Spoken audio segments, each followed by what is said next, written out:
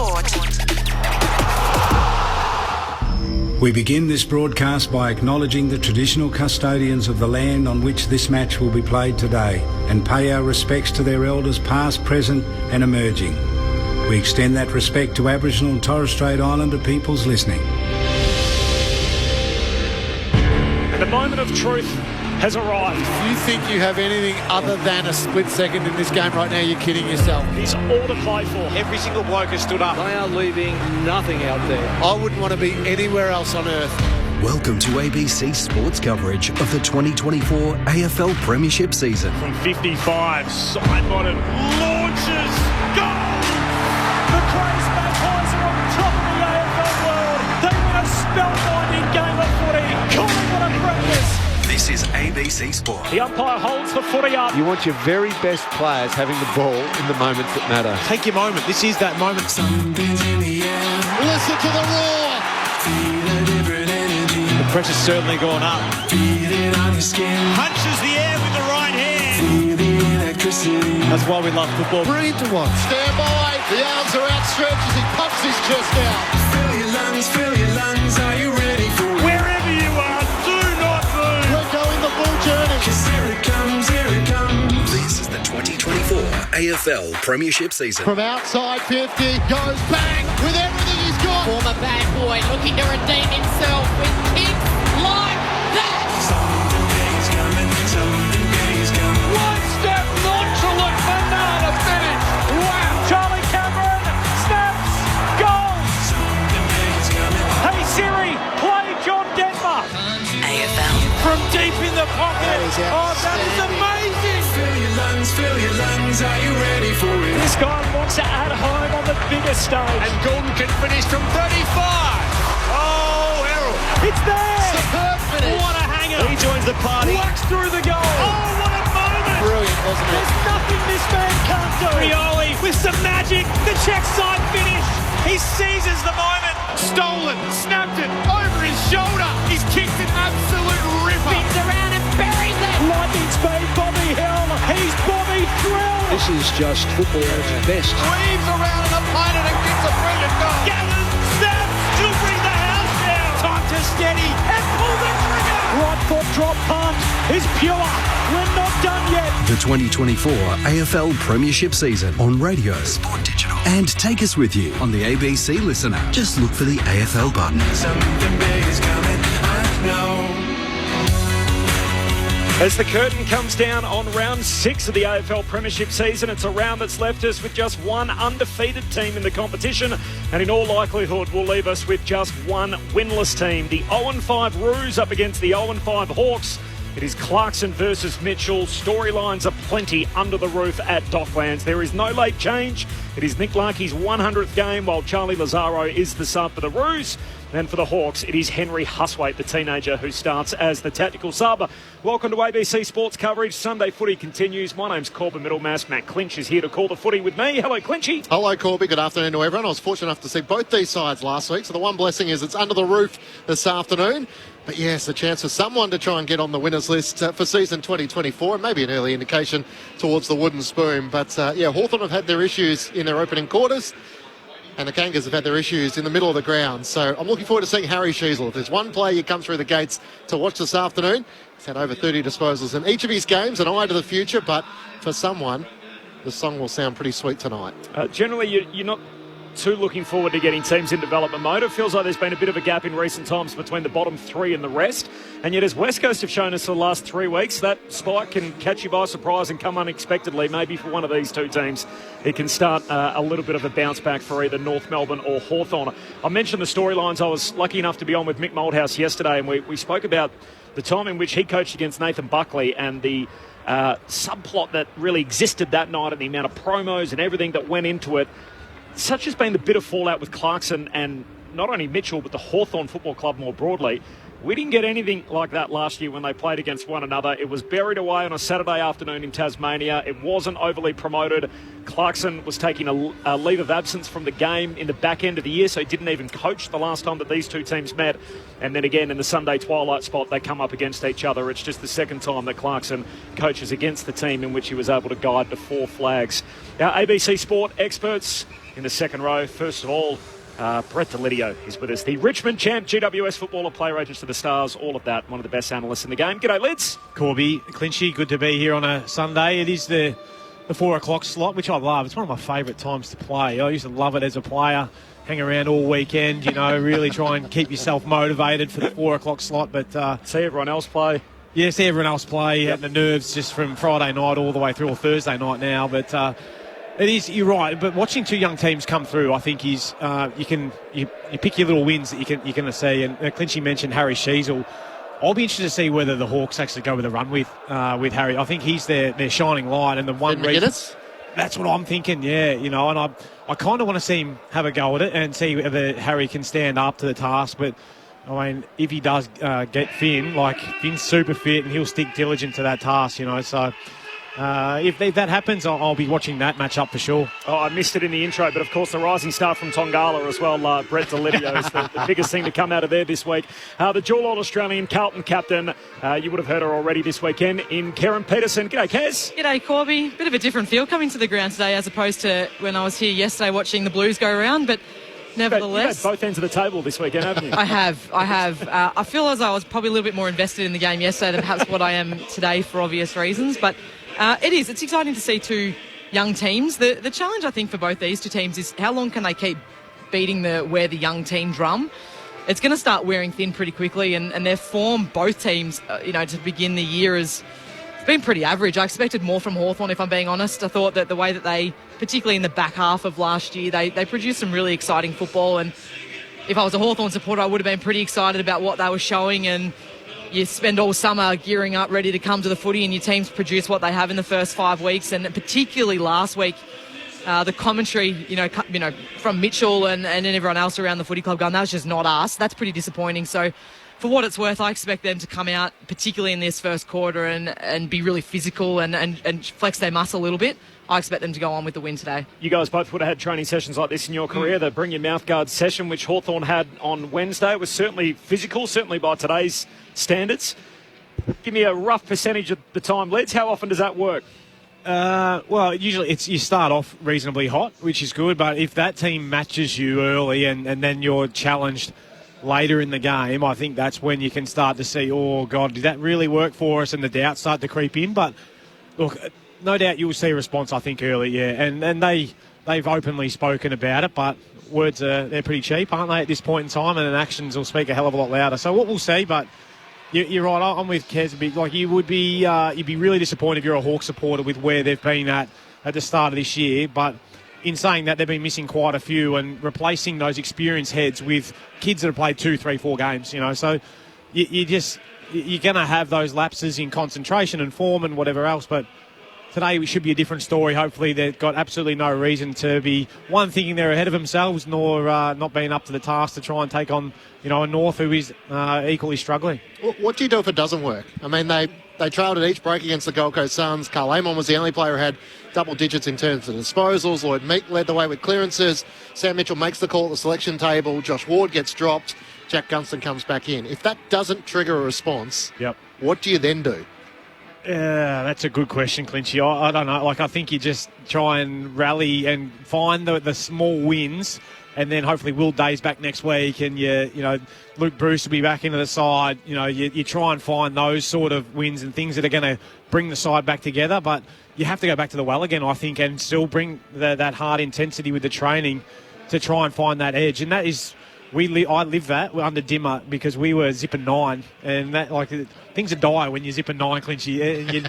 You're searching for all the little wins you can find, and the Wednesday session, tell you what, you'd find any reason not to be out there. But in the end, it proved to be really valuable. What do you reckon, Kaz? The challenge is if it doesn't work like that. You can only sustain that level of intensity and that level of pressure without the added game style and the system and the personnel and those sort of things. So Yeah, I don't know. I'd be starting to get a bit nervous at halftime if there were a couple of goals down, thinking, geez, what on earth have we got coming up this week? Interesting that the subplot to that is that Mitch mentioned in the press conference that they trained too hard, or it might have been a factor that they trained too hard. So, yeah. I don't know. It could have been something that I'm not sure the messages might have been directed at the players. It could have been directed at the supporters saying, yeah, we're going about it. And what actually happened internally, who knows? But the proof's going to be in the pudding today. Like what they should come out and produce, and the challenge for them will be, can they do it for 4 quarters? Because it's easy to have a crack for half a quarter or for a quarter, but can you sustain it for 4 quarters? And then what happens next week and the week after that? They've been notorious slow starters. Only in their match against the Bombers, they kicked more than 1 goal in an opening quarter.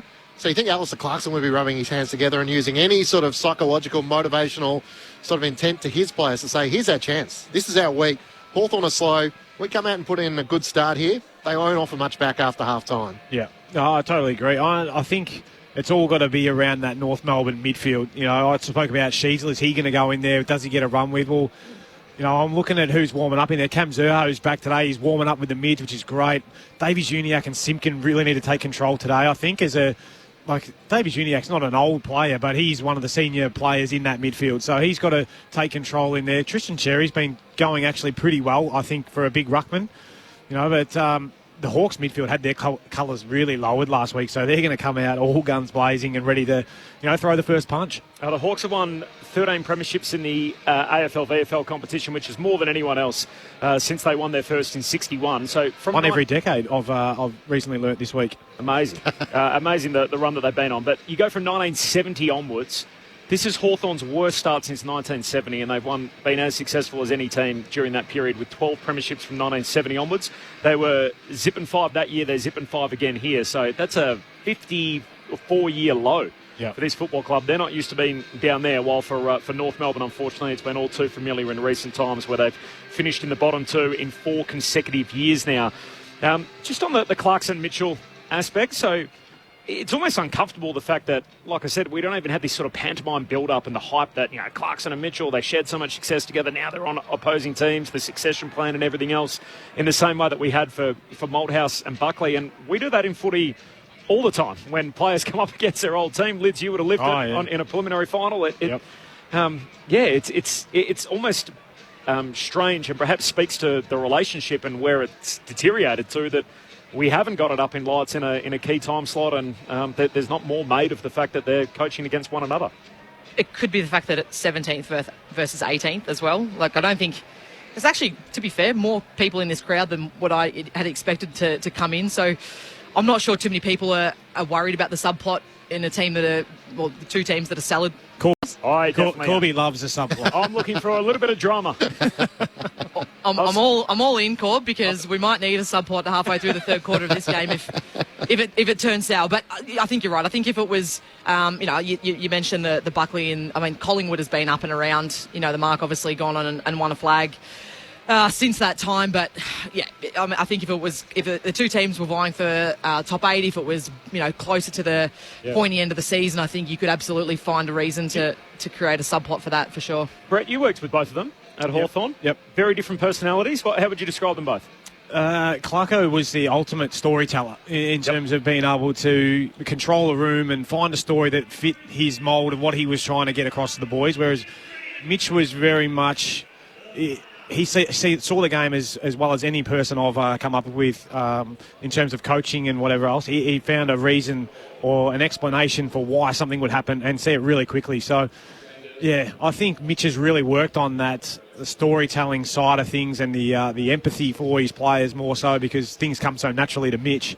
Whereas Clarko, I think, has had to soften his side of things with, it's not always just the way I want it, and you've got to understand the millennials that are out there playing currently. How true is that of all of us as people, though? Like, people are good at some things, not as good as the others. You're constantly trying to sort of hone your craft in one particular area, and no different the 2 guys there. Yeah, I really empathise with Clarko in that respect, even as an older leader at our club. Some of the conversations and the TikToking and what goes on with the younger players, like, remaining relevant is a big part of that, and I'm sure that Clarko probably feels a little bit like that. And I mean, Bucks talked about that towards the back end of his career and how much he had to change as a player and as a coach to remain relevant. So I'm sure that, both of these coaches have, for different reasons, have struggled with that along the journey, and they're going to have to find a way to do it. Well, I've found in the space that I'm in, Corby, with the management, is that you're probably better off to Snapchat the kids these days rather than text them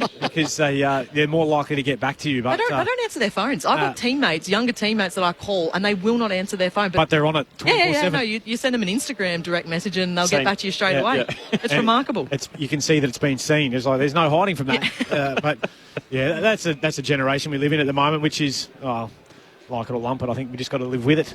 There's no late change here, so just repeating, Charlie Lazaro, the sub for North Melbourne, and Henry Huswaite is going to start as the sub for Hawthorn. Corbin Middlemass and Matt Clinch to call the footy. Karen Peterson, the dual All-Australian, Carlton skipper in the AFLW, and Brett Delidio, of course, a former dual All-Australian himself, and Richmond champ, with us as always here on ABC Sport as we tick down to the bounce. The SMS number, by the way, is 0437 774 774. 0437 774 774. Two winless teams about to go at it. One game already completed today, so this is it for round 6. 53-point win for Sydney over Gold Coast. They did get it out by 61 at one point, the Swans, but too good for the Suns, so haven't quite taken their home form on the road yet. So 17-8, 110. Sydney too good for Gold Coast, 8-9, 57. So a win for the Swans there by 53 points to go 5-1 on the season. Just a quick last one quickly on North Melbourne. So Luke Ball spoke about this yesterday on AFL Saturday, where you look at West Coast and their rise, and so much is made of Harley Reid, obviously, with his eye-popping performances, but it's the senior guys there that are able to get it done around him. So Yo back to his best, Tim Kelly. North haven't got that. When you look at their midfield, and even the guys that they've been able to bring in are playing different roles, like Dylan Stevens. They're on the outside, Zach periphery. Fisher. Yes. How challenging is that for a young midfield group? And I know Will Phillips comes back in today, who was a high pick, and he's sort of feels like it's been a burden for him to carry around that expectation going one in front of Logan McDonald at Sydney. But how much of that contributes to North's struggles, do you think? I think when times get tough, that's when you need the senior bodies and more experienced heads to take control, and having them in and around the footy, especially like after a couple of goals have been kicked in a row, or just to try and wrestle back that momentum, that's where they prove pivotal. And I think that's what we're seeing with Yo, being able to really stand up with West Coast. It allows Harley just to go and play, and young Jinby and whoever else is running through there. But unfortunately for the Roos is that, they want Kamzua to play forward, but they probably need him to go a little bit inside just to give him a little bit more experience. And I mean, he's only 25 years old. It's not like he's a 28, 29-year-old who's been around like a Scott Pendlebury. So I remember we spoke to Steele Sidebottom after the grand final. He said how good it is to have someone like Scott Pendlebury on the field who can coach and get you through these moments, as a 36-year-old or whatever he is, to give guidance. And unfortunately for the Roos, they just haven't got it, nor are they going to be able to get someone to come and do it. Nor do they have the leaders to just to stand up and say, jump on my back. I was listening to some commentary through the week, and they were suggesting where do we go with North Melbourne's list, and they talked about Luke Hodge going to Brisbane and the impact that would have had on their young group, and just that experienced body, like what you mentioned, Lids, and someone just to take some of the heat and to really say, hey boys, this is the way to go. Jump on my back and I'll show you the way, just while those younger guys develop. So Luke McDonald even and Dry Simpkin, then just not that really strong, big-bodied, leader that North Melbourne probably need to really help guide these younger players through this really challenging period for them. Two defenders as captains today, Luke McDonald and James Sicily, as they meet in the middle of the ground. The Roos, it's their home game, so they're in the royal blue shorts with the white jumper with the blue stripes. And Hawthorn, they're wearing their heritage jumper, which is like their alternate strip, bit of a throwback. It's all brown with the yellow V. So that is the Hawthorn jumper today, and they got the white shorts on, predominantly in brown. Ben Cameron is between the benches downstairs, standing by for us. G'day, Ben. G'day, Corbin. Luke McDonald won the toss. He elected to kick to the Arden Street end of the ground, as they call it, whenever there's a North Melbourne home game here. Beautiful moment in the pre-game. North Melbourne running out with some members of the Huddle, which is their community arm. So they formed a guard of honour, and young Ryan was able to run out with Harry Sheasel. The subs, Charlie Lazaro and Henry Huswaite, were under the roof, as you guys have made mention of. So beautiful, perfect conditions. Jack Ginnivan, interestingly, in the short sleeves. No longie today for Jack Ginnivan, and no interaction between the coaches pre-game. I know that's not unusual, but I was watching to see if Sammy Mitch and also Alistair Clarkson would shake hands or interact. None of that. They kept their distances, at least as I saw, ready to go from down here on the bench. 1-0 is the head-to-head. That was round 3 last year. Mitchell's Hawks by 19 points over Clarkson's Roos. Mustn't have put the order in. Jack Ginnivan with the alternate jumper to make sure he's got the long sleeves. I know James Sicily has one, so that there is a long sleeve alternate jumper that is on display, but Jack Ginnivan hasn't got it on today. Looks like he's got the oil, though, so well done, Guinea. I like that. Here we go. The curtain to come down on round 6.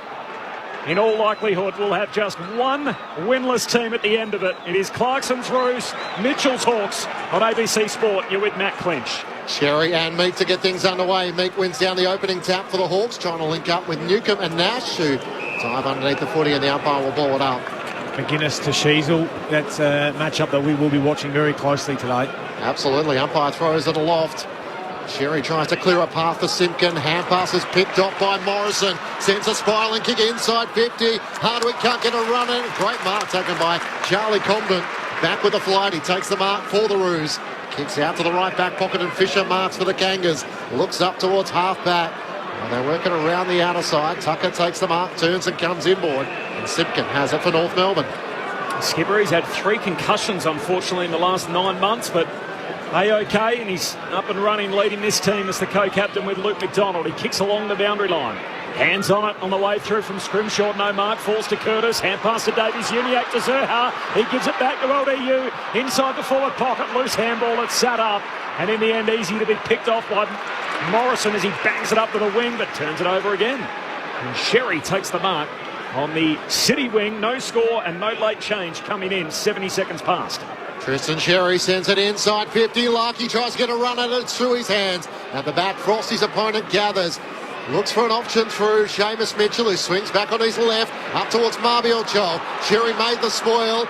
No whistle. Umpire calls play on. North gather once more. Through Fisher. Half pass to Zerha. Forward dives on the footy. Marbiel Chol on top of him. And the umpire will ball it up. It's 40 metres out from North Melbourne's goal. Opening 90 seconds, no score. Just repeating full time in Sydney. The Swans by 53 over Gold Coast.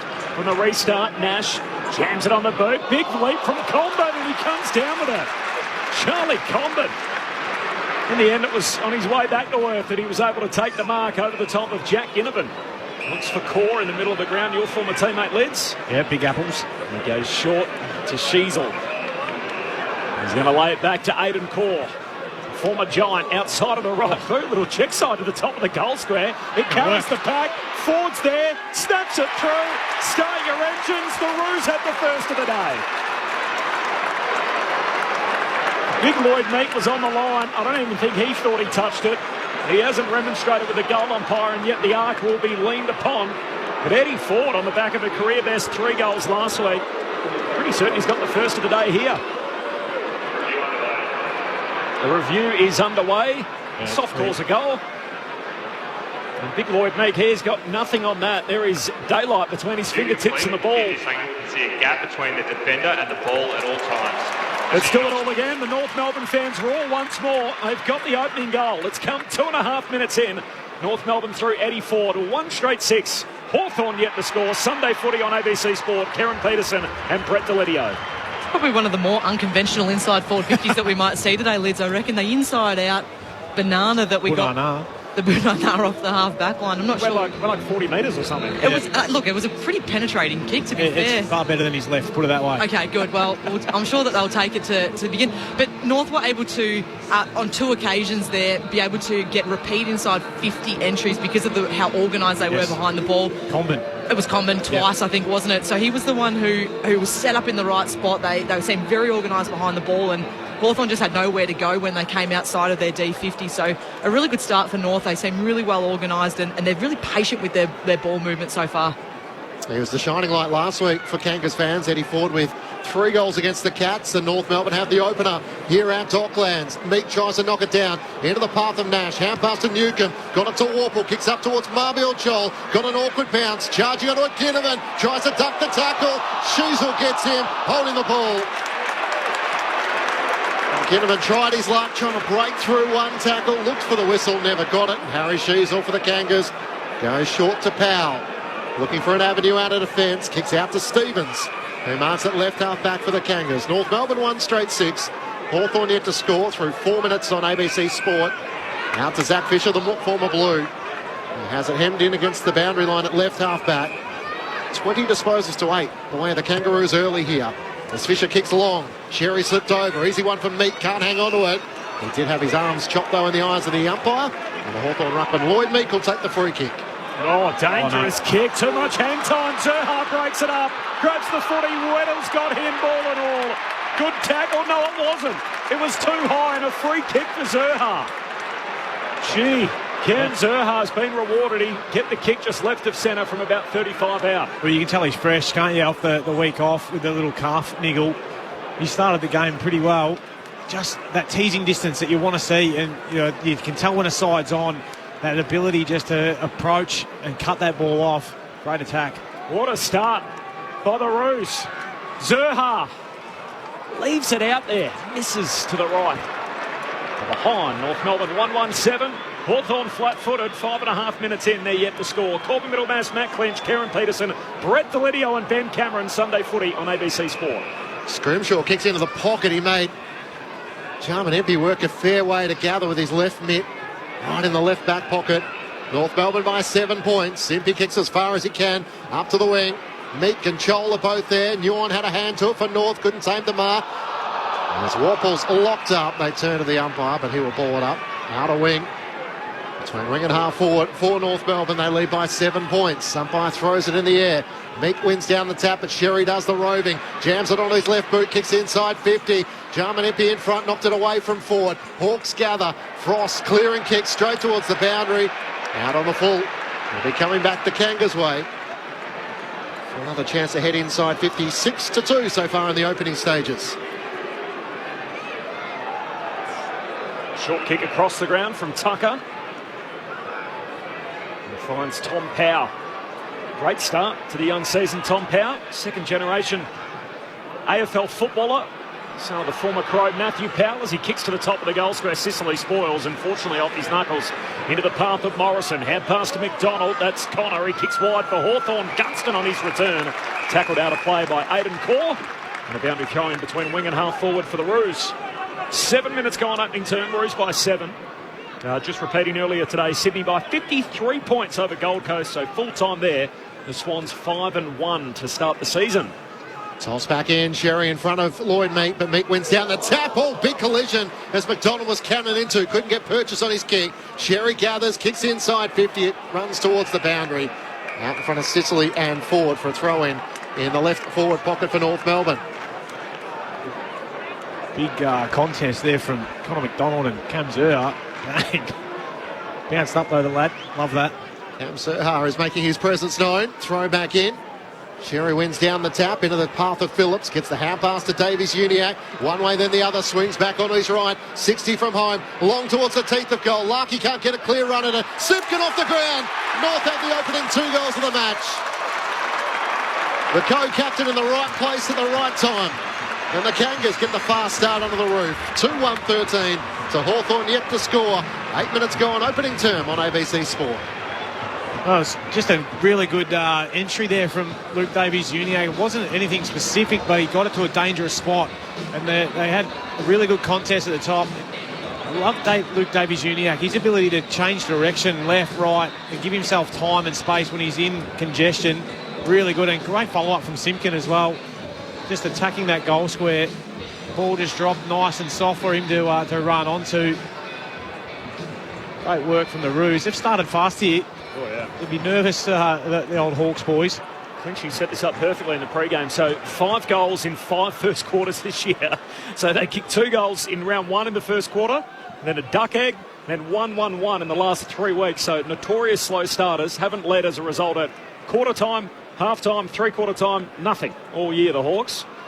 And that's a fair reason why they're 0-5. They've conceded the first 3 scores here. It's the Roos, the opening 13 points. Back in the middle, Sherry shoots a hand pass out. Has to go back and get it a second time. And North are out again. Power to Davies-Uniacke. Kicks to centre half forward. Simpkins on the hop, collects. Hand pass to McKercher. The lefty just lays it up into the forward pocket. And Sicily reads it best. takes the intercept mark. In the end, Ford didn't even stick his hand up, and a mark in front of the behind post for James Sicily. North by 13 points after 9 minutes. The Hawthorn captain in the long sleeves kicks up towards Marbiel Joel. It doesn't reach in, and Morrison takes the mark in front. Turns and kicks to McGuinness at half-back. Has a defensive job on Harry Sheasel this afternoon. Kicked 3 goals last week as a forward. Around the wing to Jack Gunston, back in the lineup after featuring in the VFL last week. He tries to work it to Marbiel Joel, but getting back, Comben takes the intercepting mark for the Roos at left half-back. That's his third. North Melbourne by 13 points.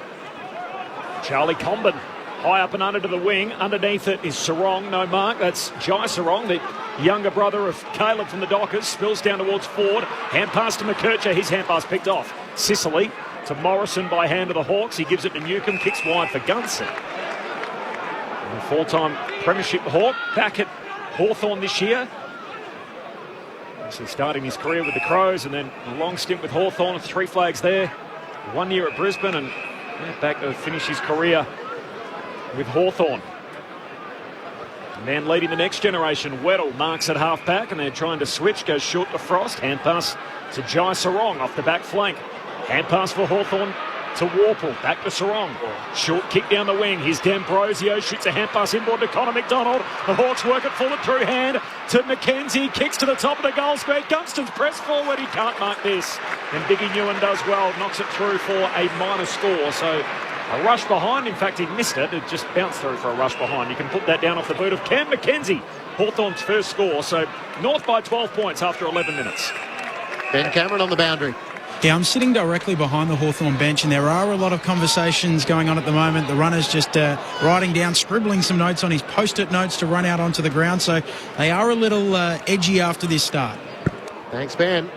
From the kick in, it worked its way to half-back, thrown back in. Meek knocked it down, got it to Sicily, back to Meek, to Nash, the Irishman, and now to McKenzie. Looks up towards half-forward. McDonald out, arms outstretched, takes the mark in front of Scott. Better build up from the Hawks. He's at right half forward, 55 out from home. Kicks in the direction of Marbiel Joel. He's in a wrestle with Comben. It gets to the back of the pack and Hardwick can't keep it alive as Sheasel, Core, swatted out a play, a throw in up against the right behind post. The Hawks are in attack. It's just the 4th time they've headed inside 50. North Melbourne by 12 points. So right forward pocket, Coventry end of the ground. Sherry wins the hit out through the legs of Comben, but Sheasel can mop it up. Kick out of a defensive arc. Pack forms at half-back for North. Simpkin bangs bodies with McKenzie. McKenzie wins the footy. Hand pass to Amon, centre half forward. Gives it to Newcomb. Hot handball broken up. Oh, wrong-footed in the end. It's Simpkin.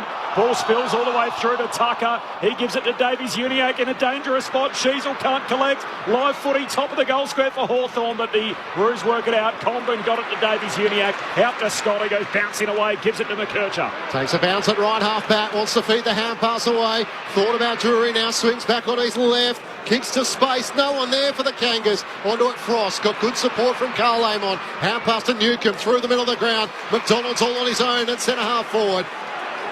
Luke McDonald comes chasing in, closes the angle, spots Gunston all on his own in the right forward pocket. He takes the mark. Hiding behind Marbiel Joel.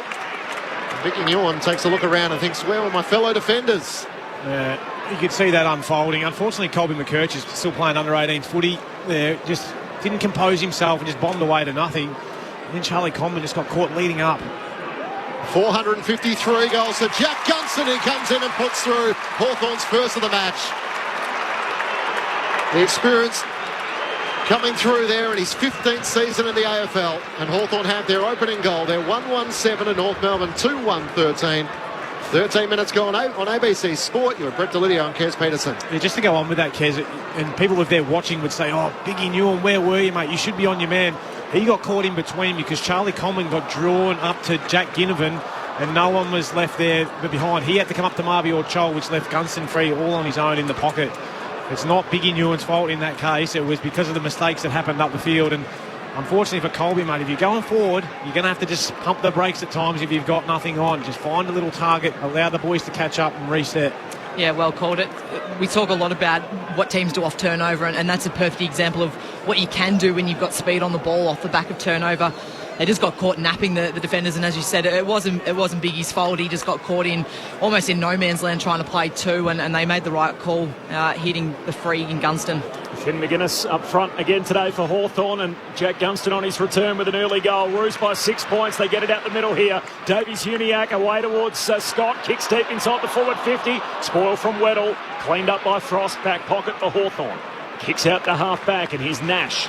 Takes the mark. Lays a hand pass off to Sam Frost, who keeps on moving. Kicks to the outer wing. Wanted McGuinness. Missed him.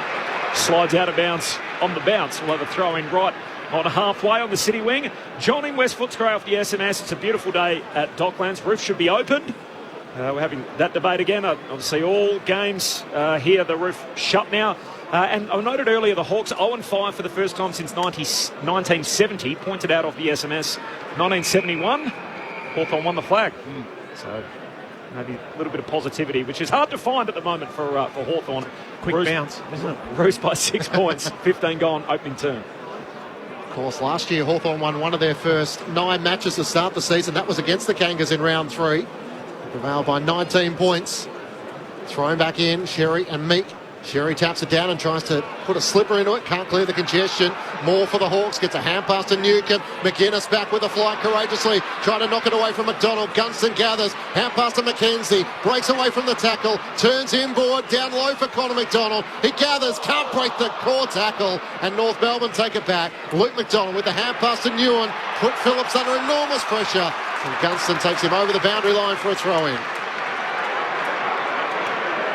Jan Euroa off the SMS. ABC, your footy calls are simply the best. Come on, North. If you don't win today, when will you? Just believe in yourselves. From Jan. Thanks, Jan.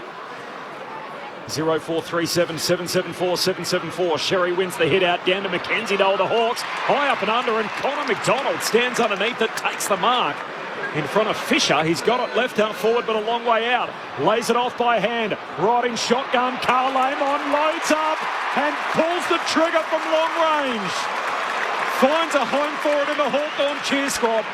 And the Hawks lock it up at 2-1-13 apiece. 16 gone opening term. Scores level. North with the first 2 goals. Hawthorn with the next 2. Sunday footy on ABC Sport. Kes Peterson and Brett Delidio. Well, it's evened up here, Lids. It was a little bit ominous looking at the Hawks to begin the game. They seem to be on the back foot, but they've got their game going. And I just want to applaud Connor McDonald in that occasion. He was the forward who just sat in front and just played the percentage game, expecting the ball to fall short, and that's exactly what it did. And then knowing his teammate with Carl Amon running past, the North defenders just got caught napping a little bit. You need to know that left foot is coming through, and they should have been awake to that one. He's a beauty, Connor McDonald. Works incredibly hard week in, week out. Leading all stat getters at the moment, the 6. Just the second time for the season. Hawthorn have kicked multiple goals in the opening quarter as Nash tries to get the clearance. Back to Sicily under enormous pressure. Tackled by Ford. D'Ambrosio kicks a high ball to Mobile Joel, who just gathers before it hit the turf. It's centre half forward. Vacant goal square. He's gone for home. It's ambitious and it misses to the right. Certainly got the distance comfortably enough. It gives Hawthorn the lead by a point. Probably had a couple other options. That was enormous. Kicked that basically off a single step and just banged it 60 metres. Out of the recliner, it looked like, didn't it? He's laid back. Roos working up to the wing. Larkey in game number 100. Hand pass to Dersma. Kicks down to half forward. Zerha can't mark, but does well to scrap and win it at ground level. The 1-2 with Sellers. Zerha into the pocket, and Curtis takes the mark. Great transition footy from the Roos. Yeah, you're right, Corby. It was the ability for Zerha to make that contest out there on the half-forward flank, but then to bounce back up, give a little 1-2, and then just compose himself to find Curtis with time and space in the pocket. Nice easy kick for him on the left boot here. I do plenty of these at practice. Opens up the angle, but jams it into the post. Scores level once more. 18 gone opening term. Roos kicked the first 2 goals. Hawks the last 2. 14 points apiece. Sunday footy on ABC Sport. Corbin Middlemass, Matt Clinch, Ben Cameron on the boundary, Kes Peterson and Brett Delidio. Jack Scrimshaw brings the Hawks back into play. Kicks long towards Weddle and Joel. Weddle can't take the mark. Held when no hold of the ball. Warple's penalised.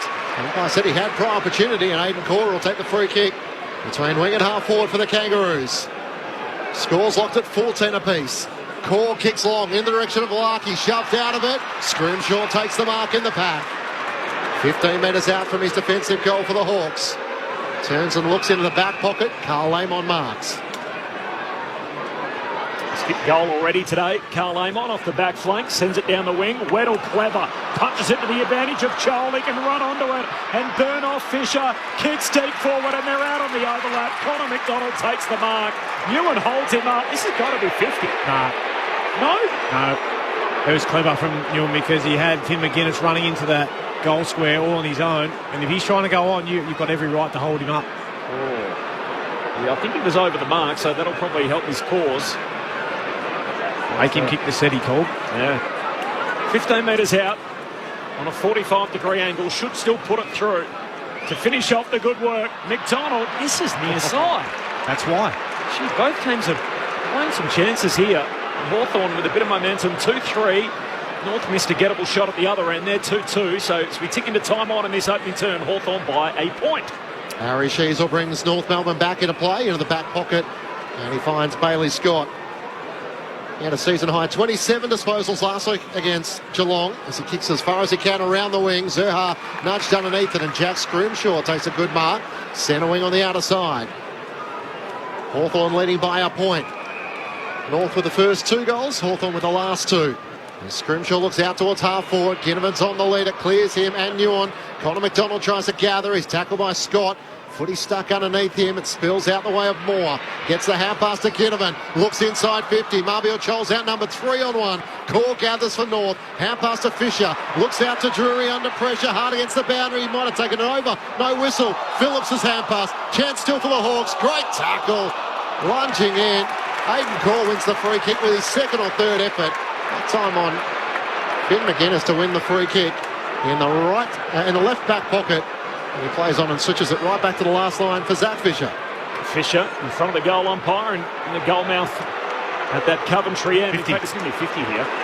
What's that for? I think he just ran over the mark. Yep. He's going against Blake Hardwick, who's started up front again today, so didn't come back on the mark. As Fisher, short kick to Scott, and Scott goes long out to the city wing.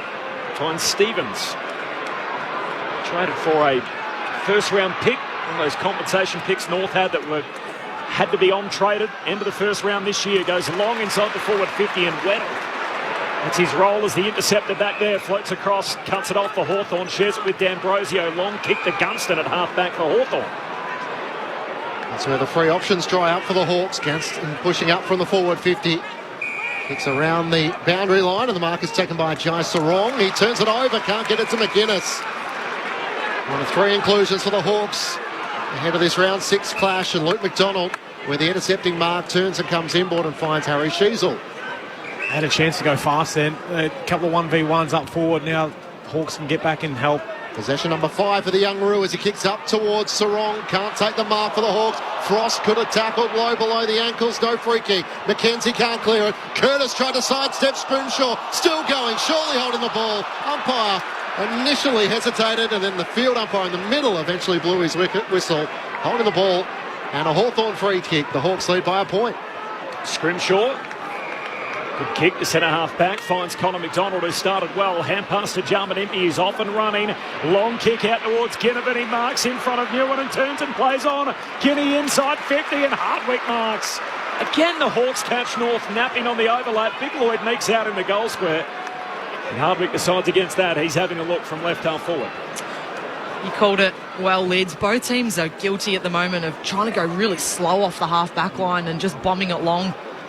Not really giving their forwards an opportunity, but when Hawthorn, they've done it twice now, look really good once they get going, and it was Impey on that occasion who just broke the line off the half-back line and really opened things up for Hawthorn. Blake Hardwick, the defender, come forward. Skips in here, shoots from 40 metres out. His kick is well across the goal face. He's missed the whole set. Out of the full in the opposite pocket. Hawks by 1, 2-3 to 2-2. 23.5 goal opening turn. Sunday footy on ABC Sport. Sheasel to Scott. Kicks in the right back pocket. Scott in 2 minds. Swings back onto his left. Hardwick comes charging at him. Kicks up towards Dursmer. He might have been taken over the shoulder or a hold. Angers are under pressure, so it was a poor free kick in the end from Carl Lamont. And Dursmer turns and comes inboard to Harry Sheasel.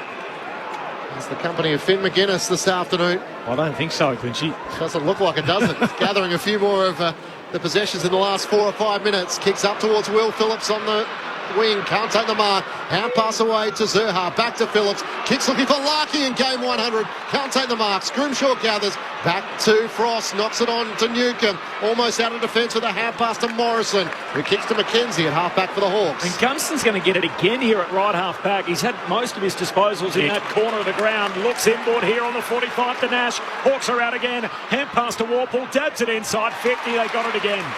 And the mark taken by Dylan Moore, centre half forward. And Jack Gunston is heading up, marking there at right half back, and we've seen him do that a few times. Able to get that crucial kick, lids on the 45 back inboard, and away they go. Oh, they're all at sea in transition here, the North Melbourne defenders. They're just trading up when they don't need to. Charlie Comben guilty again. Slow start from the Hawks. They concede the first 2 goals, but they're here now. They've kicked 3 on the bounce, and the Hawks have settled. 3-3 to 2-2. Hawthorn by 7 points. 25 goal opening term. Sunday footy on ABC Sport. Ben Cameron on the boundary. Yeah, Biggie Newen has come to the bench. It looks like he's fiddling around with his knee. So just chatting to the physio and the doctor at the moment. I'll come back with more. It was just an unfortunate trade up there from Charlie Comben. He was a bit late to read that Jack Gunston was going to get it. And he created the overlap. You know, he went forward to defend, which is what they're trying to encourage and what you want your young defenders to do. But if it's just going to be kamikaze and cause that overlap, unfortunately, it opened the whole field up. Jack Gunston vision inside with that little that 45 kick. Just an easy lay-down set shot goal there from Dylan Moore because they just had him on the hop. Brett Delidio with you on ABC Sport. The Hawks with their best start to a match in 2024. Back in the middle, Meek wins down the tap for Hawthorn, trying to get it to Newcomb. Tackled by Powell, gets the hand pass to Nash. Too sharp for Lloyd Meek. Spills away a forward for North Melbourne. He tries to tap it to the advantage of Powell, who gets the hand pass to Phillips, and now to Sheasel. They haven't gone anywhere yet. Scott with a piercing kick. Couldn't quite find McKercher. He does knock it for North to forward. Another chance for Bailey Scott. Looks out wide. Zerha on the lead. Spoiled away from him. Good work by Seamus Mitchell. Gets it to Weddle. And then Mitchell has to lay another tackle as Zerha slid in. The umpire will board up out wide at right half forward for the Kangas. 50 metres out from goal. Hawthorn by 7 points. Geez, he did well then, Zerha. That was about a 1-on-4. He probably could have lost it at a few occasions, but managed to wrap it up and create a contest.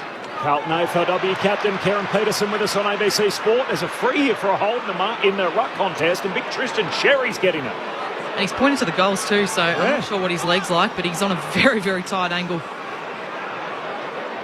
He's out wide at right half forward. He'll have to kick it about 55, 60 metres. In the end, he just lays it up, top of the goal square, skims off a few hands, picked up deep in defence by the Hawks. Hand pass there from Seamus Mitchell, comes out towards McDonald. He goes back to D'Ambrosio, who kicks hurriedly up the wing. Bounces once before reaching core of the Roos. Hand pass to Luke McDonald. He's tackled. Dispossessed, follows up at ground level. Hand pass out to Fisher, goes back by hand to Phillips on the broadcast wing for North. Wants to get into Sheasel, had to get around Warple to Phillips. Hand pass away to Powell. Jams it towards left half forward. It's a good option. He finds Dersma. 53 metres out from goal, out to the left. Zerha heads to the goal square. He joins forward. Adlarkey sends the high ball in there. Sherry's gone there as well. Off hands. Under pressure the Hawks as it's Sherry who comes charging in on Sarong. Locks the ball up 15 metres out from North Melbourne's goal. I love Tristan Sherry, the way he goes around it. He spoke to... I'll get back to that. Sherry wins down the tap. Zerha's on the move. He wrestles with Newcomb for the footy. What a ball to be won. Newcomb somehow emerges with it. Hand pass to Nash. High kick into the middle of the ground. Barbiel Charles outnumbered, and Luke McDonald could have taken the mark. He elected to spoil. Hand pass to Bailey Scott. Too sharp. A chance for the Hawks to take it back. Morrison's hand pass hard against the boundary. Ginnivan can't keep it alive. Tristan Sherry said during the week, I based my game off someone in particular. Who do you reckon he said, Lids? Mike Pike. No. Mike Pike, I don't like that. Holding with the helmet. Your former teammate? Ivan Marriage. Big Shane Mumford. Oh, that former teammate. Just professionally clumsy, able to throw his weight around and lay some big crunching tackles.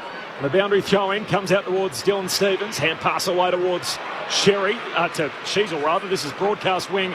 I've got Sherry on my mind as he kicks down to half forward. It's a turnover, and Weddle takes the intercept mark for Hawthorn. Hawks by 7, by the way.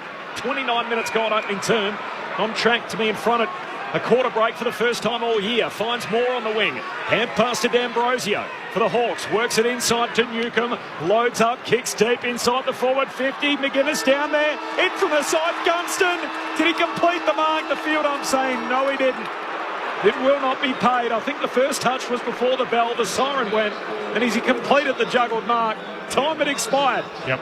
Is that the right call, Kes? Great call. I don't know what the rule is. He was juggling the mark as the siren went. He hadn't completed the mark. Yeah. Siren No go. completes everything. Yep. I think that's the right call. There was a little fist in there from Luke McDonald as well. So Gunston denied the kick after the bell. Hawthorn are in front anyway.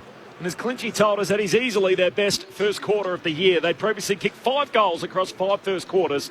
They've kicked 3 in the opening term here, having come from behind. North kicked the first 2, Hawthorn the next 3. The Hawks 3-3-21, North Melbourne 2-2-14. The goal kickers, we got 1 each. For Hawthorn, Amon, Moore and Gunston. Meanwhile for North Melbourne, 1 to Simpkin and 1 to Eddie Ford. Ben in WA chopping some firewood while listening to the call. Keep up the great work, crew. Glad my Swannies got up. Cheer, cheer. And from Rob in Greensborough, it's good that the Hawks have a distinct and solid alternate jumper, but I think we can all agree that that much brown belongs on an old house or a suit that you'd find in a Brunswick op shop. It is certainly very brown. There's no doubt about that. The Hawthorn alternate jumper. That's from Rob. Thanks, Rob. Keep them coming on the SMS 0437 774 774. The thoughts of our dual All-Australians, Brett Delidio and Karen Peterson, coming up next. This is Sunday Footy on ABC Sport. For all those yearnings for truly outstanding entertainment, I have an idea of what might cheer you up. You'll find a trove of Academy Award-winning and nominated films on ABC iView. Let's play. Like Imitation Game. It's beautiful. American Sniper, Her, and Spotlight. There's a story here, and I think it's an important story. Brooklyn, Carol, and so many more. Bon appetit. Always free, always outstanding on ABC iView. This is ABC Sports coverage of the 2024 AFL season. Every match on the ABC Listen app. Look for the AFL button. Core, former Giant, outside of the right boot. Little check side to the top of the goal square. It carries the pack. Ford's there. Snaps it through. Start your engines. The Roos have the first of the day. Davies Uniac, one way then the other, swings back on his right, 60 from home, long towards the teeth of goal. Larky can't get a clear run at it. Simpkin off the ground. North had the opening 2 goals of the match. Yeah, I'm sitting directly behind the Hawthorn bench, and there are a lot of conversations going on at the moment. The runner's just writing down, scribbling some notes on his post-it notes to run out onto the ground, so they are a little edgy after this start. High up and under, and Connor McDonald stands underneath it, takes the mark, lays it off by hand, riding shotgun. Carl Amon loads up and pulls the trigger from long range. Finds a home for it in the Hawthorn cheer squad. Both teams are guilty at the moment of trying to go really slow off the half-back line and just bombing it long, not really giving their forwards an opportunity. But when Hawthorn, they've done it twice now, look really good once they get going. Hand pass to Warple, dabs it inside 50, they got it again. And the mark taken by Dylan Moore, centre-half forward. Slow start from the Hawks. They concede the first 2 goals, but they're here now. They've kicked 3 on the bounce. The 2024 AFL Premiership season. On your radio. ABC Sport Digital. And on the ABC Listen app. Hawks in front of a quarter break for the first time in 2024. It is round 6.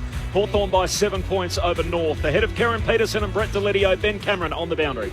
Yeah, some good news for North Melbourne. Biggie Newen is back out there amongst the meetings. He looks okay with that knee injury. I believe it was a knee injury. I'll try and get some confirmation on that.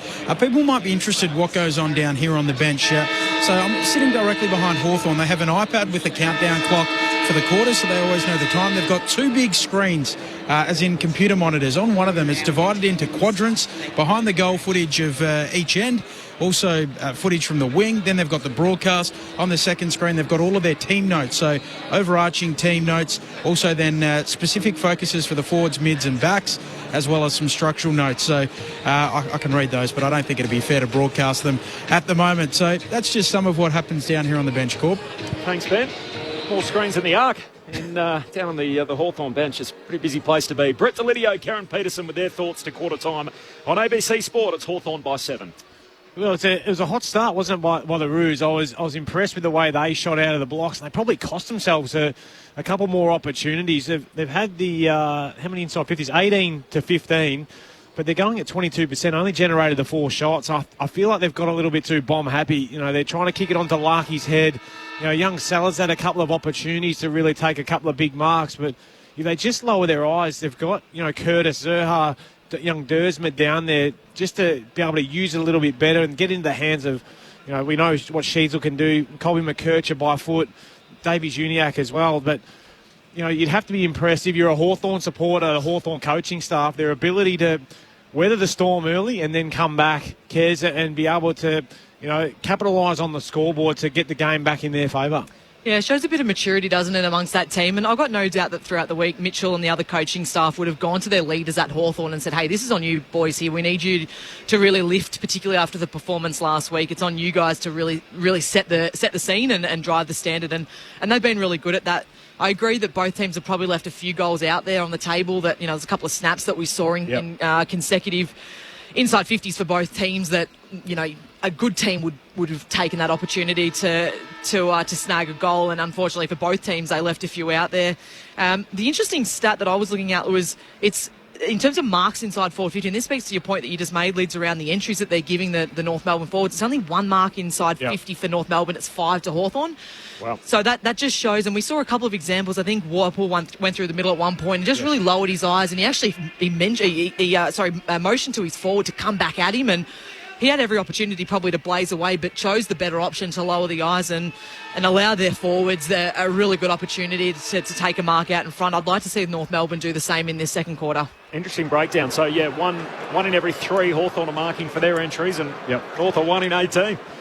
Karen Peterson and Brett Delidio, Sunday footy on ABC Sport. Hawks by 7, second term underway. Sherry palms it down for North and then roves it himself. Got a hand pass out to Davies Uniacke. High bomb inside the forward 50. Larky down there. Curtis hops in front of him. No mark. Spills to Amon. Hand pass away to Morrison to Weddle, and he's retreating. Goes back. Dangerous kick, but just got it to his intended target. Big Scrimshaw, who marks in front of the behind post. Your thoughts on the SMS? 0437 774 774. Scrimshaw trying to hit a laser. Broken up there by Simkin. Knocks it away to Curtis, who's tackled by Nash. Ball comes out and says play on, and Newcomb off the back flank for the Hawks. He's gone, holding the footy as he was tackled. Just couldn't get rid of the hand pass. And Paul Curtis will take the free kick for North. Kicks into the pocket. Larky's outnumbered 4-on-1. Impey went the spoil rather than the mark. They're not out of danger yet. Frost switches play.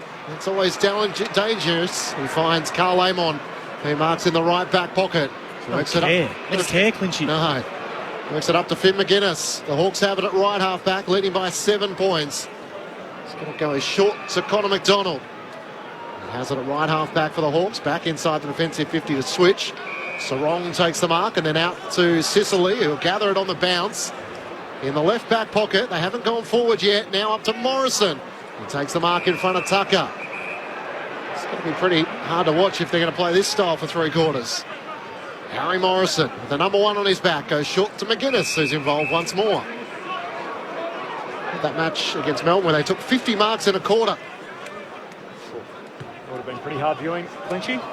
Yep. Please no. McGuinness goes long down the wing. There's a whistle here in the marking contest. It's Mubby or Chol who's going to get it. Biggie Newen can't believe it as he looks at the umpire and says, really? As he throws his hands out. Big Nabs. A great 2022 campaign where he kicked 44 goals. Came off a fraction last year. The Suns with Ben King making his return. A short kick to Impey. Still a kick out from the goal. He lays it up into the forward pocket. Hands on it from a few players on the way through. Another whistle from the out of zone umpire, and it's a free kick for Charlie Comben, who's going to get it back pocket for North. Hawthorn by 7 points, 2.5 gone. Second term Sunday footy on ABC Sport. Here's Matt Clinch. He has been one of the shining lights for North Melbourne, playing his 12th game. Comben up towards McKercher. Impey trying to juggle the mark. He's got it. And he's at left half forward. James Sicily offers him a word of advice, which might be just give me the footy. He wheels onto his right and punches it inside 50. More the target. Got hands to it, couldn't hang on to the mark. He's tackled by Fisher, spills out the way of Lloyd Meek. He's pretty happy to see it roll out of play in the left forward pocket for the Hawks. A boundary thrown with Hawthorn leading by 7 points. Ben Cameron on the boundary. You mentioned Harry Morrison wearing number 1, Clinchy. Where's that number for his late godfather, Ken Judge, who actually coached the Hawks for a number of years? The Hawks had that as the members' number, but brought it back for Harry Morrison to wear it for that reason. Sherry palms it down towards Fisher. Got a hand pass away to Core. Slips off the side of his boot and in the end kicks a barrel out of play. Hawthorn lock it in the front half. Had a little bit more time there, I would have thought, Corby. Yeah. It's not what he was after, Aiden Core, and Hawthorn got a chance to reload. 7 points their lead as it was at quarter time. Just dabs it to try and hit up Connor McDonald. Jumping in behind him, McKenzie. The Blondie marks, left half forward for Hawthorn. Yeah, Luke Davies-Uniacke is shaking his head behind there. He's like, oh, I know I should have gone then. There's nothing worse than being caught on the hop and knowing you should. If your man's going to go, you've got to go with him. Make it hard for him to mark. Picked 7 in the draft year before last. He doesn't look confident. He runs out to the right, searching for some extra distance. It's tracking goalward. It clipped the post. Looked like it did. I think that's clipped the right-hand goal post. The goal umpire's not sure. I think the soft call here is going to be a behind, but he wants to send it behind us and the crew here at Docklands to have a look in the arc. Oh, in fact, soft call's a goal. No, it's a post for sure. Clinchy thinks it's a goal. I just thought the call was a goal. Right. Not sure it's a goal. That's a post. You can see it deviate to the left. What do you think, Kez? Oh, the players on the ground are the dead giveaway, aren't they? Like, none of them were celebrating, or they're all set up now here ready to get the ball back in from a behind. So I can't tell from that angle, to be honest, but I would say it's going to be a behind. I'll tell you what, playing local footy last week, Corby, you celebrate hard enough, you buy these. 11 out of 10 in the celebration, wouldn't you? I missed that over the speakers, but I think there's a clear deviation, I think is what he said. We're getting a look at the sticko, and there's a significant spike on that. So as a result, it has hit the post, which the goal umpire's on the spot. We saw it from up here, and I think our eyes are a little better. Oh.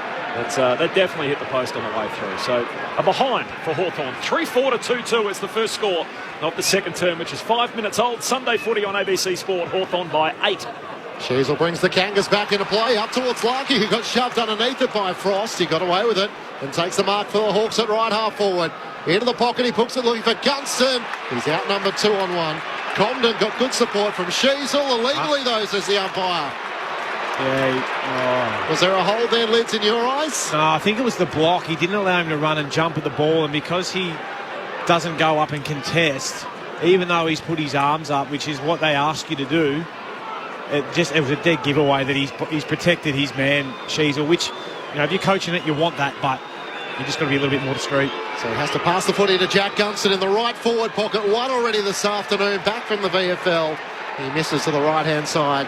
And a minor score. The Hawks lead by 9 points at the 6-minute mark of the second quarter.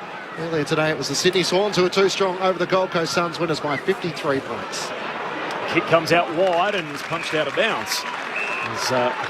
North's exiting kick from Bailey Scott. Another boundary throw in here, half forward for Hawthorn. Pretty slow start to this second term. Both teams are playing a little bit of ping pong up and down the wing outside the D50 for North Melbourne. I'd like to see again get on the run, bit of overlap, break some lines. Sherry and Meek. Sherry knocks it down. Simpkin tackled, taken to ground by Ginnivan. Another ball up here, still at half forward for the Hawks. Hawthorn to the Lockett end. That is the northern end of the stadium here at Docklands. It is a 9-point lead for the Hawks. They've kicked the last 3 goals in the game. Sherry and Meek once more. Sherry tried to take it to the ruck, couldn't get a boot to ball. It pinballs around McKenzie for the Hawks. Hand pass to Newcomb. Hand pass away to D'Ambrosio. Swings onto his left-hand side. Long towards Gunston in the pack. Marviel Chol flew as well. Finn McGuinness brought down by Core. Gets the hand pass to Gunston. To Ginnivan in the left forward pocket. Across the body. Think he's got it. Goal umpire with a few strides to his left-hand side. We might be going upstairs. This has not been a good 3 or 4 minutes, it must be said, for the goal umpire. What do you think? It looked like it was over the top of the left goal post. So it's a hard one where I'm not sure the arc really supports or provides any real help in this set of circumstances. Yeah, I just go by the player's reaction. And Jack Ginnivan put his hands to his mouth. It's like, oh, you can't believe it. It looked like he'd missed, but, I mean, how do you tell? So looking at the very top of the left goalpost as to which side in which it was. It's not over the top, which helps. It's a goal. Looks like it's just inside, doesn't it? Yeah, very close. Maybe that's what he was gasping at, that it was so close. Jack Ginnivan having kicked a goal last week against the Gold Coast Suns. 6 goals so far for the season. The soft call was a goal, so we need something compelling to overturn that. And a chance for the Hawks to make it 4 goals on the trot after conceding the first 2. We're getting a long look at it. As you said, soft call was a goal. Yeah, rather than go this long, just say umpire's call. Yep. Can't we all just be happy with that and move on? Here we go. Ball crosses on the goal side of the post, and there is no spike on edge. Decision on scoreboard. All clear will be a goal. Hawthorn with 4 goals on the trot, the first of the second quarter, to extend their lead to 15 points. As the all clear comes through on the big screen. And after a slow start, the Hawks are looking to take control here. 4-5-29 to North Melbourne, 2-2-14. 9 minutes gone in the second quarter on ABC Sport. With Brett Delidio and Kes Peterson. Well, they really deserve that goal because they've absolutely dominated possession to start this second term. It's 28-8 possession and it's 8-2 inside forward 50s. Oh. So in the first 9 minutes of this quarter, they've absolutely dominated possession and haven't necessarily been particularly efficient with their inside 50s thus far, but they certainly deserve that goal. North Melbourne really need to get their hands on the footy here, and I'd just like to see them play some uncontested possessions, get it, win it on the inside, get it to the outside, because getting it on the outside is going to allow their run and gun. Carlton captain Karen Peterson alongside Brett Delidio, Matt Clinch and myself, Corbin Middlemass, calling the footy. Ben Cameron on the boundary. Hawks by game high 15. Meek palms it down to Moore. Hits a kick out to half forward. Gunston hits up, collects, drops to his knees, bounces back up, hits up Ginnivan, spills the mark. Follows up though. Kinney gets around Scott, snaps for 2 in a minute. Newen helps it through on the line for a rush behind. Ben Cameron on the boundary, 10 gone second term. It's Hawthorn by 16. We saw a rule change this year. Runners are allowed out 4 times per quarter and after every single goal. So while they do that score review, the runners aren't allowed out yet. They have to wait until the umpire signals. So they're standing waiting until they're finally given the all clear and allowed to sprint out onto the ground. It looks like the start of a 100-metre sprint. It's a little silly, but such are the rules. Tucker's kick up towards the wing. Free kick going the way of the Hawks, and Jarman Impey will take it. Both Matthew Nicks and Brad Scott made that point. Then in the last 2 minutes, you can't use the runner, so they're a bit like everyone else, just watching as the last couple of minutes play out. Impey kicks inside 50. Sherry's back there for the Kangas, gets a decisive fist. Moore couldn't gather. Finn McGuinness can. Hand pass out in front of Newcomb. Hand pass, Miss Weddle at centre half 40. Regathers for the Hawks. Opts to kick on his left to Morrison on the bounce. Not pretty. Trying to knock it on forward. Couldn't get it to Dersman. Morrison cleans it up. Hand pass to Newcomb for the Hawks. Inside 50. Almost Hardwick. Couldn't take the mark. Getting back Stevens. Did really well for the Kangas. Hand pass to Core. Under enormous pressure. Umpire circles and will ball it up. 15 metres out from Hawthorn's goal. Inside 50's 8-2 in the quarter. Just living in Hawthorn's forward arc. 11 minutes into this second term, Hawthorn by 16. Another forward 50 stoppage for the Hawks. Comes down to Simpkin. Hurry kick forward straight to McKenzie. Takes the intercept mark. Centre half forward for Hawthorn. Weddle lurking alongside him. McKenzie gives it to him. Steps back onto his right side. Outside of the right boot. Josh Weddle puts his talents on show. Oh, he's checking it again. Come on, mate. Back yourself. The teenager with his second goal of the year, and the goal umpire is freezing up at the northern end. He's had a few dubious ones in the quarter, and he's not sure again. We are going up to the arc once more. Again, the soft calls a goal. Well, he missed the poster. He got the last one right. He should back himself in. I think the umpire said soft calls that's hit the post. I think he said soft call was goal. Oh, I just saw him tapping. He wants to see whether it hit the post. Oh, okay. So we're going to check the review complete. Looking at these angles, we can see a gap between the ball and the post at all times. There we go. This will be a goal. His soft call was correct. And a quick review, which we love those from the arc, and Hawthorn drive further in front in this game. They move to 5-6-36. North Melbourne 2-2-14. 5 unanswered goals for Hawthorn. Kes Peterson, Brett Delidio, Sunday Footy on ABC Sport. Let's make a hard call, Kes, don't you reckon? Oh, I agree. Look, that's the third in a row. We've got to get it right. I understand all that, but yeah, I think I think we can make that. Yeah, I'm not sure about that handball from Cam McKenzie. And Josh Weddle needs to probably understand that, yes, you want to get handball receives and breaking the lines is great, but when you're running straight into traffic, now it's taken a bit of brilliance to kick that goal, but you've got a set shot from 50. So is the onus on McKenzie there or Weddle? Weddle. Weddle's one, yeah. Yep. I didn't think coming to the footy today that we'd see two inside-out Bunanas from 40 metres to the same end, opposite teams. No, two sides which haven't had a win between them through 10 matches. We've had 3 consecutive score reviews. It's fair to say the drama we were expecting is not what we're getting. As we're back in the middle and a second stoppage in the outer of the centre circles. Sherry and Meek tangle with each other. Sherry wins down the tap to Davies Udiak. North need a response. He's locked up by Warple. And the umpire will ball it up. Hawthorn 5-6-36 to North Melbourne 2-2-14. The Hawks have taken control since midway through the opening quarter. Newcomb was taken high. The free kick will go the way of the Hawks, just as Davies Udiak was about to break away from the stoppage. John Newcomb goes short to Nash. As players streaming past. Mitchell was one, gives it to Newcomb instead. Kicks the lead of Dylan Moore, who marks on his chest in the right forward pocket.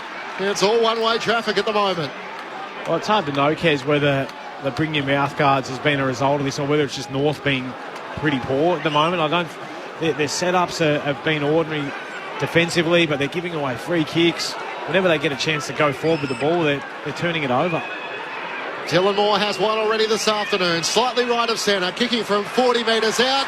Put him down for 2. And the Hawks are taking over here at Docklands. 6 goals on the trot to lead by 28 points. 6-6-42 to North Melbourne 2-2-14. A 28-point lead the way of the Hawks at the 15-minute mark of the second quarter. Yeah, it's hard to know, isn't it, Leeds? I mean, I'm glad for what it's worth that we didn't get a score review on that one. We can just move. We're all clear it's a goal, so we can all move on. But yeah, we're seeing complete domination here by the Hawks in this second term. They've been fantastic in and around the contest. I was just watching in that last secondary stoppage. Both teams are creeping closer and closer to the contest. It was quite remarkable. I wouldn't be surprised if the message comes out to start to lengthen the ground and to stretch the ground. Otherwise, we're going to see a lot of repeat stoppages in the middle of the ground. But again, we can see inside 50s. I think it's a bit slow to update. I think that was 10-2, so complete domination by the Hawks in this second term. They can't get their hands on the footy, North. Yeah. No, they can't. Completely dominated with possession. 43-13. 6 goals in a row for Hawthorn after North kicked the first 2. They get a clean look out the middle here. Davies Udiak, hand pass to Phillips, gives it off to Stevens, can kick North deep forward. Larky in a wrestle, doing well. Frost keeps it in front of him, but it spills down to Curtis, who shoots goalward but misses out to the near side and behind. 2-3. It's a score at least for North Melbourne. It's been all Hawthorn at the other end. 6-6.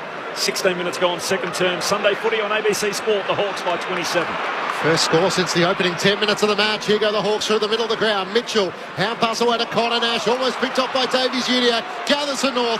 Hand pass to Dersma. Thought about the kick, gives it to Larky, runs into Frost, bounces off him, can't get it onto his foot, he's gone. Nick Larky in game 100.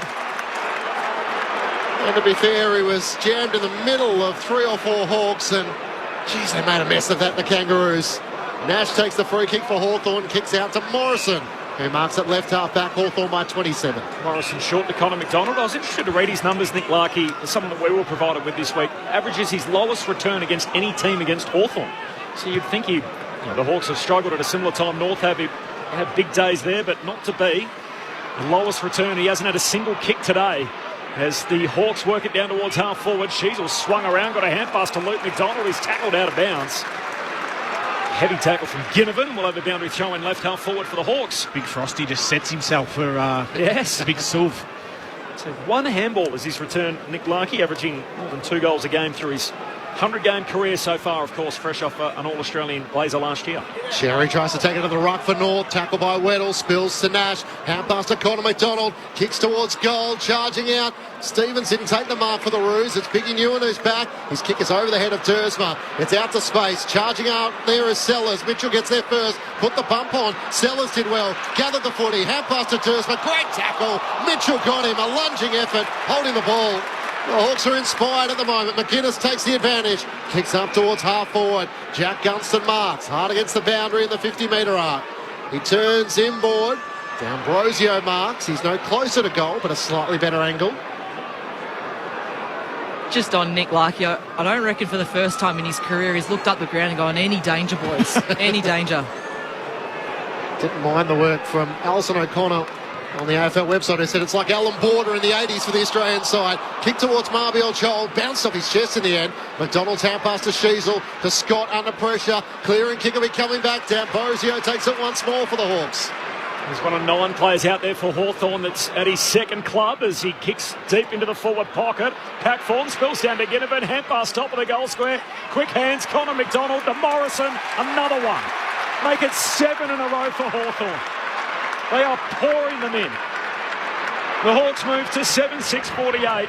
North Melbourne 2-3-15. Harry Morrison joins the party midway through the second term. Hawks by 33.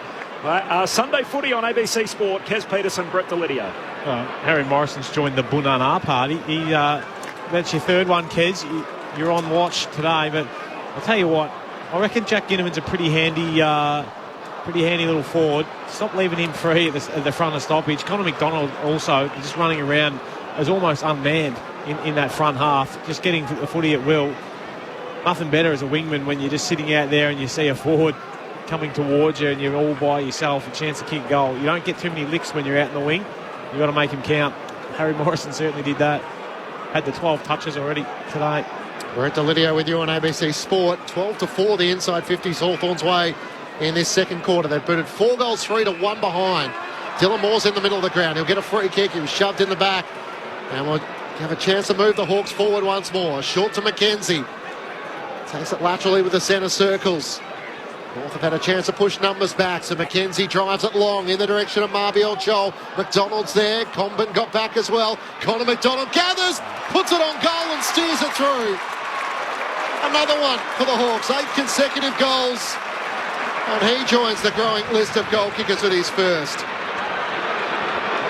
Becomes the 7th individual goal kicker for the match. For Hawthorn, I should say. And the Hawks lead is as wide as it's been, 39 points with 5 goals to none in this second quarter. 8-6-54 to North Melbourne, 2-3-15. 20 minutes gone, second term on ABC Sport. For as impressive as Hawthorn has been, particularly in this second term, the blowtorch is firmly on the North Melbourne defenders. There was 5 or 6 defenders that were just absolute passengers in that passage of play. And yeah, Alistair Clarkson, I'm just looking on the replay, he's got his hands on his head. He cannot believe what he's seeing. There's just absolutely no physicality. But that's your skipper, Luke McDonald. You're a halfback flanker. You don't need to fly. Stay on Connor McDonald. Yep. Hawks kicked 8 goals on the Gold Coast last Saturday night. They've got 8 already here, and there's still most of the second, or half of the second term to go. Back in the middle of the ground, Warp will tackle without the footy. Hawthorn are going forward again. They get another centre break. Hand pass to Scrimshaw. Short kick to the big man lob. Looks inside the forward 50. Ginnivan, favoured by the kick, jumps in front of the North defender and takes the mark. And Scott caught wrong-footed. It wasn't a pretty kick, but it turns out okay for Guinea.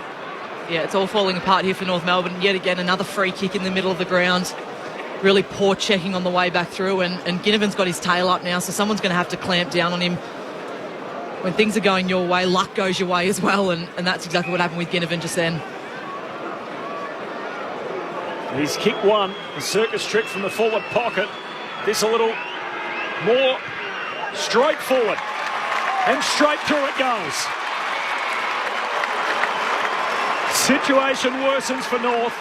They're on the struggle bus, and Hawthorn pull further in front. The Hawks by 45 points, 9 in a row.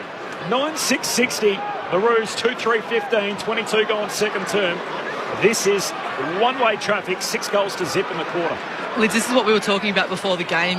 When things get challenging for North Melbourne, who are they going to? Who's the leaders in this team? The experienced players that are going to stand up. We see Zerha going into the middle here, so that looks like it's going to be a good move if he can get his hands on the ball. But this is where you go to your leaders and you say, come on, boys, this is what we need to do to change the momentum of this game. And I'll be interested to see whether North Melbourne have got anyone that's going to stand up.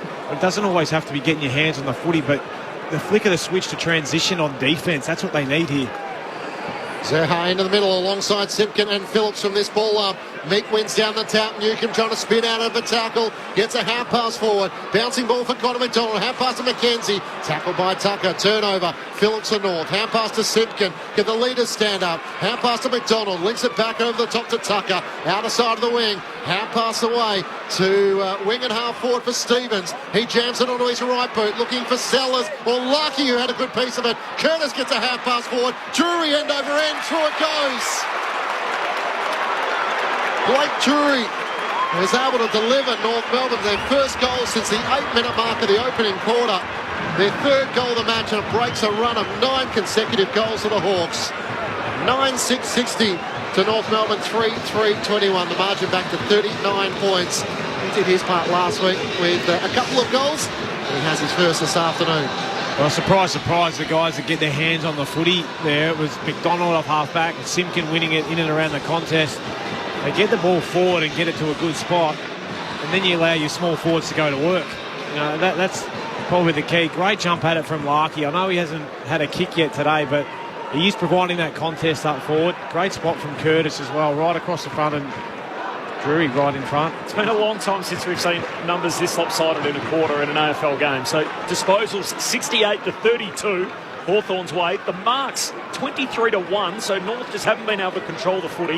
Yeah. The tackle count 16-3 Hawthorn's way, despite the fact they've had 36 more disposals. They've also had 13 more tackles. Inside 50s 14-5. This has just been an obliteration. All Hawthorn in the quarter, and at last North hit the board. So 39 points, Hawthorn's lead. Sunday footy, ABC Sport. Chucked up in the middle. Davies-Uniacke out of the centre.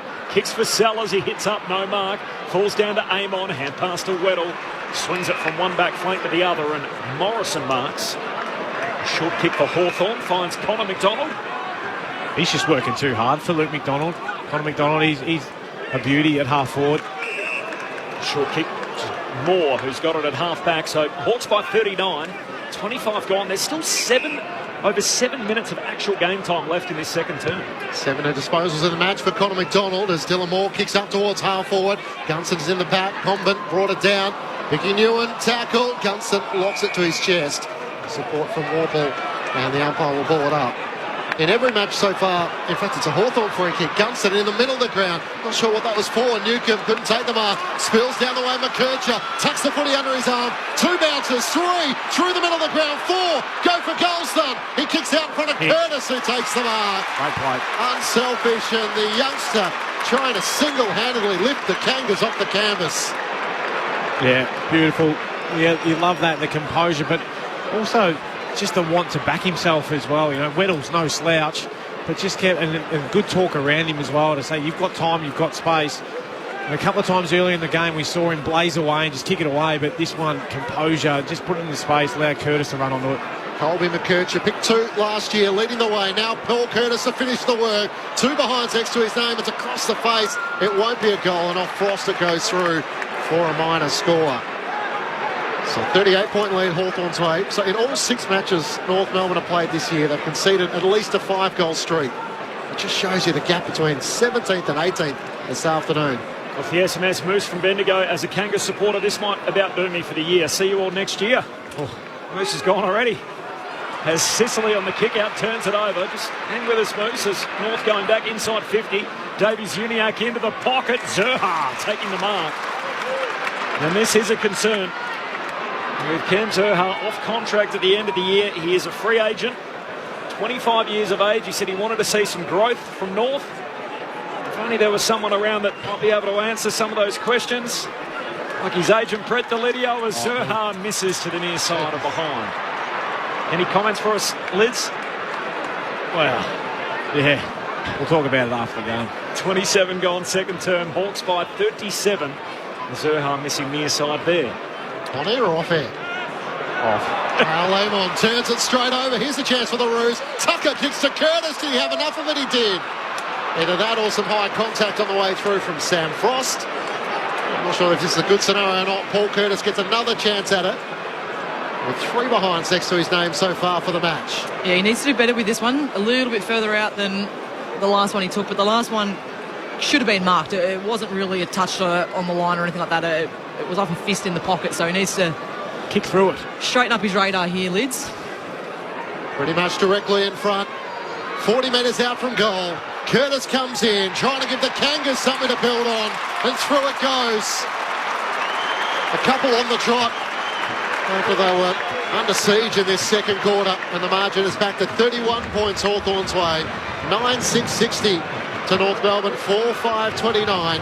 28 minutes gone, second quarter on ABC Sport. You have Brett Delidio and Kes Peterson. Well, we need to throw back to Moose every now and again, because after that we've seen 3 repeat inside 50s and a couple of shots on goal. So hang in there, Moose. At the moment, that was a nice kick. We've just seen some more composure from the mids and their ability to find the target. They haven't been always dead in front. That was probably the easiest set shot, but they are actually finding a target inside forward 50 and getting some separation. Well, their forwards are from their defenders. So if they can win in the middle and just give their forwards a chance, they're actually pretty dangerous up there, but they've just been starved of opportunity, unfortunately, the North forwards. Yeah, Big Moose will be a bit upset that no one's got their long socks on today, so stick with us, Moose. 31 points, Hawthorn's lead as we tick into the 29th minute of this second term. Out of the middle go the Hawks. Newcomb, hand pass away to Meek. The ruckman sends them deep forward. It carries the back. Lloyd Meek has kicked one from the centre square. The big man with a long-range goal. They all miss it, and it bounces through from the goal square. End on end, and through it goes, and that about sums up North's day. Yeah. There was no hand on that. And put it down as a 65-metre bomb from Lloyd Meek. 10-6-66 Hawthorn. North Melbourne 4-5-29. The Hawks back out by 37. Half-hour mark, second quarter. Sunday footy, ABC Sport. There was absolutely no way that he meant that. But I'm sure that's a foul. I don't think he even knew it was his goal after it bounced through. No, it took about 4 seconds to realise it was a goal, and no one had touched it. I was about to criticise him for say, keep running. You didn't have to kick it as quick as there was an absolute paddock of grass in front of you that you could have ran into. But then I realised it was Lloyd Meek and thought, actually, probably, you know what, good decision. I think I've robbed him 10 metres, so it's almost 75 metres and where he's kicked it. He hadn't moved far from the centre circle when he had his finger in the air, realising the all clear. Back in the middle, no chance for a clearance there. What a deflator that is, though, for North. Absolutely, having kicked 2 goals on the bounce. The ruckman kicks on from the centre square. Secondary stoppage, Sherry wins down the tap. On all fours, Powell tries to get it out for North Melbourne, but hand pass straight to Finn McGuinness. Kicks inside 50, Comben leads out Jack Gunson and takes the mark on his chest. He has it 35 metres out from his defensive goal, the key pillar in North's defence. Kicks out towards Stevens. It hung in the air just a little too long, and Carl Amon makes the spoil. Hand pass to Newcomb, cuts around Curtis too easily, swings onto his right, long kick looking for Marbiel Chol, spoiled down by Core. Nuon's tackled, Hardwick's got him, and the umpire will ball it up 20 metres out from the Hawks' goal. Hawthorn by 37 points. Half an hour gone in the second quarter. Just remembering too, Hawthorn kicked 8 goals for the game last week. They've kicked 7 in this second term alone as Sherry rucks unopposed, follows up, hand pass away to Powell, in the defensive 50 to Biggie Newen. He gives it off to Sheasel, hand pass away to Tucker, and they work it out of the defensive arc by hand. To Drury, to Zerhart, loops a hand pass, McKercher immediately under pressure, now outnumbered. Holds off more, but Newcomb wins the footy on halfway for Hawthorn. Hand pass to McKenzie. Handball to Meek, the long-range goal kicker. He gives it off to Morrison. Hand pass misses. Connor McDonald good enough to clean it up. Morrison by hand to McKenzie. Short kick. Newen breaks it up. Now tangles with McGuinness. Ball hits the deck. Morrison grabs it. They've all got him. And a ball up right on the 50-metre arc for Hawthorn. Sunday footy on ABC Sport. 32 minutes travelled second term. Hawthorn by 37. Thrown up, Lloyd Meek wins down the tap. The Irishman Connor Nash slaps it forward. Awkward bounce for Hardwick. Davies Uniacke onto it. Hand pass straight to McConnell McDonald for Hawthorn. Hand pass to Nash. The Irishman swings on his right-hand side. Got the fat part of the footy across the face. Marbiel Chol can't lunge forward against Aiden Core, who's shoved out of play for a boundary throw-in the right forward pocket. Hawthorn by 37 points. 32 minutes gone. Second quarter on ABC Sport. Ginnivan's waving his arms in front of Ben on the boundary, waiting to get back on from the boundary throw-in. Sherry grabs it out of the ruck, hand pass to Core. Just bangs the Roos out of the defensive 50. Meek at his jumper tugged on the wing. It's a free kick going against Zerha. Lloyd Meeks got it. He's within range. Instead, he decides to hand it off to Impey against the boundary line on the wing. Kicks it inside the forward 50. Howard the target and Ewan knocks it out of play. Throw in forward pocket for the Hawks. Ben Cameron is on the boundary. Yeah, I thought Guinea was about to take off there. He's flapping his arms around so much. Corb. Mass D'Ambrosio just had a little sore back as well. Looks a little uncomfortable, as you can when you've got a back issue. Had some work. He'll be okay and come back on though. Thrown in. Marbiel Joel did well against Tristan Sherry. Spills out. The way of Sheasel. Can't break away from Hardwick. Morrison for the Hawks. Hand pass to Conor McDonald. Driving kick towards Gunston in a wrestle with Condon. Clears the two. Racing back. Stevens gets there first for North. Cuts one way then the other. Back on his left. Not a great kick to Scott. Over him and McKenzie. Morrison runs onto it. Centering kick for Moore, who takes the mark. Gets a shove. This might be 50 by Combin. Umpire says no. Certainly had the mark and got one for his troubles. And he's just trying to slam on the break. And Dylan Moore with a chance to step out on his left, kick across his body, and puts through his third. No one from North was on the goal line. It only went through about waist height. And the Hawks with a couple in succession ahead of half-time to extend the lead back out to 43 points. The biggest margin in the match was 45, so despite North getting a couple before that, Hawthorn are almost back where they were. 11-6-72 to North Melbourne 4-5-29. This is a side that's 17th on the ladder. They've kicked 8 goals to 2 in this second quarter, the Hawks. Yeah, and they're letting their standards slip. Well, that was really poor. Just not playing every minute. We hear Collingwood talk about that, the reigning premiers, that ability just to stay in games, no one on the line, and he's dribbled that through almost with his left peg.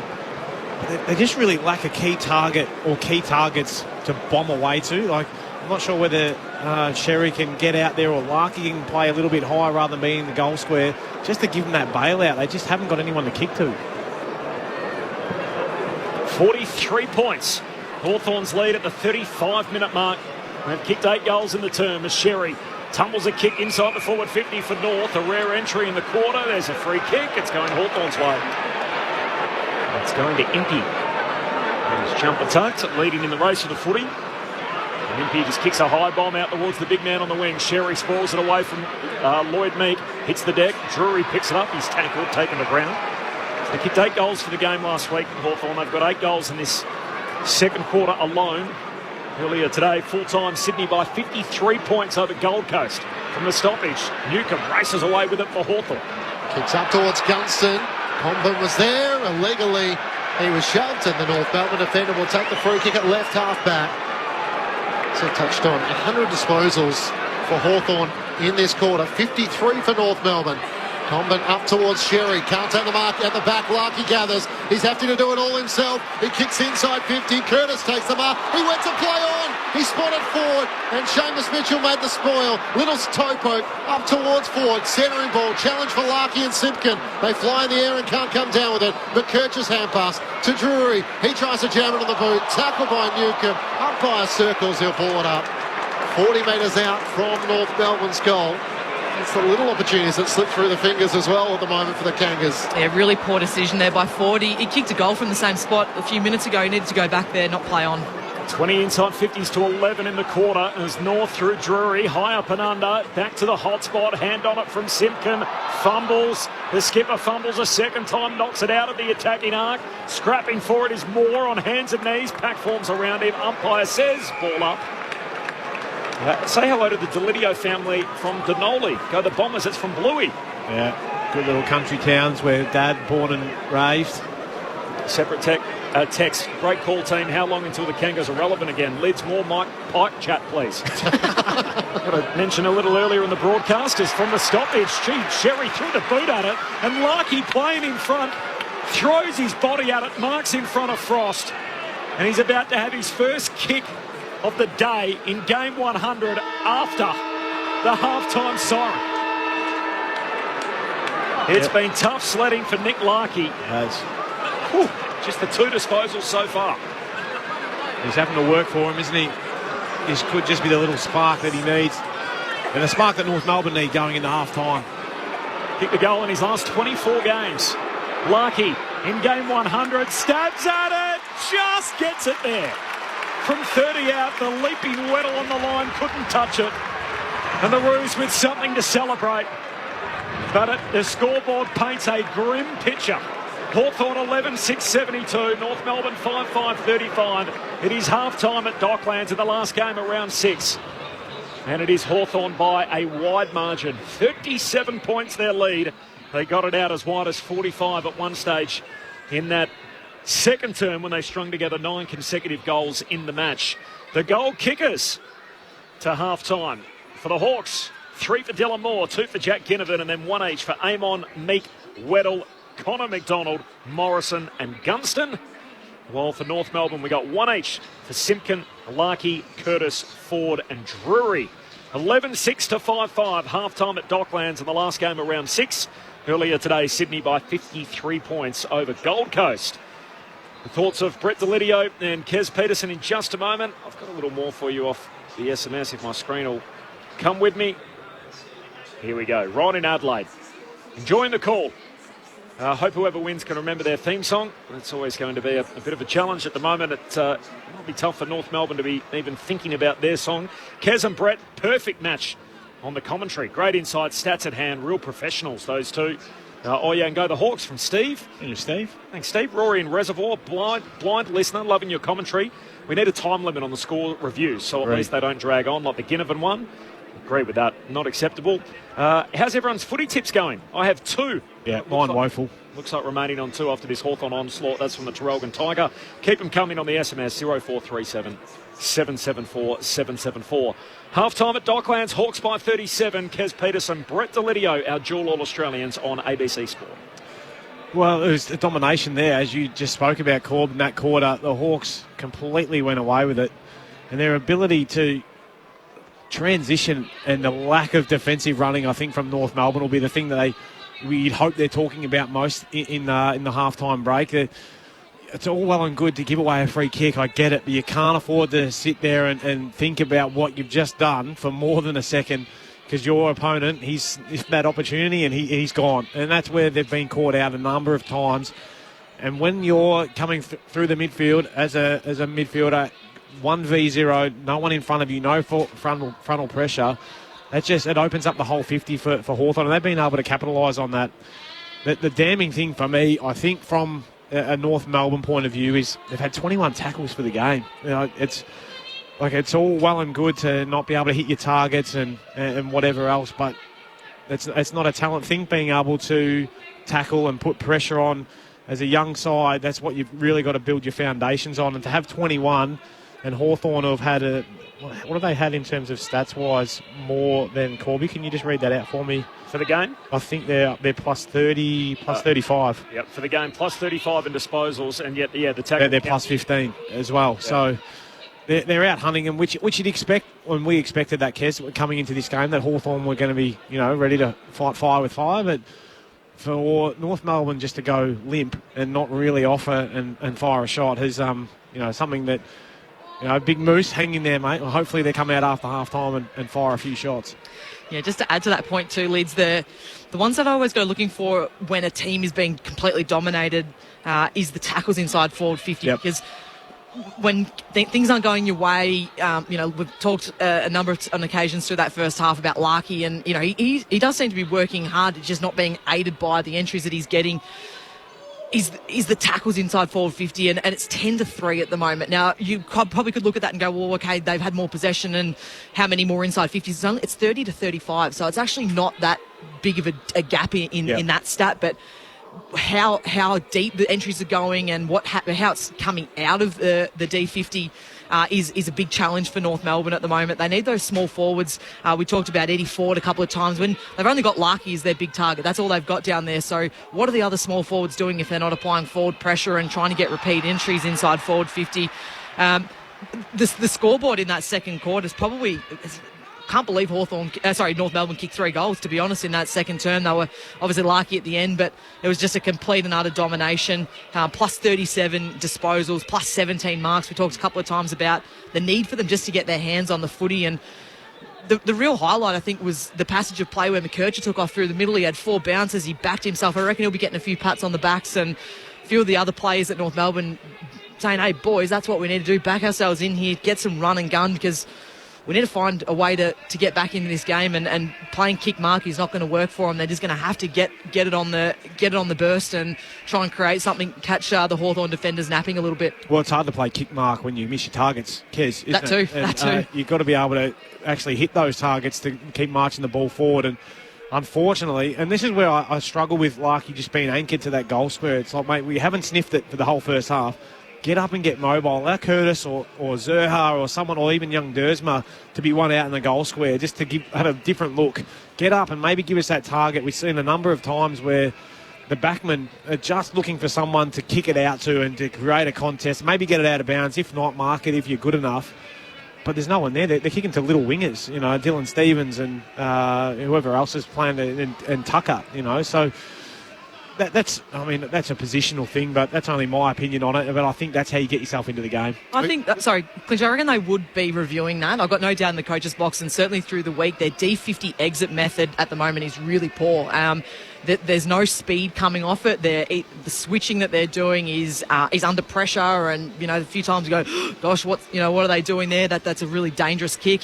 And then the other option that they've got is the long down the line, but they've got no one to kick it to, as you're saying. So maybe they are looking at Larkin going, mate, you got to work hard. I need you to get to more contests. And if that's not the message that's coming down, well, then it is, hey, get up the ground, see if you can get yourself involved in the game. But I think the D50 exit method at the moment is really poor for North. Yep. They've got a list of problems in this game as long as my arm, and that's certainly one of them. That if they were able to get on top of that area in the ground, they may be able to get a little bit more run and gun from their halfbackers. 8 goals to 3 in that second quarter the way of Hawthorn. They kicked 5 goals from stoppage, which is the most goals they've kicked since 2016. Wow.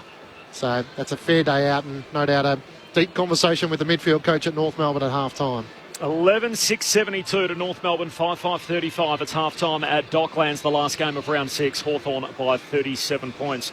More of your thoughts off the SMS after the latest from the ABC newsroom, and we'll bring you up to date with the earlier game as well between the Swans and the Suns. So half-time here, 37-point lead for the Hawks. Let's see what's going on in the ABC newsroom.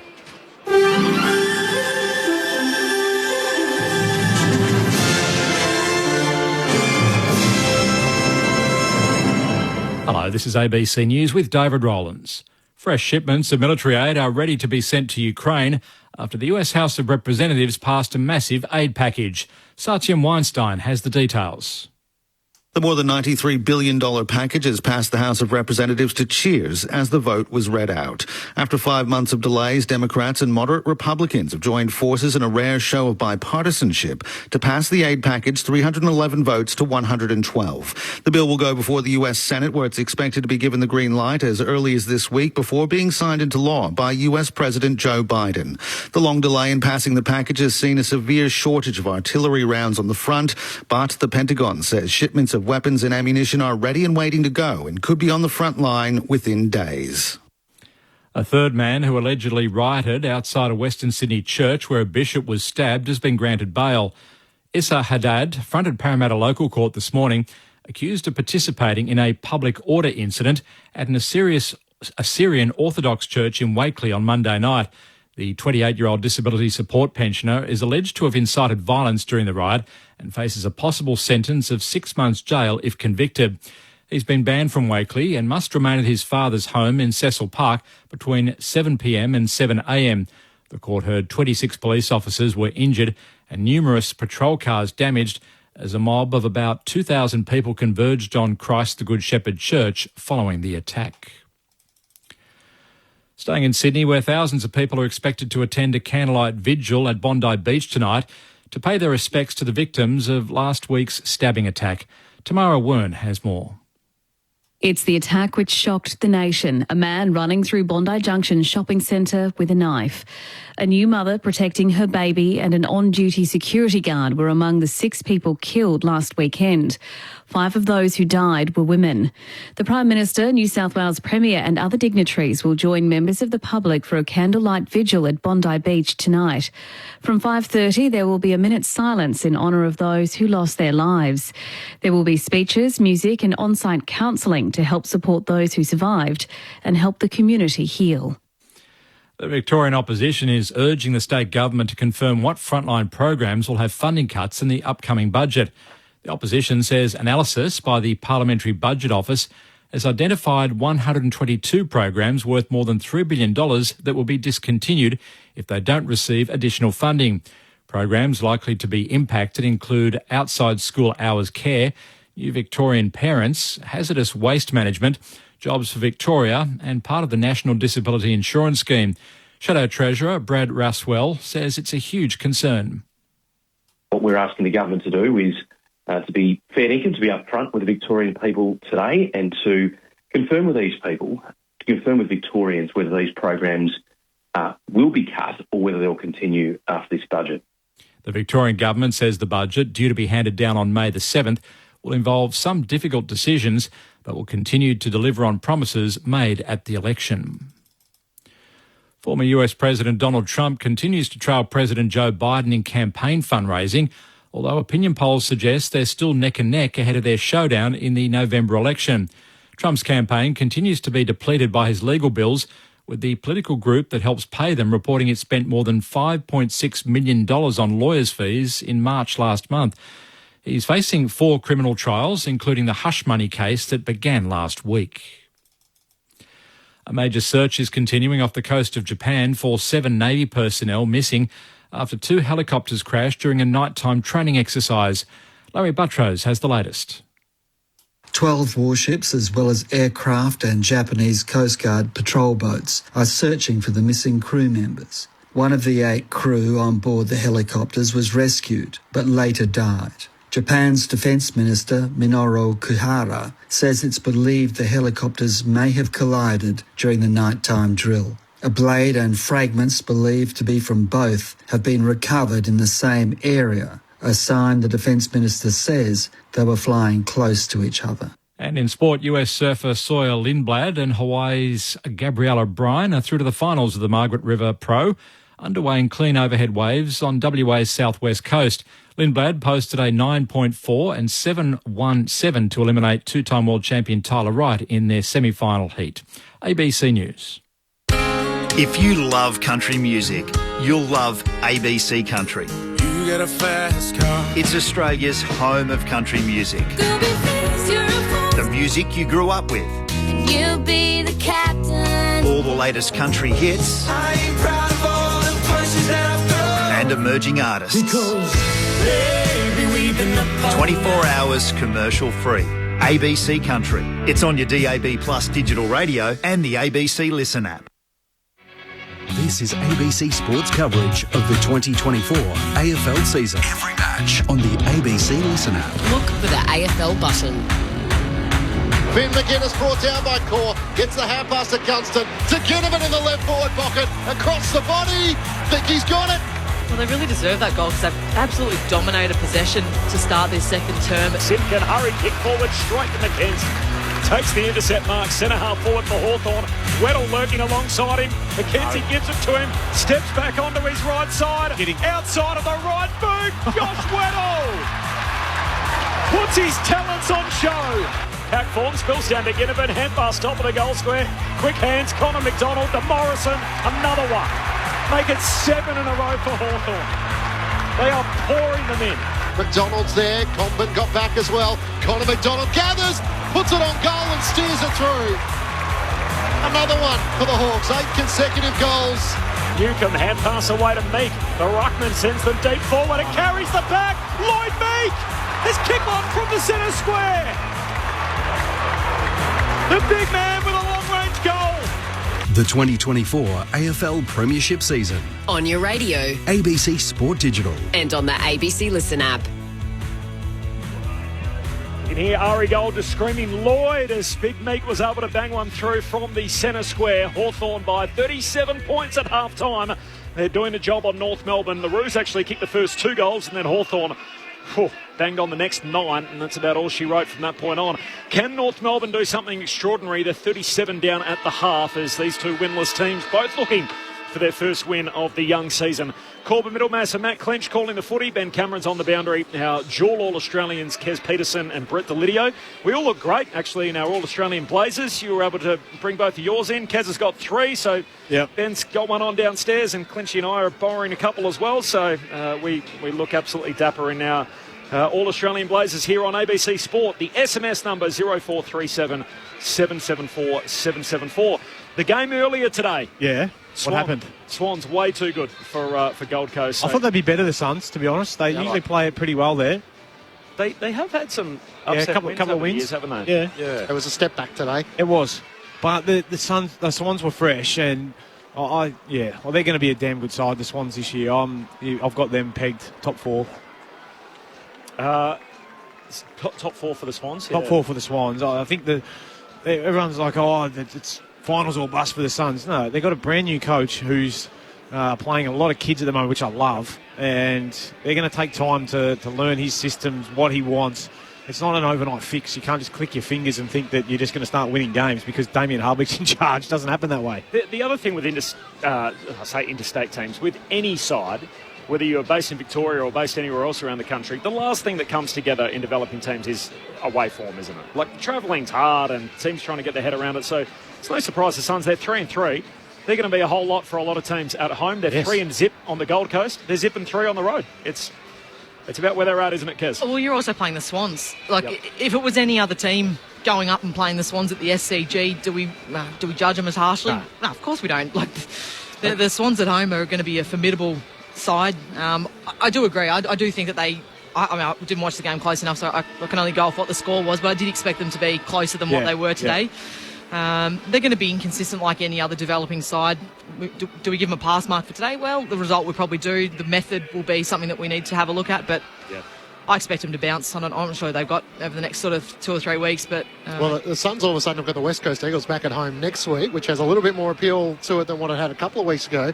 And you were saying before we came on air, Lids, how much you're looking forward to seeing Sydney and Hawthorn next week close out the round and get a real close look at the Sydney Swans. Yeah, they've got a couple of my favourite players, and I really enjoy Errol Goulden work. His foot skills are incredible. Chad Warner, I love his ability in tight, and Heaney at the moment. Goodness me, I know someone class him as a unicorn. Let's not get too carried away, but he's some playing people good say footy. He's the favourite for the Brownlow at the moment. Well, is he the best player in the comp? At the moment, he's got a couple of hands on that. I would have thought because he's kicking goals, and there's not many mids that are able to average over 25 but kick goals every week, and he's kicking nearly 2 a week. I think Champion Data had it as the best start to a season by any individual player ever, according to their rankings. So what a way to get going for Isaac. The SMS 0437 774 774. Robbie in New Zealand. I'm sure I'm not alone in wondering how much the Roos are missing Todd Goldstein's experience, which my Bombers are enjoying in 2024. He was good the other night again, Goldie. Yep. Neil in Coburg saw this coming. Pathetic. Will not win a game, so far off the pace. Worse than dying Fitzroy. Oh. No leaders, no belief. Don't know how to win. Unsure how many have that burning desire. Paul Curtis, he's not happy with his game either from Neil in Coburg, so he's unhappy. Lee in Glenorchy in Tasmania. North won't win a game this year, and why we did not pick up Curtin instead of Dersma surprises me. Okay. So we haven't seen Curtin even play as yet. That's a big call. Yeah, embarrassing, disgraceful. Here's just a little taste of North Melbourne fans. Pete in Ballarat, g'day all. In the interest of never missing an opportunity, I reckon Meekie just kicked it further than Malcolm Blight. Mary says this could be in excess of 120 points. Driving on the Albany Highway from Perth to Albany, love hearing my Hawks bash up those Kangaroos. Always been a big rivalry, even more so now with Clarko. That's from Rodney in Sorrento. Nice to hear from you. And we've got a question about why the North and Hawthorn games aren't free to air in Tasmania on TV, given the free-to-air deals involving the other clubs outside Victoria. So if you're in SA, WA, Queensland, New South Wales, you do get... It's a good shout. Probably should be playing in Tassie, given they were both tenants at one stage. Absolutely. Yeah. This game's never been free-to-air, though, I don't think. The Twilight Sunday? The Twilight Sunday. It's always been a paid game. I don't mind that shout for Tassie, given the deals that the other teams have in their particular markets, given that particularly the amount of government dollars that goes into the Hawks in particular as well. Ben Cameron's on the boundary. Hello, Ben. Hello, Corb. No change in terms of the subs. So Henry Huswaite still has the warm-up shirt on, and I can see the shocker blonde hair from Charlie Lazaro sitting on the back of the North Melbourne bench. We're ready to go, Ben. Second half upon us. Here's Matt Clinch on ABC Sport. 37-point lead. Hawthorn's way after an 8-3 second quarter. Meek and Cherry in the middle of the ground. It spills down the way of Warple. Can't extract it. Onto it. Cam Zurha getting a chance. He can't bust his way out. Connor Nash, who loves playing the ruse, he gathers. Hand pass away to Jarman Impey. Barrels a kick inside 50. End over end up to Ginnivan and McDonald. Luke McDonald for the ruse is tackled by Marbiel Joel. The umpire will board up 30 metres out from the Hawthorn goal. Numbers circle around this stoppage. Joel is going to do the ruck work against Tristan Sherry. Sherry comfortably palms it down, but straight to Morrison of the Hawks. Then follows up with a good tackle. Morrison somehow got into his boot. Core with a hand pass to Stevens. Kicks over the head of forward. And the mark is taken by James Sicily, the Hawthorn captain between wing and half forward. So where is Larkey then? Like, that's the perfect opportunity for him to be a key target down the line. Not in the middle of the ground. They're never going to kick it there. Oh, Sicily's put it out on the full. Going to the right forward pocket. Moore was the target. Just caught Newen in the contest, and Newen was able to pick him back up. The ball was well and truly out though. So 37-point lead for the Hawks. And the shift is on. Back across the goal mouth to McKercher and now to Core. I was meant to mention at half time, we will have the findings, by the way, from the match review officer as soon as they come through. Toby Green, obviously the close watch after his bump on Jordan Boyd last night. A long kick down towards half-back and impact forms there, which is half-forward for Hawthorn. With the ball up 60 metres out from the Hawks' goal. Hawthorn by 37, early doors, third term. Thrown up, Meek wins down the tap into the path of Warple for the Hawks. Swings back onto his right-hand side. Kicks into the pocket on the bounce for Moore. Hand pass away from McKercher to Hardwick, hemmed in against the boundary. Hand pass to McGuinness outside 50. Back to Warple. Looks inside 50 towards Ginnivan. Luke McDonald in from the side. Takes the mark for the Kangas. Goes short to Powell. We're pleased to know, Lids, your message did get through to Alistair Clarkson, so he's made one structural change with Charlie Comben going forward in this second half. There we go. Kicks to Core, who marks in the left back pocket.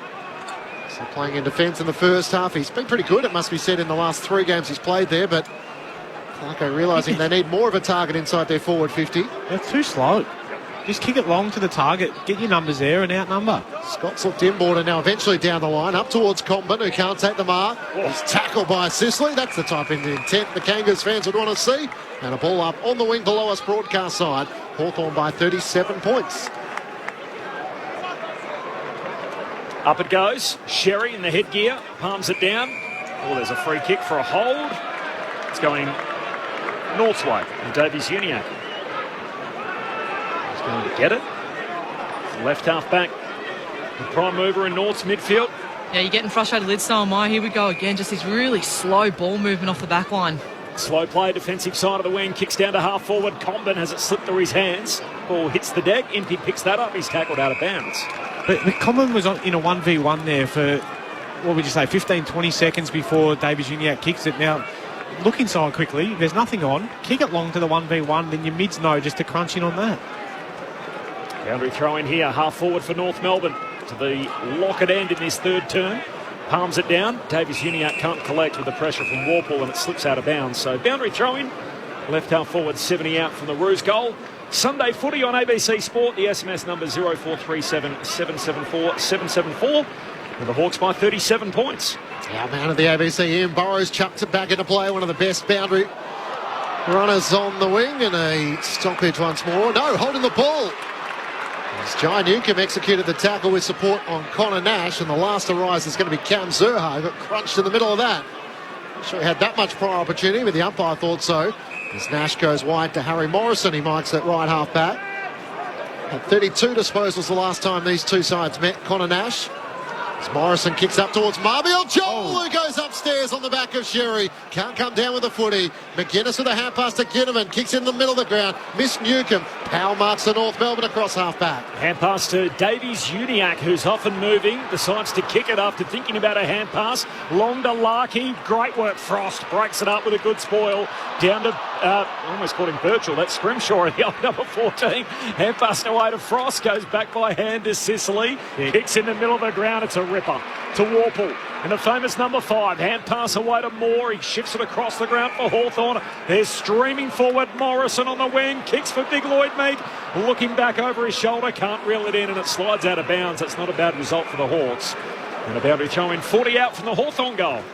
There's the difference between the two teams with their ball movement. Didn't result in a great inside forward 50 on that occasion, but Scrimshaw, the ability for him to pick off someone in the middle of the ground, opened things up completely on the opposite side. I think he does the running for the Brisbane Lions. Graham Birchall wouldn't be much fun with Chris Fagan at the moment, and some of the frustrations of the Lions, winless at home so far in 2024. Moore can't break away and he's locked up, and the umpire will ball it up. He's got that similar gait, doesn't he? Yep. Scrimshaw and Birchall. I hear. Same number. Hardwick trying to break away. Tackled. Simpkin tried to sock it off the deck. Moore dives on top of it. Spills down the way of Davies-Uniacke of North. Hand pass to McKercher. To Scott through traffic. To Ford. Back to Simpkin. The co-captain up the wing. Sicily's waiting for it in front of Comben. Comben got him by the short. Sicily gets the hand pass away to Scrimshaw. Mitchell with a dash of pace.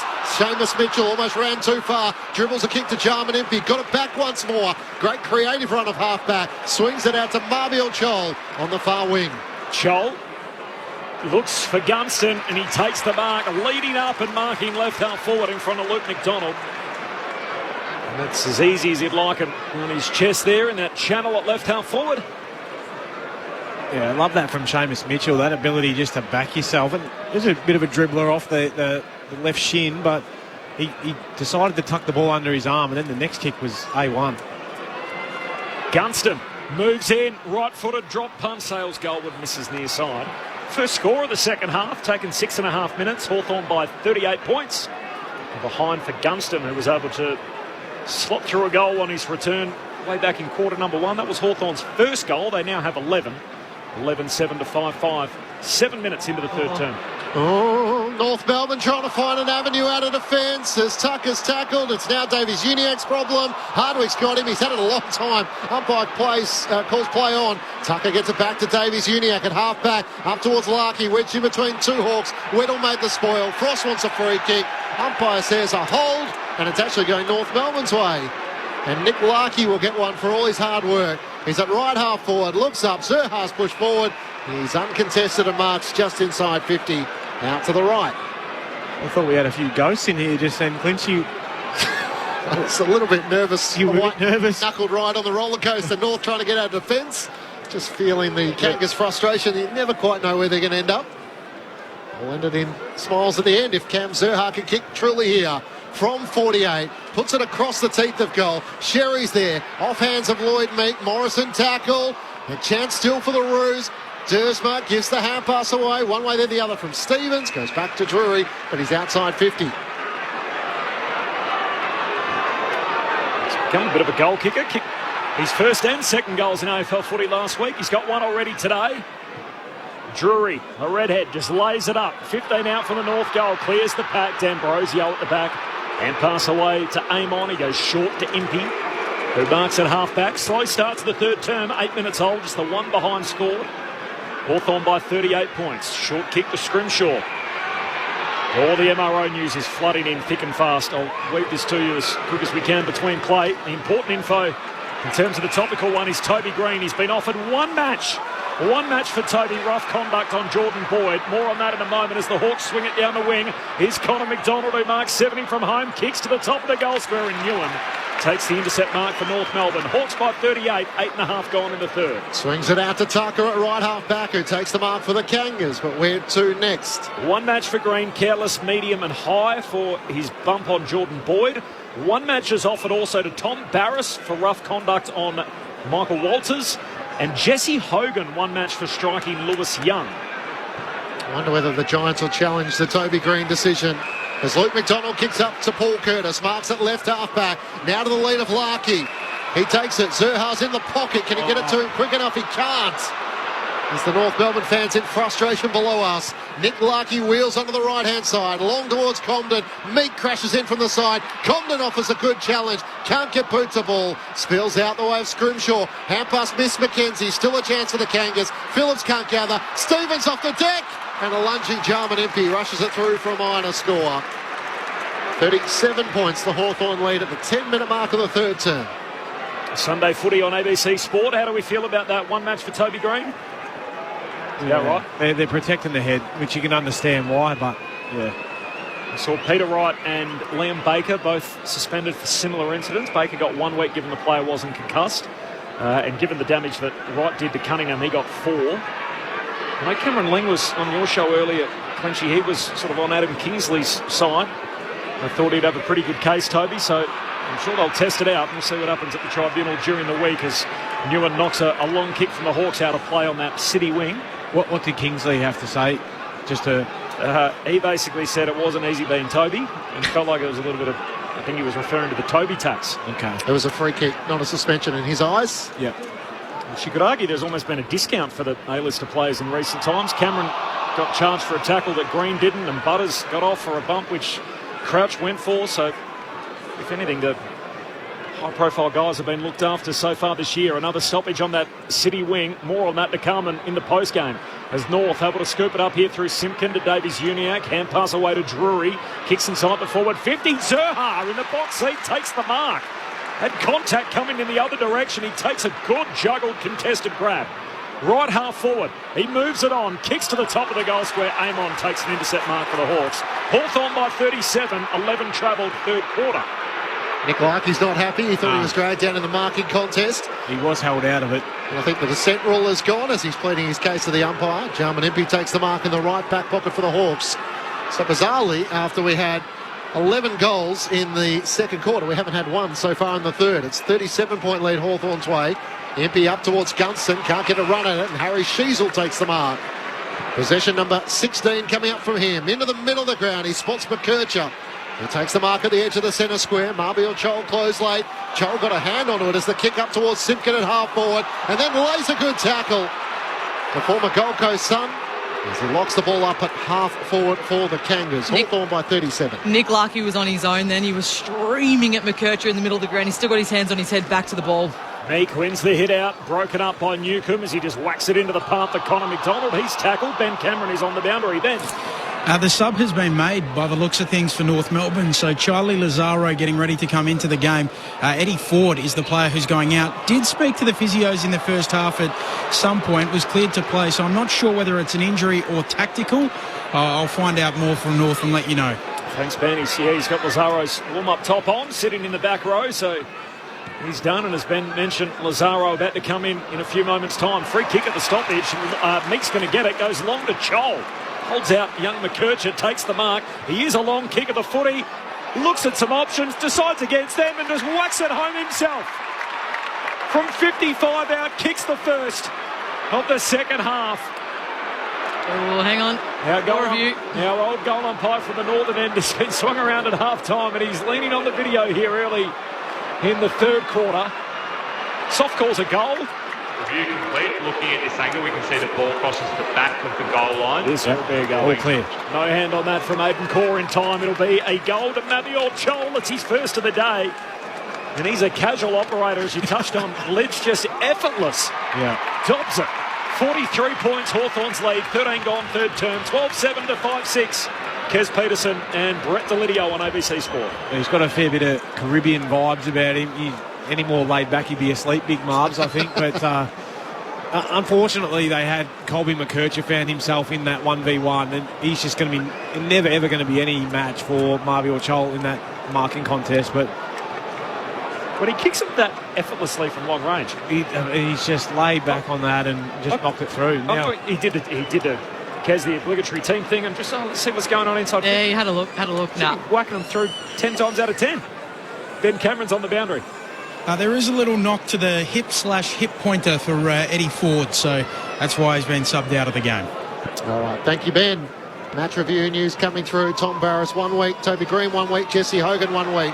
As Jai Newcombe gets the clearance to the Hawks, another chance to go forward. Hand pass to Connor Nash, inside 50. Hardwick comes out. Corr makes the spoil for North. McGuinness races after it. In the right forward pocket, he's shoved over the line by Luke McDonald. And a boundary throw in. Hawthorn by 43 points. With the opening goal of the second half. 14 minutes gone in this third term. Matt Lynch alongside Corbin Middlemass called the action. Ben Cameron down on the boundary. Brett Delidio and Kez Peterson, your experts. Thrown back in. Chol tries to take it out of the ruck. It's pinned to him and Phillips, as Phillips lays the tackle. Did well to bring him down to ground, and the umpire will ball it up 45 metres out from the Hawks' goal. 9 in a row at 1 point Hawthorn. Other side of quarter time.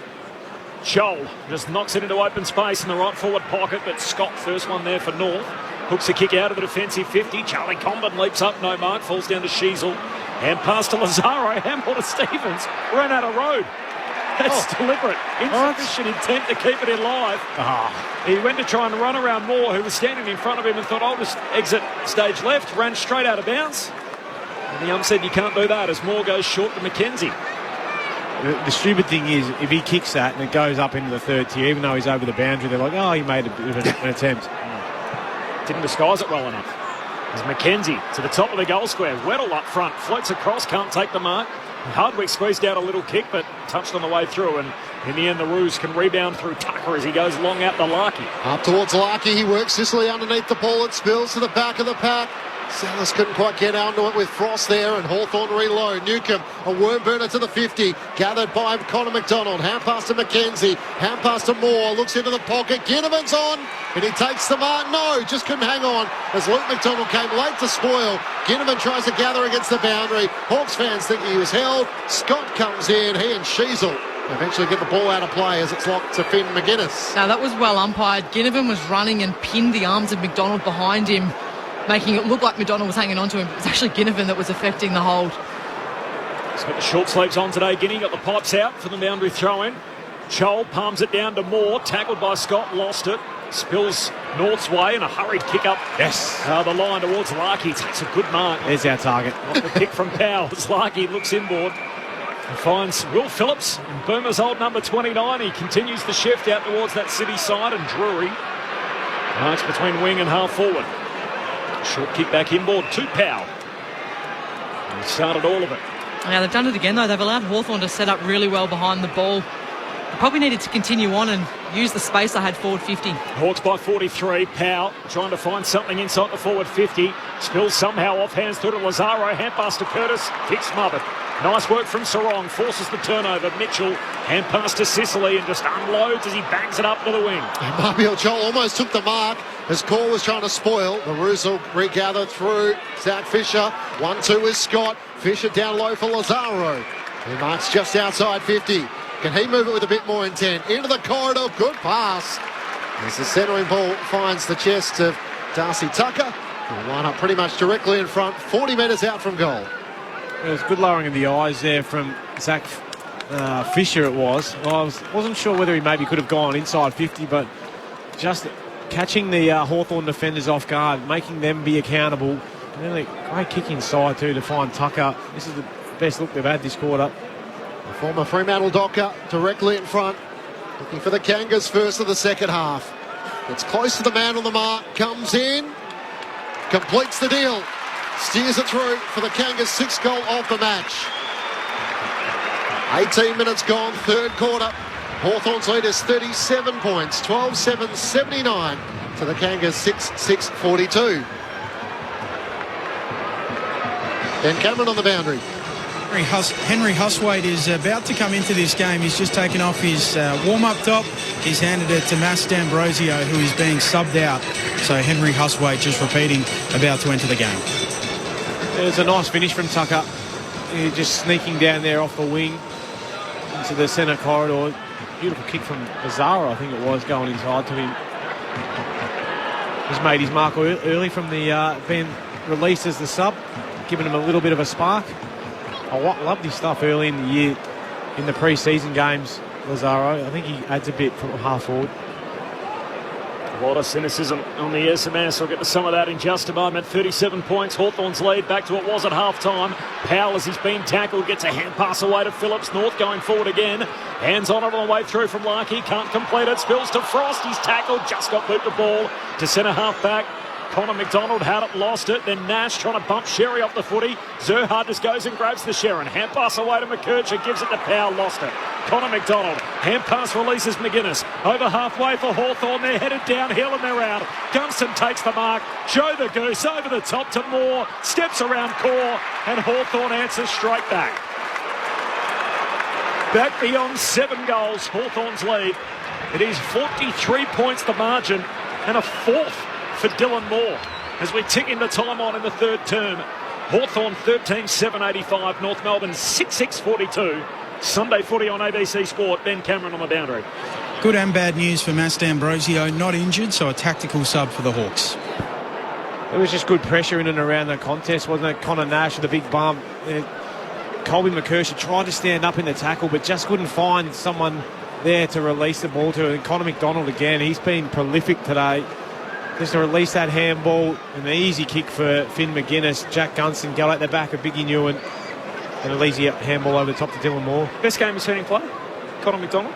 Oh yeah, love what he's doing at half forward. He's really finding himself in the role there as Lloyd Meek tries to break away with the clearance. Can't do so as Phillips offers the tackle. The support from Tristan Cherry, and we'll do it all once more. I should asterisk that by saying I haven't seen a whole lot of him live, but best one I've seen live for sure. Cherry tries to do the clearance work. He's locked up by Warple. Leads away Tristan Cherry for clearances and tackles with the Kangaroos. Just about to say that, Clint, you took the words out of my mouth. It's a bit of a shame that the ruck is leading the clearances for North. I was going to say it's a good reflection on him. It's not a great reflection on the Kangas midfield as Connor Nash gets the clearance, kicks up towards Moore at half forward. He's not done with yet. Taps it to his own advantage in the left forward pocket and eventually runs out of room. It's just half a nervous moment for Zach Fisher, who thought, oh no, don't want to be on these sort of highlights. Throw in the left forward pocket for the Hawks, who lead by 43 points. Catherine off the SMS, agree about North being worse than Fitzroy. Fitzroy had pride, but surprise, surprise, AFL aren't sounding the death knell for North. Gene Savage off the SMS, 43 points Hawthorn's lead. The winless start for the Roos looks set to continue.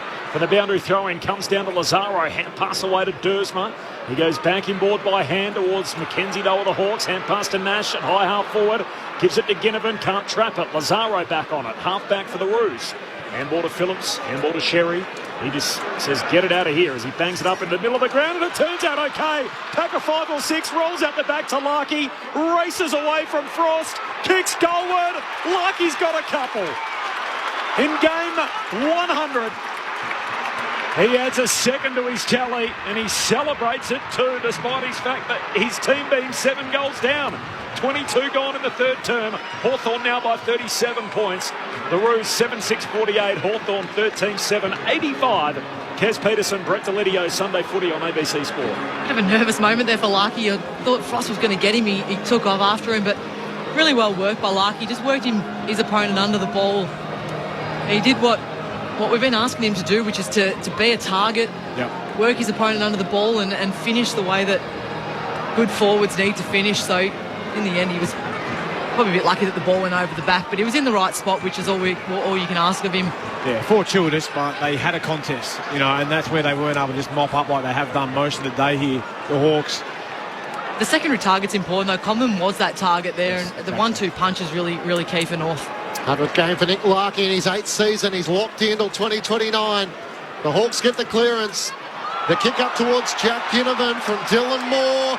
It spills out to Connor Nash, a free kick for a hold, and you can hear the Bronx cheer. It's going the way of the Hawks and Jack Ginnivan. Yeah, got sucked in the umpire then. Same thing happened. Ginnivan's pinning McDonald's arm down by his side and then flailing around like he's the one being held. He's got a sharp mind, doesn't he, Ginnivan? Like to think of that sort of stuff. Clever. Yeah, very clever. Like he's not doing anything wrong. I would never have thought of that. I just try and win the footy. As a defender, I hate it, but it's clever. Kicked 2 goals in the second quarter, and he thinks this is well within range. Out to the right.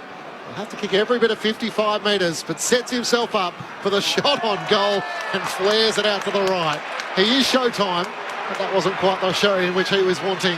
Hawthorn by 37 points, no change to the score. Footy gods take care of that one. I'd be a bit flat on him if I was my teammate. I reckon you probably could have lowered your eyes and either hit someone or put it to the target at the top. Stevens from one back pocket to the other to Newen. Hand pass to Fisher. Handball to Sheasel. Out of the defensive 50. Oh, hand pass into the oncoming traffic. It was touched on the way through by Warple, trying to win it back for the Hawks. Hand pass back into dispute. Powell on his hands and knees, scrapping forward as is Warple, and will have a ball up. James Warple forcing the turnover inside his forward 50, so centre half forward for the Hawks. Throw it up again. Jeff in Cannons Creek off the SMS. Good evening all. I spent the whole week telling anyone who would listen that this would be the most competitive game of the round. Sadly for my predictions, no better than a lot of others. So thanks Jeff for that off the SMS as the Roos able to get it out of the defensive arc. Larkey on the wing, hand pass away to Lazaro. Sweeping hand pass to Dersma, who's drilled in a heavy tackle from Frost. And we'll have another ball up just inside the boundary line on that City wing. Could the team give the Hawks a bit more credit rather than speak about what North are doing wrong? So North fans, I think that's from Dale in Launceston. I think we've been pretty fair, haven't we? I think so. I'll start to turn it up a bit if you want, though. Davies Uniacke from the wing, gets the hand pass to Dersma. Along to Cam Zerha, who can't just knock it forward into the path of Comden. It goes across the boundary line. And a boundary throw in. This from Annie. I'm sure North will win a game this year. Just look at West Coast. Those supporters have been a bit dramatic. Separately, free-to-air footy's all I have, so I'm grateful for your commentary. Now that's from Annie. Thanks, Annie. Appreciate that. Sherry wins down the tap for North Melbourne. John Newcomb picks it up for the Hawks. Hand pass to Huswaite into the action, the sub. Gets the hand pass away to Connor Nash. Up to Marbiel Joel. Takes the mark in front of Newan on the wing. Looks up, has Gunston 1-on-1 inside 50 against McDonald. Marbiel's in no hurry to launch a long range inside 50. Goes short to Carl Amon. He marks it off a step, kicks inside 50. Ginnivan on the lead, he's got it once more. Out to the left, similar sort of territory. Zach Fisher takes a step back, he's just inside 50. About 48 metres out from goal. Got his captain sitting right there. James Sisley wants the ball and Jack Ginnivan is not going to give it to him. He's going to pass it off though. Marbiel Joel on the lead. It's too easy. A training drill as he leads out and marks on his chest. Trying to get back. Harry Sheasel, he could see what was unfolding to fill in the hole. He couldn't get a fist onto it. And Marbiel Joel with a chance to go back and kick his second for the match. Good kick in the end by Ginnivan. He just waited for the opportunity to present itself, and there shouldn't be an opportunity though, Kesh. Oh, spot on. The midfielders in North need to get back and plug that hole, but it was a great kick, really well weighted from Ginnivan. 2 goals apiece so far in this third quarter. Marbiel Joel with a chance to extend the Hawthorn lead once more. From 35 metres out, comes in and steers through his second. And the Hawks fans like that behind the goals. It's the new addition in the off-season. Marbiel Joel trying to make his presence known. Hawthorn's lead back to 43 points. 14-7, 91 to North Melbourne 7-6, 48. 27 minutes gone. Third term on ABC Sport. Yeah, he was just the point guard there, wasn't he? Jack Ginnivan, he's had the mouth guard hanging out his mouth like Steph Curry. I liked that he was just patient. He didn't rush. You know, everyone was thinking after his last set shot, well, this is probably just going to be popped to the top of the goal square and easily knocked through, but they just fell asleep, didn't they, North? Their inability just to stay on and play that full 120 minutes that we spoke about earlier in the game. Just got to really start to develop those habits that are going to hold you in good stead in the bigger games once, you know, hopefully they become a good side. Hey team, Hawks not much to talk about either. Give me a break. Yes, and that's a bit of extra support. And Rob, these constant goal reviews have changed the sound of the game. The big roar for the close goals has gone after obviously everyone waiting for the predictable review. Thanks for that, Rob. Back to 43 points. Hawks going forward again. Warple to Mead to Newcomb. Kicks inside 50. Gunston the target. Knocked away from him. Chol just cruising. Had the blinkers on. He was caught by Core. Somehow got a hand pass out. Connor McDonald collects and he too is locked up. There's also a question about Ben Cameron being in the naughty corner on the boundary line. Ben will be back in the box. He's calling Wednesday night with Matt Clinch on ABC Sport. Just 2 days off and then straight back into the footy for round 7. Yeah, you don't have to wait too long and the footy is upon us once more. Hawthorn by 43 points and another stoppage. Just the 2 games, of course, to close out round 6 of the AFL. Sydney 53-point winners earlier today. As Drury works the hand pass back and a chance for North to try and clear. Hayden Core up towards Curtis, who takes the mark.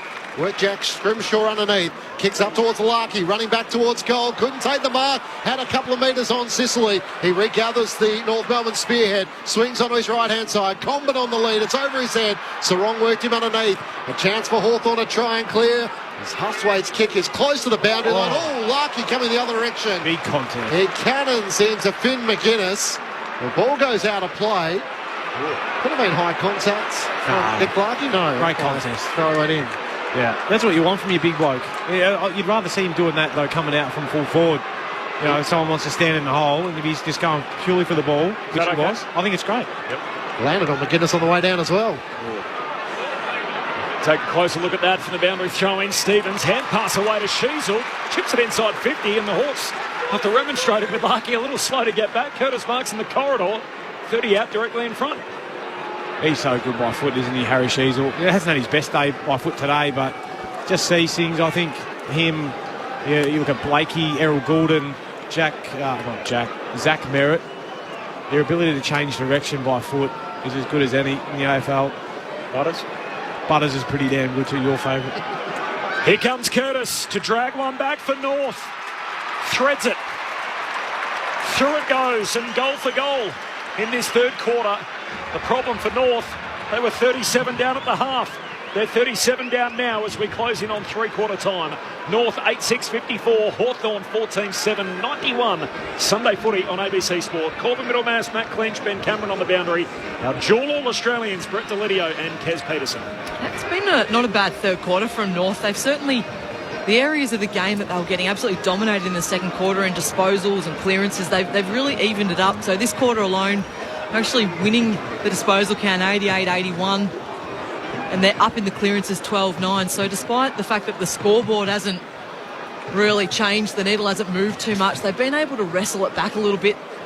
I'd just like to see them be a little bit better with their fundamentals. Sheasel there had some tricks, but they've let themselves down with missing handballs and missing tackles, particularly across the back line. The voice of Kez Peterson, AFLW captain with Carlton, three-time All-Australian, as we're back in the middle, and the Hawks can't break clear as Newcomb lays the tackle on Powell, who slowly gets to his feet. Sherry and Meek. Sherry tries to tap it down, but it's Newcomb for the Hawks, who gets another disposal. Hand pass to Connor Nash. Kicks inside 50. McDonald's the loose for North, and he takes the mark, but Core might have infringed. A hold on Marbiel Chol, who's going to end up with a shot after the three-quarter time siren, shooting for his third. He had the right arm, Aiden Core, around the body of Marbiel Chol. Was it a free kick, Lids? Yeah, well, he's trying to protect Luke McDonald, who was in front, but the reason I laugh is because Aiden Core, his eyebrows nearly hitting the roof. He's like, what? That was me. Yes, it was you, Apples. You're the only other person that's in that contest. Right, disappointing on the stroke of three-quarter time. Marbiel Chol has kicked 2 goals in this third quarter. A chance for a third after the three-quarter time siren. 40 metres out, slightly right of centre. Big Marbiel misses to the left-hand side. And a slight anticlimax with 3 goals apiece in that third quarter. Hawthorn's lead is 38 points. 14-8-92 to North Melbourne 8-6-54. And it was the second quarter in which the Hawks kicked 8 goals to 3. Their pressure rating in that second quarter was 221. There's a little less in that third quarter. For the Hawks, 4 goals to Dylan Moore, 2 goals to Marbiel Chol and to Jack Ginnivan. Individuals to Morrison, Amon, Meek, Gunston, Weddle and McDonald. While for the Kangas, 2 goals to Larkey and to Curtis. Individuals to Simpkin, Tucker, Ford and Drury. Hawks had won just 5 quarters through their first 5 games. They've won all 3 today, so 7 points at quarter time, 37 at the half, and now 38 at three-quarter time. Recapping the MRO news, Toby Green has been offered a 1-match sanction for rough conduct against Jordan Boyd after that incident in the fourth quarter here yesterday afternoon. Came in as careless, medium and high, so been offered 1 match, which is really in line with what we've seen with Liam Baker's 1-week suspension for his similar incident against Lewis Melican, and of course Peter Wright, he got 4 weeks for the incident which left Harry Cunningham concussed, left the ground, decided to stop at the last minute contesting the ball and brace for contact, and so Toby Green has been offered 1 match in line with those other incidents. Meanwhile, Jesse Hogan offered 1 match for striking, and Tom Barris has been offered 1 match for a dangerous tackle on Michael Walters. So that's some other news out of the Saturday fixtures. The thoughts of Brett Delidio and Kez Peterson coming up shortly. We have 1 quarter to go before the curtain comes down on round 6 in the AFL season. This is Sunday Footy on ABC Sport. G'day, this is Becky Cole inviting you to join me each week for Saturday Night Country. For more than 30 years, we've been playing the best in Australian country music, as well as the overseas artists that you know and love. So whether it's the classic tunes that you grew up with, the best new releases, or the interviews of your favourite acts, you'll find it all on Saturday Night Country. Saturday Night Country, hear it anytime on the ABC Listen app. This is ABC Sports coverage of the 2024 AFL season. Every match on the ABC Listen app. Look for the AFL button. Meek's going to get it, goes long to Joel. Holds out, young McKercher takes the mark. He is a long kick of the footy. Looks at some options, decides against them and just whacks it home himself. From 55 out, kicks the first of the second half. Fisher down low for Lazaro. He marks just outside 50. Can he move it with a bit more intent? Into the corridor, good pass. As the centering ball finds the chest of Darcy Tucker for the Kangas first of the second half. It's close to the man on the mark, comes in, completes the deal, steers it through for the Kangas' 6th goal of the match. Connor McDonald, hand pass releases McGuinness. Over halfway for Hawthorn, they're headed downhill and they're out. Gunston takes the mark. Joe the Goose over the top to Moore, steps around Core, and Hawthorn answers straight back. Back beyond 7 goals, Hawthorn's lead. Marvion Chol with a chance to extend the Hawthorn lead once more.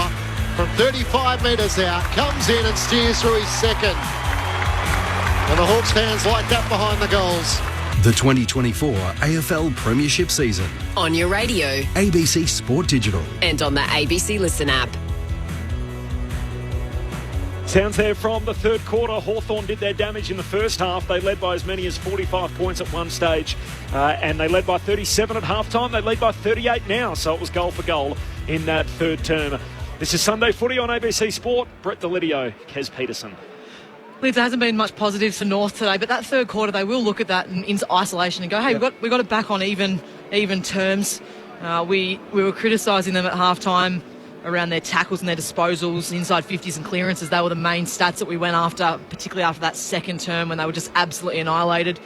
They got it back on their terms. They won that quarter for the tackles, plus 13. They were plus 5 disposals, minus 6 inside 50s, which is a bit of a concern. And they also got on top in the clearances. So the positives for North is that they can find a way to get themselves back to even. Yep. The challenge is obviously now to be able to go on with that and be able to eat into this lead. For Hawthorn, it was a little bit just carry on as you were from the first half. They look really good when they get on the burst and run and carry off that half-back line, which seems to be the way that the game is going at the moment. You think about the way that the Giants are playing, it's that rush and wave that they get off the half-back line. Carlton's starting to do the same thing. So Hawthorn are looking to do the same. It'd be interesting to see how they finish off this quarter. I would expect Hawks to go on with it here and start to extend their lead. I think that is what they'll be looking at. I don't want this to just play out as an even draw in this second half. I think the disappointing thing is that the Roos have worked so hard to get their score and they kick a goal, but then straight back out of the centre bounce, Hawthorn have managed to sniff one out or win it back at centre half back, and they just overlap and they go with ease and they almost kick it from the goal line. So that's probably the most disappointing thing from North Melbourne fans, but also their coaching staff and the players, no doubt as well. But look, the last thing they want to do is roll over here and have this blowout to be a 10, 12, 13 goal loss. And this is something that Dimmer used to drive home pretty hard with us, was that how you finish your games is how you start your next week, and you've got to try and find those wins. So let's hope that they get the first one and can get on a little bit of a roll. Dylan Moore's kicked 4 in the game, which is an equal career high for him. Third time he's done that in his career so far, the 24-year-old. Final terms upon us, the 2 winless teams. North, that stretch looks like it's about to continue. 38 points the lead for the Hawks. And the first touch for Nash. Hand pass to Newcomb. Handball missed to Amon. Picked up on the way through by McKercher. Got a hand pass going forward to Simpkin. Tackled. Somehow got it out. Lazaro, the sub, who came on in that third term. Squeezed a hand pass out to Davies Uniacke. Newcomb, heavy tackle. Drills him into the ground and will have a ball up. 60 out from the North goal. Ben Askren, the MMA fighter, part of the UFC, visited Hawthorn in the pre-season, actually wrestled John Newcomb and James Sicily. Yes, I did see that, actually. And they both lost. Of course they did. Sherry Silly. For the Roos, hand pass to Stevens, inside 50, Lucky can't take the mark. Curtis through his speed, brought down by Frost. Over the shoulders as the umpire. And Paul Curtis, with some great front and centre crumbing, will get a chance to go back and try and put through his third of the match. A little bit clumsy there by Frost. He just needed to go a little bit lower. The speed that Curtis attacked the contest with meant that Frost just got caught going a little bit too high, a bit clumsy. It's a long way back. Paul Curtis from directly in front, 15 metres out. The Kangas start the climb. The first goal of the final term. Inside 90 seconds, and Paul Curtis has his third.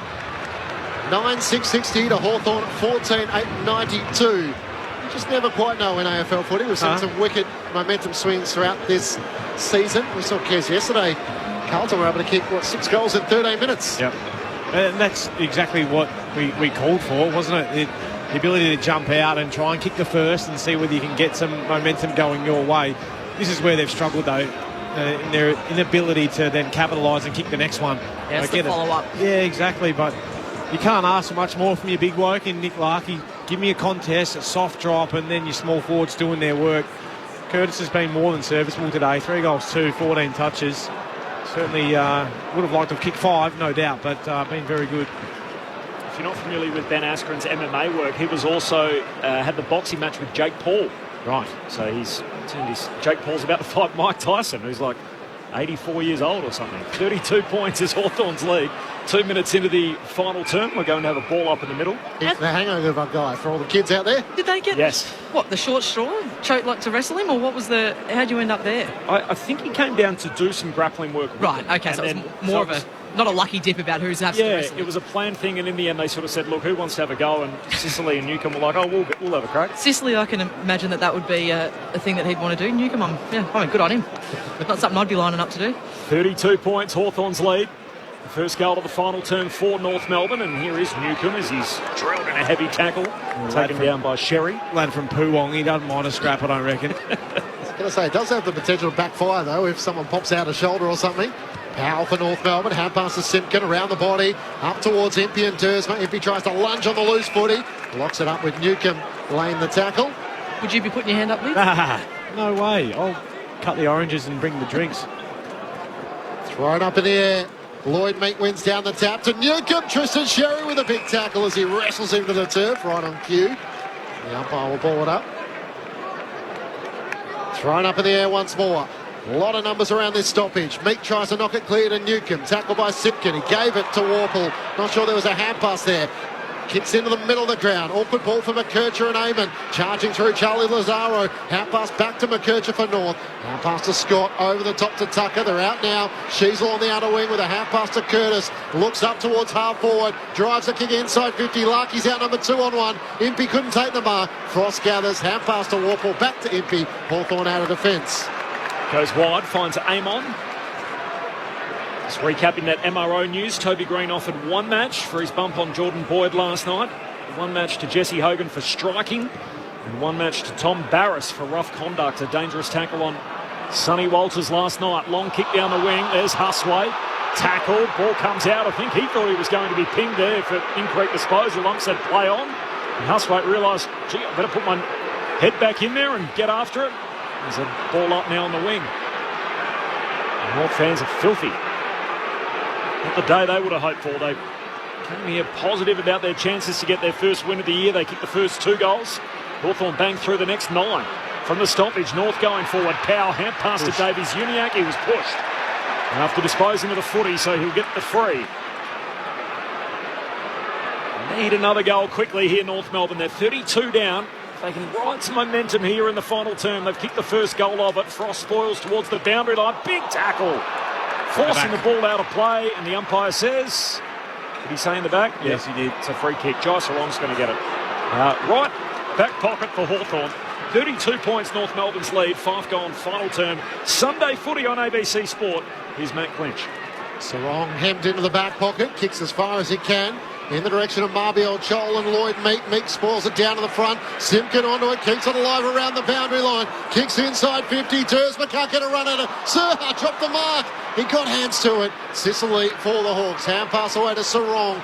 Out of defence. Impey takes the mark, having got it from Scrimshaw. Probably wasn't 15, but hemmed in the left back pocket. Kicks to Weddle, who runs into space and takes the mark in front of Fisher. Fisher tried to make the contact, but in the eyes of the umpire, Weddle had enough of it. Quick North goal would make it interesting, wouldn't it? Yeah, wouldn't it? Yeah. 6 gone in this final term. Hawthorn with the footy at half-back. Josh Weddle, son of Daniel Weddle, is a senior constable with Victoria Police. Josh, when he was at school, said he used to get up, run 5Ks with mum before work.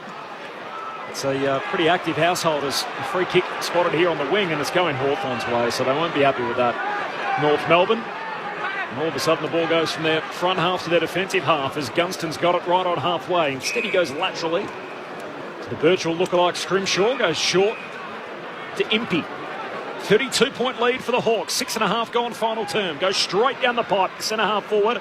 Sherry hands to it. Spills the mark overhead. Huswaite, centre half forward. Handball to Joel. Hand pass releases. Giddy snaps goalward. Misses. Bounces it away to the left. And a minor score. Hawthorn by 33. 7 travelled final term. Sunday footy. ABC Sport.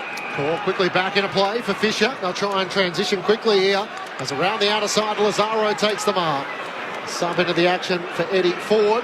Huswaite's come in for D'Ambrosio. As Lazaro looks up towards the wing, puts it out in the direction of Sellers. Down low, can't take the mark. Awkward ball for him as Sicily makes the spoil and it goes out of play. Hawks had their annual Hall of Fame during the week as well, so Luke Hodge and Sam Mitchell were both recognised. Sam Mitchell said it was awkward when you're the senior coach and you're trying to be recognised for your individual efforts, but you're wanting the team to lift and be better. Cheerio to one of our favourites, David Parkin, of course, as Mackenzie kicks around the boundary line up towards half forward. It clears Biggie Newan. Gunston tries to keep it alive, and it goes out of play for a boundary throw-in. Hawthorn by 33 points at the 8-minute mark of the final term. We saw another one of those incidents earlier in the quarter where Nick Larkey left the ground and made contact with the player standing underneath it. And obviously now we've seen that adjustment of the rules that if you leave the ground and you make contact, you will be culpable for where you land. And Toby Green has felt that today. He's been offered a one-match ban. Liam Baker and Peter Wright suspended already this year. And so that'll be forensically studied as to where Larkey's eyes were contesting that ball. He touched it though. He did, and the player was okay. Yeah. So that's going to help Larkey a lot compared to the other 3 incidents. Unlike Tobes and Baker, I think Larkey was actually legitimately trying to spoil the footy. Back and across go north, so Fisher to Newan. Need a goal in a hurry. 33 down, 8.5 travelled final term. Another one for the Hawks that put this thing on ice as Newan goes out wide. Oh, to Scott. Scott just absolutely butchers it, puts it out on the full. How much has that happened today for North? Just the simple skill errors by foot. Ben Cameron on the boundary. Powell's just down on the bench here for North, getting a little bit of work done. I'm not 100% sure what the issue is. I'll come back. Morrison into Newcomb, almost run down by Drury. Got it to Finn McGuinness, long towards the goal mouth. Spoiled away from Lloyd Meek. Here's a chance for Ginnivan. Hand pass away to Carl Amon. Swings onto his left and puts through the goal. His second of the match. And the Hawks with their first goal of the final term. Hawthorn 15-9-99 to North Melbourne 9-6-60. 10 minutes gone, final term on ABC Sport. Yeah, it was great front and centre work from Jack Ginnivan. His ability just to continue to hunt the footy where every small forward should be. Stood up in the tackle. Toby McKerchuk maybe could have gone a little bit harder there and brought him to ground, but I like the work of Carl Amon off half-back or on the wing there, really squashing down, and that's why they've had no exit kicks, essentially, the key backs and all backs, actually, for North Melbourne, is because they've just been shut down. There's been no exits at all, and that's why Carl Amon's been able to get in there and kick a goal.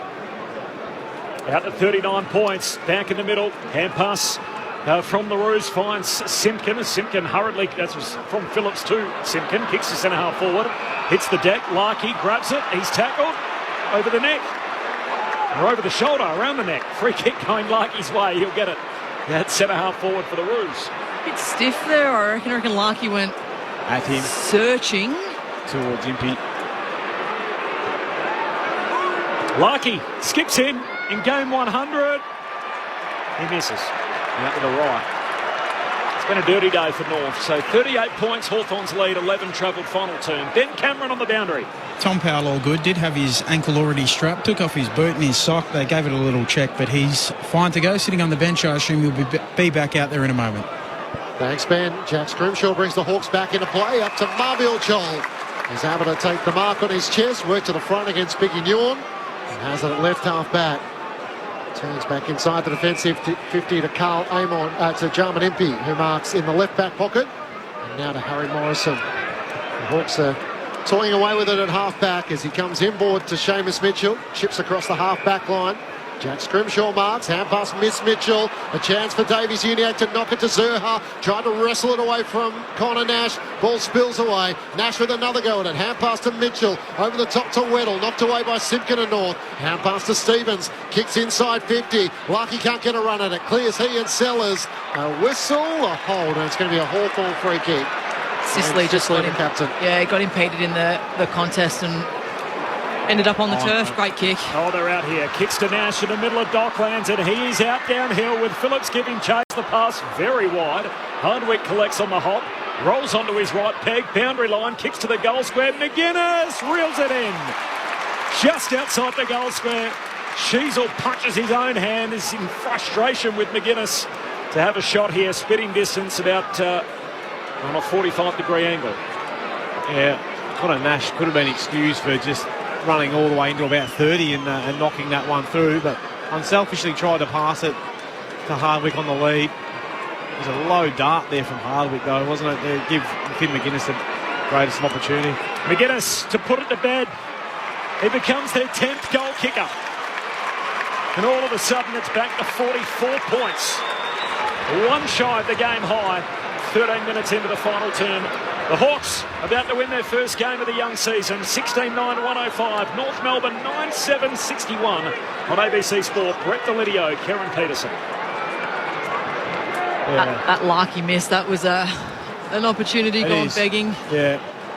Well, it was, arguable whether that free kick was actually there in the first place, Kez, but I don't think you're blaming that. But the ability then to switch from offence to defence was a free kick, and to have Connor Nash just by himself almost with 30 metres all around him to then run almost to break the 50, that's disappointing, I think, non-transition. Harry Sheasel's had the 22 disposals so far this afternoon, so it could be the first time he has under 30 in a match. The Finn hasn't completely tagged him all match, but kicked 3 goals last week against the Gold Coast Suns. Pops up and kicks one again today. Hawthorn by 44 points. A secondary stoppage in the middle of the ground. Weddle's having a run as the second ruck. Down to Nash. He's tackled by Davies-Uniacke. Arm pinned. Powell comes over the top with the ball locked underneath them. Umpire recognises the 2 ruck, which Combat is up against Weddle. It spills down the way of Powell. Kicks up towards half forward, and Jarman Impey, good mark, back with the flight. And Drury over the top of him, and Impey slowly gets to his feet to take the free kick.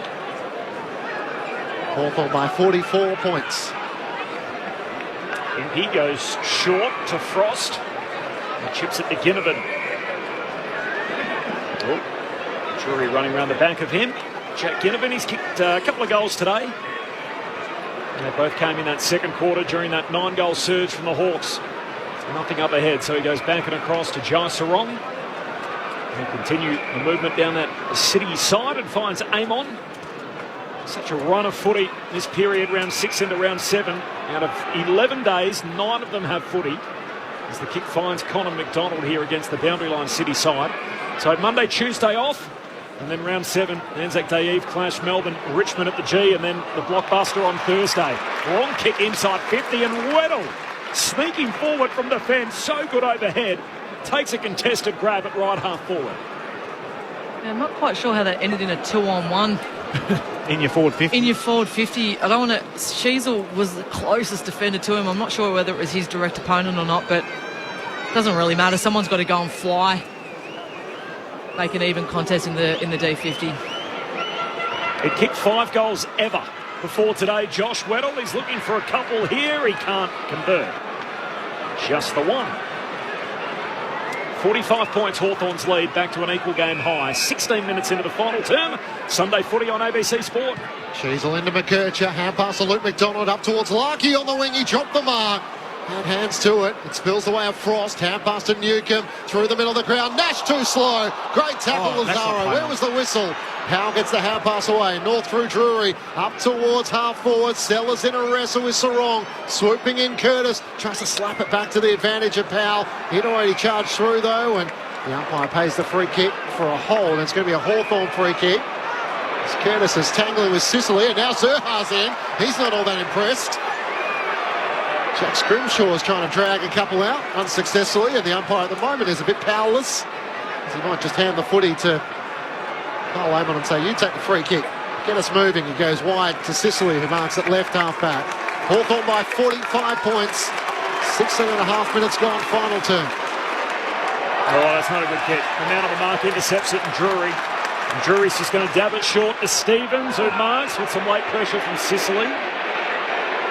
Has it 60 metres out. We pumped up our man Lids last week, young Tyler Sellers, from the VAFA to the VFL to AFL debut in really 14 months. Yeah. Only had the one kick last week. Yeah, what's it today? 2 handballs. Kicks to the top of the goal square through 8 quarters of footy. He's played the full match again. Ball spills out towards Scrimshaw. Kicks to half back for McGuinness. Hawthorn back with it. Hand pass to Sicily. Handball away to Nash. Gives it to Ginnivan against the boundary line. Handball broken up. Lazaro steals it. Gives it to Stevens. Hand pass to Scott. Back to Lazaro. Sitting out at half forward. Always kicked down 15 metres to Zurhaar, and in the end it's one bounce out of play, and Zurhaar in frustration has throws the footy to Jai Sarong, and we'll have the boundary throw in right half forward for the Roos. So Hawthorn by 45 points, and Sellers here just 2 handballs his day. So he's had some opportunities. Yep. He just hasn't been able to grab them. Toss back in. Sherry tries to take another ruck. Did he take on Weddle? Surely that's holding the ball. Umpire blows his whistle, and the Hawthorn fans will enjoy that. James Warple with the support of Josh Weddle, who will take the free kick for Hawthorn at left half back. And that famous number 23 as he goes back inside the defensive 50 to Scrimshaw, down the middle. Connor McDonald had to sit underneath it. Tucker made the spoil. Newcomb through traffic. Hand pass to Jarman Empey. Looks up. Ginnivan's on a long lead. He's got 20 metres on core. He takes the mark into the pocket, looking for Gunston. Can't shove out Biggie Newen, who did well to make the contest, and it goes out of play in the right forward pocket for the Hawks. Hawthorn by 45 points, 18 minutes gone, final turn. We're starting to talk about who their better players have been. Kez potentially. Bit of an idea. Hawthorn, complete domination. I don't think there'll be any North players sneaking in the votes. On there for another 55 minutes, so we got a lot of post-game to be able to work that out. Yeah, we won't do that. Yeah, sorry. And pull it all apart, plus we'll have a reaction from both rooms. So all of that still to come and wrap up round 6 right here on ABC Sport. North got it out of the defensive arc. It's coming back in off the boot of Sarong, but Sherry takes an intercept mark fullback for North. Short kick to Sheasel. He's held up centre half back. And then ripped into the ground by Amon. That's 50. Trying to find the positives to talk about. I like it. For those Hawk supporters that are upset. I'm happy to have it twice if you want, Lids. 19 gone, final turn. Hawks by 45, which is an equal game high. He's Harry Sheasel, so he's on 24 disposals now. Low trajectory drop punt inside 50, knocked away by Hardwick. Sits up centre half forward. Pack forms around Guinea and a couple of others, and the ump says, I'll have it. Ball up, centre half forward for the Roos. He's saying, Quenchy, every game this year, Sheasel 30 plus. That's right. Yep. He's going to be under that today unless he gets a wriggle on. He's 1 a minute from here. Kez and Lids are happy to take your SMSs as well. Post-game, 0437 774 774. Text them in. Sangala might get a mention as well, potentially. Holding the ball as Curtis tried to charge his way through, and John Newcomb hasn't missed too many tackles this afternoon. He laid one there and won the ball back. 25 metres out from his defensive goal. Been good, Newcomb. Very good. After last week, down a little bit. Put his head in the hole a lot today. Newcomb kicks out towards half-back. Gunston's the target. He rises in front of Newen. Couldn't take the mark. Spills out from Stevens. Sheasel's tackled. Eamon lays the tackle with Weddle. And now Carl Eamon can't break clear. And the umpire will ball it up. Interested in your thoughts post-game, Lids, with Toby Green suspended for a match. Jesse Hogan for a match. Sam Taylor's going to miss. Steve Cornelio. All of a sudden, that's a lot out for the Giants, who suffered their first loss of the season. They take on the Brisbane Lions. So it just feels so even this season. And some of the swings and roundabouts with key personnel missing. The Blues obviously have a string of soft tissue injuries as well. Zach Williams, the good news, Charlie Curnow telling us today that they're hopeful that there's not too much damage there, and he might be right to go next week. Boundary throw in. Sherry palms it down to Stevens. High up and under, touched on the way through. Morrison tries to punch it away. In the end, he says, I'll just chuck my boot at it and try and clear it that way. Kicks it in the middle of the ground. Huswaite wrestles with Luke McDonald. Spills down to Ginnivan. He bangs it on the boot as they continue to go out towards the city side. Footy bounces in front of Dylan Moore, who's kicked 4 goals today. An equal career high. Gives it to Impey. That is a superb kick. Honours the lead of Gunston, hitting up at half forward, and there's not much Biggie could do about that. Gunston has it right half forward for Hawthorn. got good hands, hasn't he, Gunston? He's been pretty good today without being exceptional. You can find his name on the list. This is his 15th touch for today. 8 marks. He's been very serviceable. First game since round 2 where he played as the sub against the Demons. Spent some time in the Magoos. Back in the big time, his drop punt goes across the face. And it's a behind, hitting the post. A minor score. Makes it a game-high lead for Hawthorn. They're 46 points up, 22 gone, final term on ABC Sport. Fisher up towards Larkey, who has 3 to compete against in the air. Frost takes the mark, kick over the head of Connor McDonald. Spoiled down by Scott. He bounces into Sheasel. Weddle just extracts the footy and then shanks it inside 50, end over end. Awkward ball for Lloyd Meek. McDonald fires out a hand pass. Got it away to Tucker. Arches the back and kicks a high ball in the middle of the ground. Back with a flight. Frost had a good piece of it. Couldn't hang on to it. Larkey tries to knock it on. Sarong for the Hawks. Kicks into the middle of the ground. Tucker gathers. A chance for North inside 50. Larkey lumbers towards the goal. He'll take the mark on his chest. Only 15 metres out. And a chance for Nick Larkey to kick his third in game 100. Well, that last 2 minutes reeked of 17th v 18th, didn't it? Just get it and smack it forward. Still got about 3 minutes and change to go, and even the players are looking for the final siren. Yeah. Nick Larkey in a milestone match has continued to soldier on. He comes in and pokes through his third. And the Kangas with another one against the run of play. Their second goal of the final term to pull the margin back to 40 points Hawthorn's way. 16-11, 107 to North Melbourne, 10-7, 67. Game 100 for Nick Larkey. Linz, if you want to have a guess as to how many wins he's had throughout his career, what would you think? Well, I think it'd be similar to Cam Zurhaar, and it'd be about 24, 25. 20. Wow. 20 wins in his 8th season of AFL footy. Yeah. It's tough going, isn't it? It is. Having signed to 2029, full credit to him. He's a believer in the direction in which North Melbourne are heading. He's kicked 3 this afternoon, trying to offer some sort of resistance. And you're aware, Lids, how many games Cam Zurhaar's won? Yeah. It's a video. The manager of Cam Zurhaar is off contract at the end of the season. He's also a free agent. 40 points, Hawthorn's lead. Out of the middle, Simpkin, hand pass away to Powell. He gives it to Sheasel, who kicks out wide, outer edge of the centre square. Mark taken by Davies, Uniacke and the green boots. Drives North Melbourne to the top of the goal square. Larkey's down there, crashes into his teammate Zurhaar, and the ball slips out of play. Down to throw in left forward pocket. In all seriousness, though, when would he have to make that decision? Is that like way end of the year? Is that after the season finishes? Anytime. Cam's got to feel comfortable that he's seeing growth and want to see that he wants to stay there at the club and commit. Sherry palms it down. Comben, hand pass away towards Simpkin. His hand pass finds Powell. Shoots goalward. Snapping. Missing. Out to the left. A 39-point lead for the Hawks. 25 gone final term. Final crowd posted at 30,648. Had one off the SMS clinchy about this. Who decides to close half of Dockland Stadium level 3? Spectators in the back row. The queue at the snack bar's over 50 metres. 2 Victorian teams and over 30,000.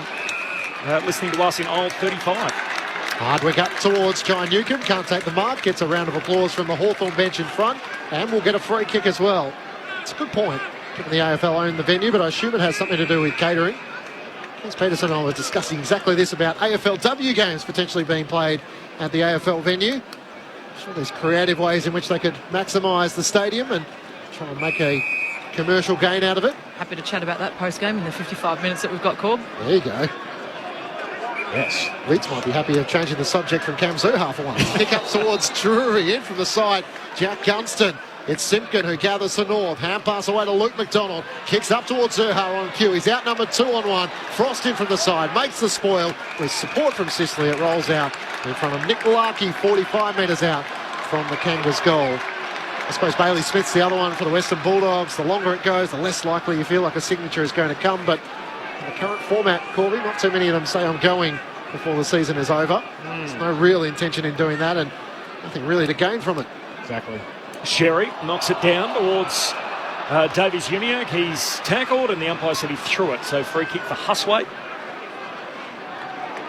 Do you think we're mature enough as an industry that a coach would continue to play a player if they said they were leaving? Not yet. So they're a fair way behind the NRL in that model. Huswaite short to Amon. Amon just off the standing stars is going to bang it down the wing. Waning moments here as Chol flies for it, slips off his hands through to Gunston. Hawthorn by 39. They kicked 9 in a row after North kicked the first 2, and it was just about a wrap from that point on as Warple receives a hand pass, goes long to Chol, dances past a couple and then runs out of play, similar to an incident we saw earlier where Stevens was pinged. Chol gets the benefit of the doubt. How's it any different? He disguised it a bit better, I reckon. Yeah. Just. Boundary throw in here, 55 out for the Hawks goal. MRO news to follow. We've got a whole lot to pull apart. The Roos will be winless. The Hawks are on the board in season 2024 as round 6 comes to a close. All of that to come over the next hour from the stoppage. Huswaite, hand pass releases Morrison, kicks across the goal face and Newcombe slips over. And Scott's off and running. Peels off half-back, goes short to Sheasel. He's not going to get the 30, looks in the middle of the ground. Hands on it from Frost, can't mark, paddles it back though towards Scott. He soccers into oncoming traffic. Nash just tumbles a kick inside 50 and Newen, he too can't collect. Picked up by Moore, hand pass to Meek. Big Lloyd shoots goalward. Lloyd has got 2.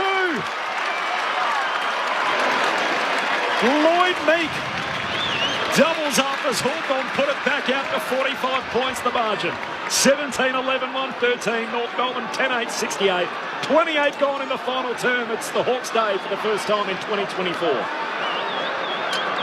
Yeah, well done, big Meekie. Not often you would have seen him with double-digit goals. Can't imagine Corb, but no.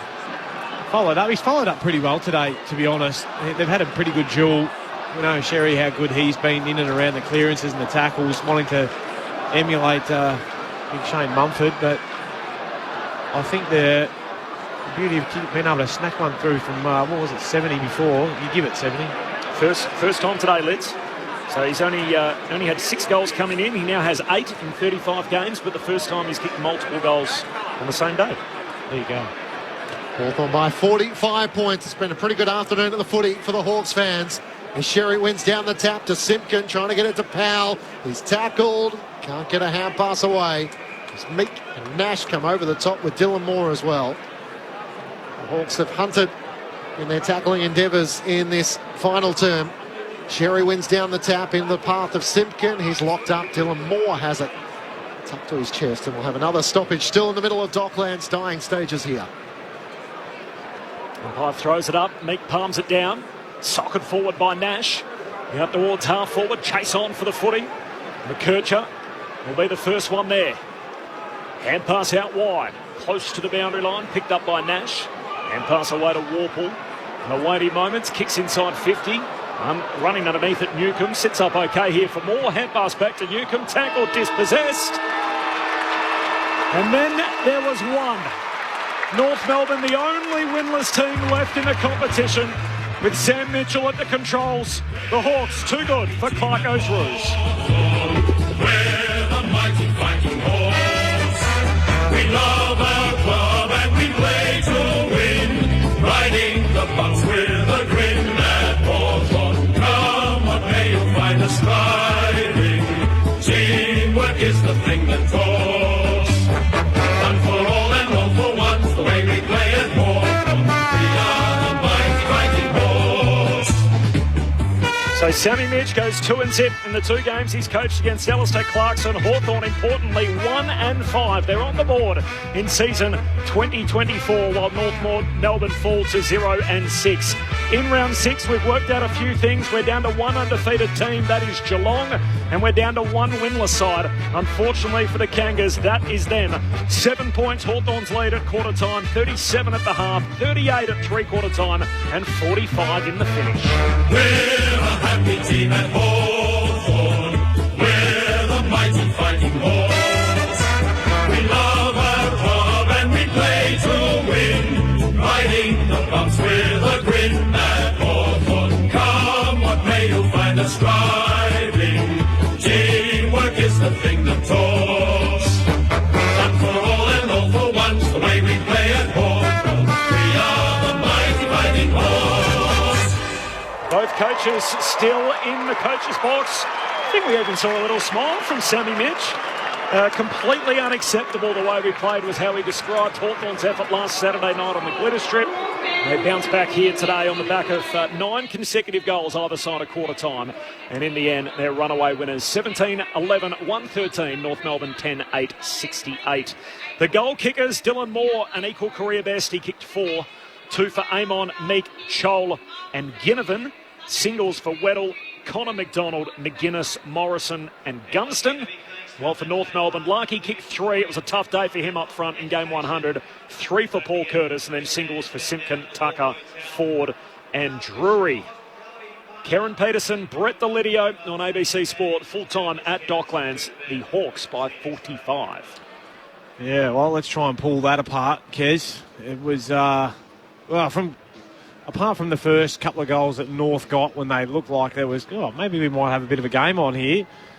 Pretty much downhill from there in terms of what the Hawks were able to do, weren't they? They, unfortunately, and this is where it just gets back to, it's not so much effort, but skill errors that just were crucial at crucial times for North Melbourne. Their inability to hit targets when they're out, trying to find a teammate who's down the ground, just being able to hit those targets. How many times do we see either go out of bounds on the full or fall at their feet, or they handball high to a teammate who get crunched from behind, which then causes a turnover.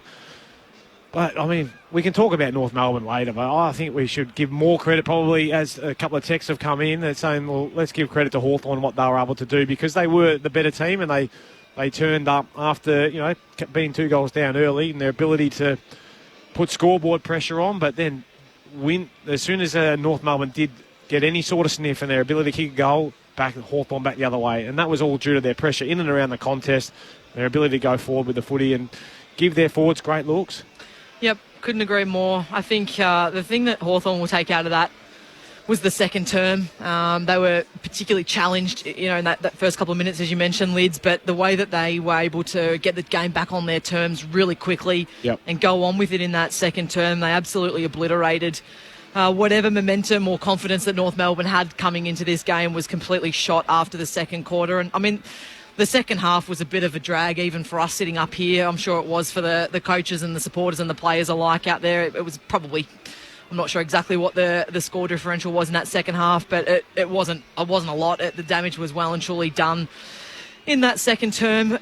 Newcombe was outstanding. He had 32 touches, 9 clearances, and 9 score involvements. He was outstanding. I thought Connor McDonald was really good, particularly in that second term. He really had the game. His first half was great. It really was. He finished with 24 touches at 75% despite kicking efficiency. 10 marks. He was one that was able to get on the outside, own the possession, and then be able to drive forward. He also finished with a goal as well, 8 score involvements. But look, I mean, we can go down the list. They were all outstanding, really, around the middle. As you said, that their contest work was particularly good. It's going to be now, can they go on with it? They've been able to break the circuit of that losing cycle. They had a bit of heat on them during the week, obviously internal as much as external. And they've gone to work. They've come out today. Granted, it was against the team that was sitting 18th. I don't know who was sitting 17th and 18th. It doesn't really matter, does it? But now the challenge is going to be, can they do it against some sides that are going to be far better than what North Melbourne, showed today. So full credit to Hawthorn, the way they've gone about it and prepared for this game. The good news for them is that there's a real gap and a margin between 17th and 18th. I think if they had walked away from today only winning by a goal or, maybe less than 2 goals, they probably would have gone, we're happy with the win, but probably wasn't as good as what we expected them to be. They really put their foot down today and showed how much distance they've got between 17th and 18th. And for what it's worth, I don't think that they're a 17th rated side in the competition. I think by the end of the season, they'll start to work their way up a little bit up the ladder and hopefully regain some of that form that they showed towards the back end of last year. But we need to get into North Melbourne at some point, because I don't want to use the word pathetic because it's probably a little bit harsh, but that's what they were today. They were really ordinary. Again, in that second term, they were just completely obliterated. Their back half, which we know has got some challenges from a personnel perspective, but when you don't have the personnel, you've got to rely on the system, and the system just completely broke down today. Their ball movement, once they do affect the turnover and come out of their D50, was really, really poor, but their system was completely poor to defend in the first place as well. Yeah, well, I think that the issue is that you want to see consistency in terms of how they're defending and how they're actually attacking, the opposition. I think when you see 20 tackles to the half and then some ridiculous trade-ups, and when I say trade-ups, it's like you see that there's a bloke who's about to get it and you go up there just to create, and it creates the overlap, the 2v1. Just leapfrog in the end. Exactly right. And that's where... What are they, and I'm not questioning the coaching staff or anything like that, but it's the player being able to make that decision and how quickly are they being able to adjust. No, I don't need to go now. I'm going to stay back and I'm going to help out. Because in the end, how many walk-in goals did we see from the Hawks? Because an inability to defend the ground and make good decisions on the fly. And that comes with experience. I get all that. But in terms of personnel coming back, Griffin Logue potentially down back? Charlie Comben started down back, had 3 intercept marks, and then second half completely flipped down to the front end when it's raining inside 50. So something's not quite right down there, and that's where it is hard to really put your finger on it. Other than it's just going to take work and time, and I don't know where the upside is at the moment. We'll come back to the Roos. Hawthorn at full time by 45 points. Winless no more. Into the winners' rooms with Ben Cameron. Yeah, they've just rolled in. A few claps, a little bit of hooting and hollering, but not an awful lot. They're pretty low-key, the Hawks here, for a first win of the season, it must be said. But they're pretty happy with each other. A few smiles, just about to circle up and sing the song. So linking up now. Lots of family and friends in attendance. The coach, Sam Mitchell, right next to me. Looks like he might walk past and join in the song. Looks like he's going to jump in with the team. Sammy Mitch, here we go.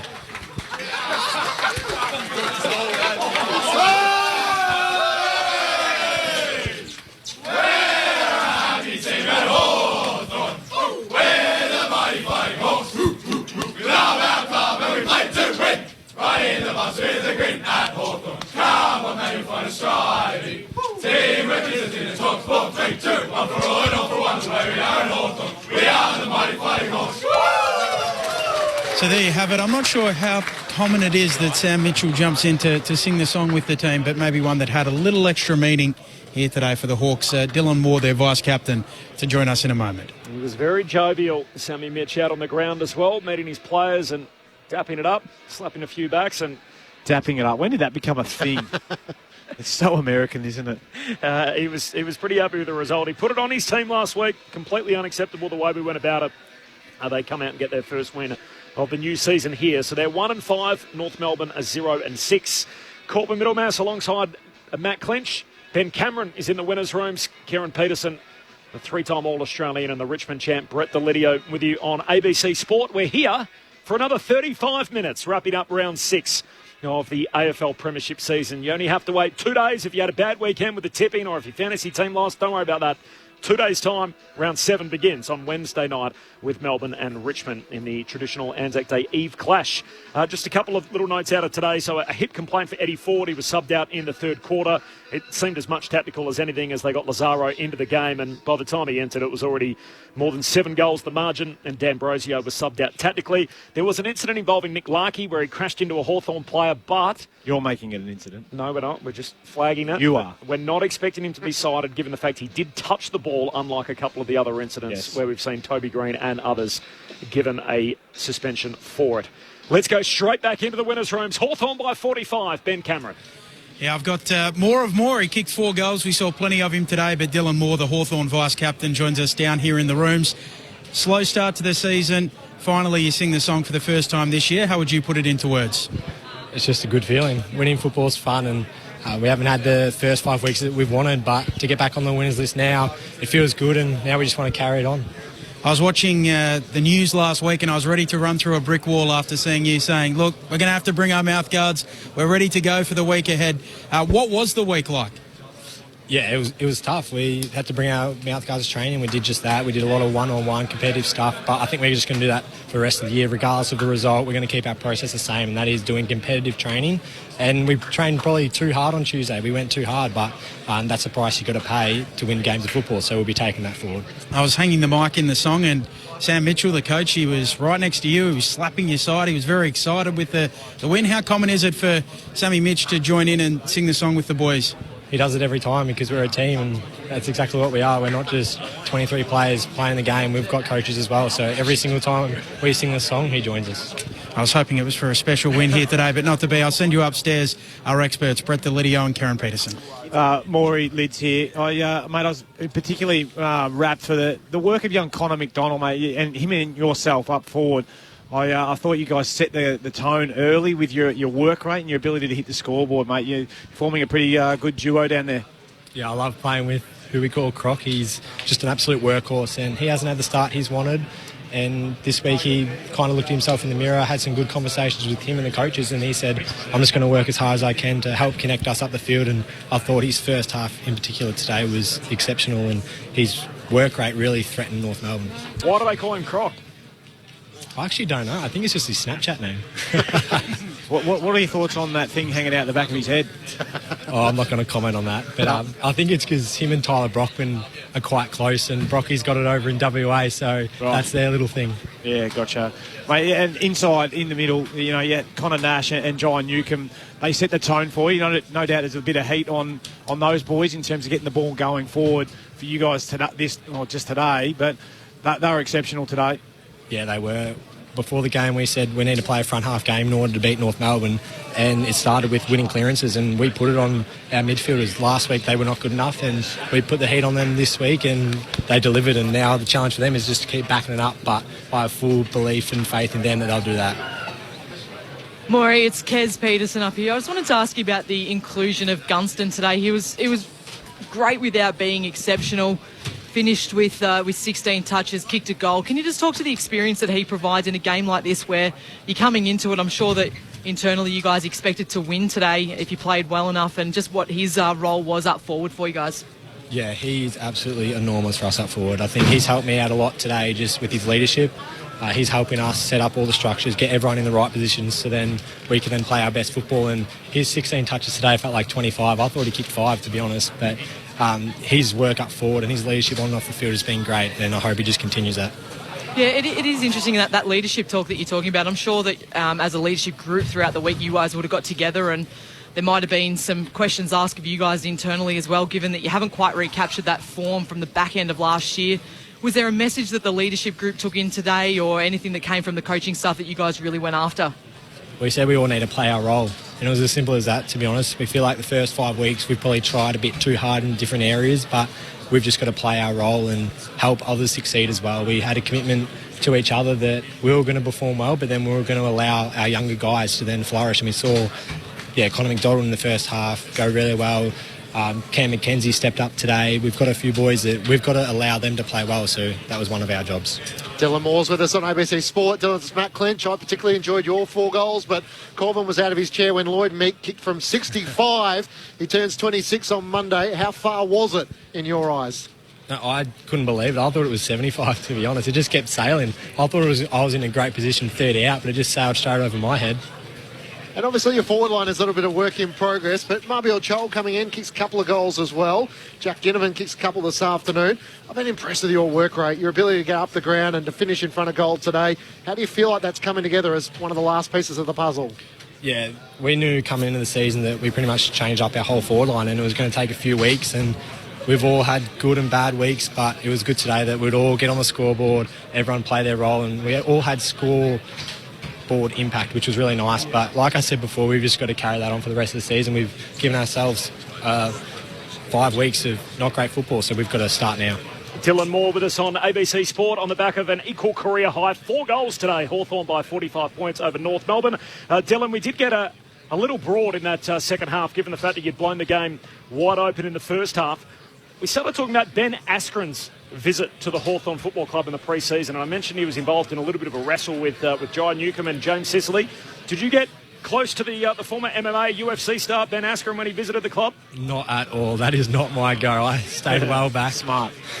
How did it come about? Can you talk us through what his visit was like?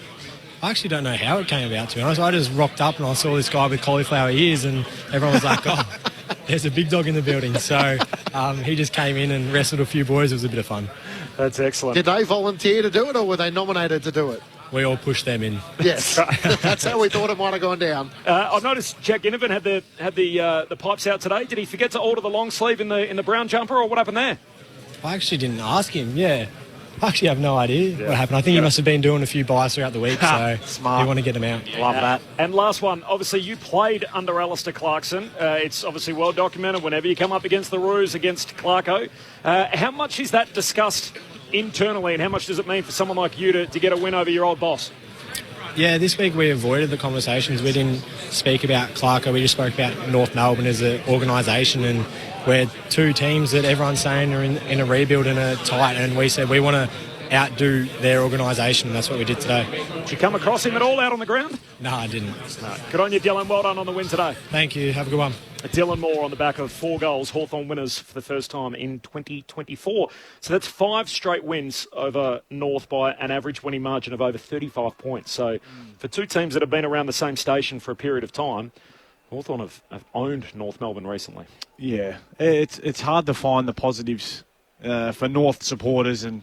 Yeah, So before you go there, what's the relief like on a night like tonight? Like Dylan Moore puts his head on the pillow, they finally got a win, the media's intensity, speculation for a week at least we put to bed as they focus on Sydney, but you finally feel like you get a bit of reward for all your effort you're putting in a pre-season into the first 5 rounds and you're on the board. Well, you got to enjoy this 20 minutes. I think that's the key, and that's where this is the best part in footy. The best moments in footy is the 20 minutes after a game, after a win, but the hardest part is to reality sets in really quickly to say, well, boys, we're actually still pretty rubbish. We're 1-5, and we've got a lot of work to do to get back to where we were at the end of last year, which from the outsider looking in, they were looking promising, but, they'll get some players back and that'll make a huge difference, but there's still plenty of work to be done. But it's closer to that Collingwood form, isn't it, Kaz? We spoke at the start of the broadcast about what happens if they don't show up today, and clearly the intention was around setting expectations and intention in the way in which they want to play. Well, at least Sam Mitchell got that response today. Yeah, he did. We talked about now kind of what the rest of it looks like, and it was just interesting listening to Dylan chat around what Tuesday we trained probably too hard. Well, I'd argue maybe did you train too hard, or did you train at the level that is required to be a good AFL team? And the good news for the Hawks is that they trained that hard and they got the result. And now it's going to be, okay, well, can you front up next Tuesday or Wednesday, whenever your main training is, and can you do the same thing? And then it's week in, week out. I mean, you could go searching for all manner of different reasons as to why they've maybe dropped off the start of the year. Complacency may have crept in and gone, hey, we're on the track here, we're doing well, let's just, keep carrying on.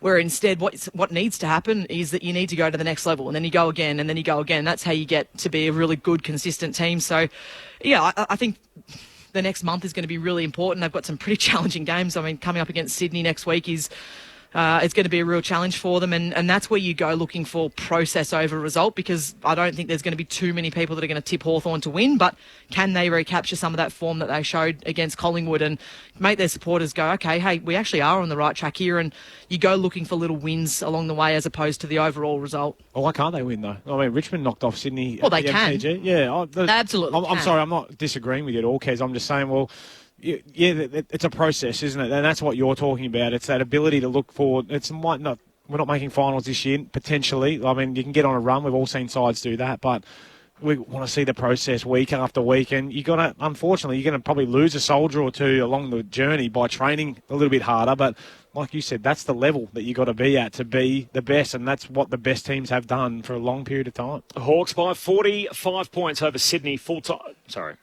Hawthorn by 45 points full-time over North Melbourne. They play Sydney next week, as touched on, so that is Sunday next week. The Hawks by 45 over North. So North Melbourne, the only winless team. Geelong, the only undefeated team at the end of round 6. Earlier today, Sydney defeated the Gold Coast Suns by 53 points. Corbin Middlemass alongside Matt Clinch. Ben Cameron is down in the rooms. He'll wander into the North Melbourne rooms, and we'll get a little vibe check from we'll let Benny take that one. I think I've got that next week. The luxury of going to Tasmania to see North Melbourne and Adelaide. Saturday. They couldn't, could they? I mean, the Crows have had a couple of tough weeks if they were to get their first win there. But it's an interesting debate, isn't it, Lids and Kez, around sort of culture and how how aggressive you are at cutting back your list. And Hawthorn made the decision with Tom Mitchell and Jaguar O'Meara. So do you need those players who set the standards week to week and the training intensity? And for a lot of North fans, they still look back at the decision with, Drew Petrie and Michael Ferrito, and they made the decision to cut those three, I think Boomer Harvey was the other one, the three crucial players from their list. And since then, the club has been in rebuild for what's felt like an enormously long time. And now the challenge is on the Liam Shields who come in for a year or two to try and provide that leadership and guidance to the next generation of young talent. And that's I'm a big advocate for not tipping players out at 30. It's like, oh, no, they're 30 now, so they're on one-year deals. And if you play a bad year of footy in that 1 year, that's it, you're done. Well, I mean, I don't want to use Scotty Pendlebury, spit it out, as the example because he's a superstar, but you can still play great footy well into your 30s. And I think that experience, you just can't buy that. And for a struggling side now in North Melbourne, who do they turn to in terms of that mature head and that guidance that can be like, boys, and it's more in the moment and being able to say, that's not good enough. We need to be better here. And not waiting until review on a Monday or a Tuesday to be like, oh, yeah, we could have been a bit better here. I should have maybe did this. No, it's got to be instant, and that's where you learn the quickest, and therefore you're not having those runs of 4, 5, 6 goals in a row. We're turning it around. We're way too quick as an industry to churn out the 30-plus-year-olds. Off the SMS, 0437 774 774. John of Oak Park had a similar theme to this, but this is Michael from Ballarat. Hi, team. Could North, the way they are playing at the moment, be the first team in many years to go through the season without a win? If so, other teams will be circling our good players, and then that's all she wrote from Michael in Ballarat. Is that a concern that North may not pick one off at all? Well, on current form, yes. I feel as though, like they have for the last 4 or 5 years through this rebuild period, that they'll go and knock off someone, either unexpectedly or expectedly, as depending on kind of the form of other teams. So I do think that at some point they will get a win.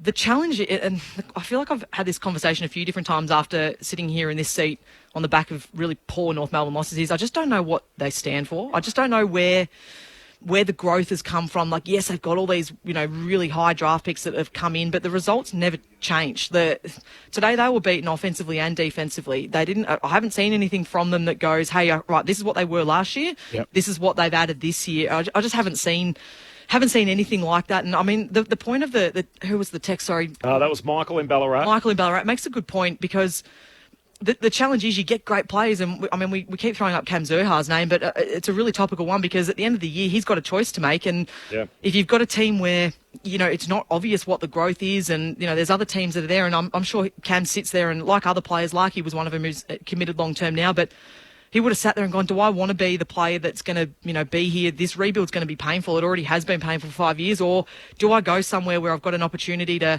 showcase my best footy and potentially be challenging, in the top bracket of teams? So it is a real challenge when teams go down this path of bottoming out and they stay there for 5, 6, 7 seasons, without a lot of growth. They turn over players. I mean, I could sit here and I don't want to pile on North Melbourne, but their list management decisions have been really poor with some of the players that they have brought in. They haven't been able to land that big fish like everyone talks about, and the likes of Stevenson and even back to Jasper Pittard, bringing those sort of guys in. You go, well, yeah, but what did they add? And then again, these host of young players come in and they don't really have anyone to learn off. If I think about you go to the likes of Geelong. If you were to get drafted to Geelong, you've got an absolute war chest of players that you can go and learn off and really accelerate your learning because of the way that the senior players model their behaviour and their game style and those sort of things. That's just, at the moment, I'm clearly not inside the four walls at North Melbourne, but it appears from the outside looking in that they don't have those players that players go to it. And, the likes of Sheasel, and I mean, he was good enough to get a game the minute he rolled in the door, but there's players that are out there for North Melbourne right now that they're not getting a game at any other club, so they go back to the twos, they learn their craft, and away they go. Kez Peterson alongside Brett Delidio, Corbin Middlemass, Matt Clinch and Ben Cameron, your call team full-time at Docklands Hawthorn by 45 points. Bradley in Castlemaine off the SMS. Great call of that game. Probably wasn't easy to call. Really enjoying Karen Peterson's work. She's a wonderful addition to your team. which is easily the best in the game. Thanks, folks. Appreciate that, Bradley. We all like the positive feedback, so we'll take that on board. Did you say Castlemaine? What's I would have thought you would have said Castlemaine, knowing you, Core. But what's it meant to be? No, it's Castlemaine. That's Castlemaine. It's Castlemaine. Yeah. Been here 5 years now. I got my big V sort of underneath, so I'm starting to earn my stripes. Phil from Werribee. Crowd number is not the issue. Advertising revenue is the aim. 1,300 attendees for an NRL game was seen as a good number. Crowd looks good for TV, but is not where the money lies. Betting too, enjoying the commentary from Phil in Werribee. So that's given part of the ground was closed today. I think we learned during COVID just how much we need the crowd, and that it not only adds to the experience clearly when you're here, and we were lucky enough to still be at those games during the lockdowns, but the players, the television, it's not as good a game on TV without the crowd. The fake one was even worse. Crowd noise. How many were at the MCG yesterday? See Collingwood. That was a roar back to life. That was 65. So 65 for a Saturday afternoon against an interstate club. Yep. Yes, that's There's strong. a fair indication that people want to come to the footy, and maybe Saturday gets overlooked a little bit. It does. By the way, I'm still a native Sandgroper before everyone in WA sort of Get on him, 0437 774 774. Aaron from Perth, despite his reformed ways, I presume that Toby Green is ineligible for the good bloke discount that Charlie Cameron He's been got. a good bloke since his last indiscretion. Put it that way. I don't know whether he's going to get off with that one that Charlie Cameron did, but look, yeah. Are you ready to go there, Lids? How did you see it? Do you think he's going to have a case to make at the tribunal? I don't, given where I think we're going with protecting the head. Yeah, it's just because he's not going like... He's protected himself, which it's instinctive. I don't think he can change that after he's jumped. He knows that he's going to make contact, so he's not going hands out to try and mark the ball. He's tucked his shoulder to try and protect himself. Unfortunately, that gets Boyd's head, which means that it's going to be a week. Just to recap the news from the MRO, Toby Green, one match for rough conduct. Jordan Boyd was the victim that he ran into in that last quarter. Came back as careless, medium and high. Cameron Ling was on AFL Sunday earlier today with you, Matt Clench. He took the other view, which I dare say I think he might be in the minority given what we've seen early in 2024 so far. Here's what Cameron Ling had to say earlier today on ABC Sport. I don't think he breached his duty of care. I don't think he should be suspended for this, Clinchy. It is different too, and people will make the comparison of Peter Wright and Harry Cunningham. Peter Wright got there probably only half a second late, but Cunningham had hands on ball or was arriving there, and Wright was a bit later and turned and got Cunningham, got the 4 weeks done. This one, if you watch it, forget about the still photos that show his shoulder into his head. If you watch it, the ball and Boyd and Toby, they are all meeting together at pretty much exactly the same time. It is Toby Green doing what he is entitled to do, and that is to fly for a mark. Now, he makes contact with the ball and then on his follow-through makes incidental contact, unfortunately, with Boyd, and does get him high. I acknowledge that, so not a problem. If you want to call that a free kick because of incidental contact high in a marking contest, absolutely pay a free kick. But on this one, where it is simultaneous that they meet, Toby Green's entitled to contest the football there. And a player running back into his path is very, very brave, but also it's contact in a game that is incidental, accidental, unfortunate, but not suspendable. So no two incidents on the footy field are ever exactly the same, but Lingy's quite right. They will ask, is Toby Green genuinely contesting the ball, and is it reasonable to contest the ball in that way? So the MRO have found that it's not, and as a result, it's bumped up to at least medium, given the potential to cause injury. And if it's, I actually thought it was quite similar to the Peter Wright case. The Wright one looks bad because you've got a really big guy and a little guy, and the little guy was concussed badly. So obviously, Peter Wright paid his full whack, but Peter Wright actually had his hands out ready to mark the ball, in which Green never even got to that position. He never even got to the stage with his arms there ready to take the chest mark. And it was the same thing where the guy that ends up committing the offence is running towards where the ball's coming, which is traditionally where we're told to attack the footy from. The other one that's interesting to draw a comparison to is Liam Baker. So, again, a little bit different again. No two incidents ever the same, but Melican standing under the ball. Baker runs back. Baker basically, his shoulder almost hits the footy. He's there right at the same time, but his shoulder ends up hitting Melican in the head. and as a result, he got 1 week for it. He tried to challenge it, was unsuccessful, even though Melican wasn't concussed, the same way that Boyd wasn't concussed in this incident. But just the fact that you've left the ground, you've made contact with the head of the opponent. Basically, if you take off from the ground, you can't just say, oh, well, the laws of gravity, I couldn't do anything about it. You're basically being told now you're responsible for whatever damage you do when you're in the air. Yeah. Is it similar at all to the one that Tom Lynch got off of a couple of years ago? A little bit. With Alex Keith. Yeah. And that left Keith concussed. Yeah. It's changed since then. So I know it has, yeah, but I'm just saying, like, it's... Yeah, my guess will be the Giants will try and make the defence that Jordan Boyd went back with the flight. Toby Green was coming up to the football. They'll try and argue it's medium impact. They'll try and argue that it's low impact, given that Boyd bounced back to his feet, was able to take the kick, and that the umpire awarded the free kick, which in their eyes, the Giants, will be that was what constituted low contact. Yeah. So in the past, yes, but now that they've basically said, look, any contact to the head's going to be immediately upgraded to medium, given the potential to cause serious injury. And it would be a wacky fortnight if he got off the back of what has happened with Charlie Cameron. I think that would make for a fair bit of confusion as to where the precedent stands when you've got so many CTE cases that are currently taking place. The AFL have tried to make the clear intention. I think it's unfortunate that it's Toby. So, I mean, I was pretty big that Peter Wright had a pretty good case. I thought he was going to take that to the tribunal and have a fair chance, given what we saw with Maynard last year. And even though those incidents, they'd said, oh, look, they've changed in some ways. Really, once in the Maynard case, the thing that really made the difference was the biomechanist, and people roll their eyes. The biomechanist came in and basically said, look, the action of him tucking his arm in is not a conscious decision. It's one that he made based off reflex. That's what someone does. If I jump out from around the corner and try and scare you, the first thing you do is to tuck your arm in. Essendon looked at all the facts and didn't even bother taking it to the tribunal. So they just threw themselves on the altar and were hoping to try and get a downgrade as a result. And in the end, that they copped the full 4 weeks. So, but that's the other concern, isn't it? We end up back at the outcome, which is Cunningham was knocked out. Angus Brayshaw didn't play footy again. Jordan Boyd has bounced back to his feet. He's been able to take the kick. So therefore, does that mean the impact was low? Therefore, he should be cleared as opposed to getting a 1 week ban? I think we've got to be so careful that we're not based on the impact that takes place as opposed to the action. But I think if you concussed him, he would have got 4. Absolutely. Yeah. So whereas he's going to end up with. I'm with you. I think I'll be even more confused if Green gets off. That'll just open up Pandora's box again. What do you reckon, Kez? I mean, we can sit here and debate like we have, and everyone else will for the week. I think my view on it is like this season and the way that they're adjudicating these incidents is going to set a precedence for what happens in the way that football is played.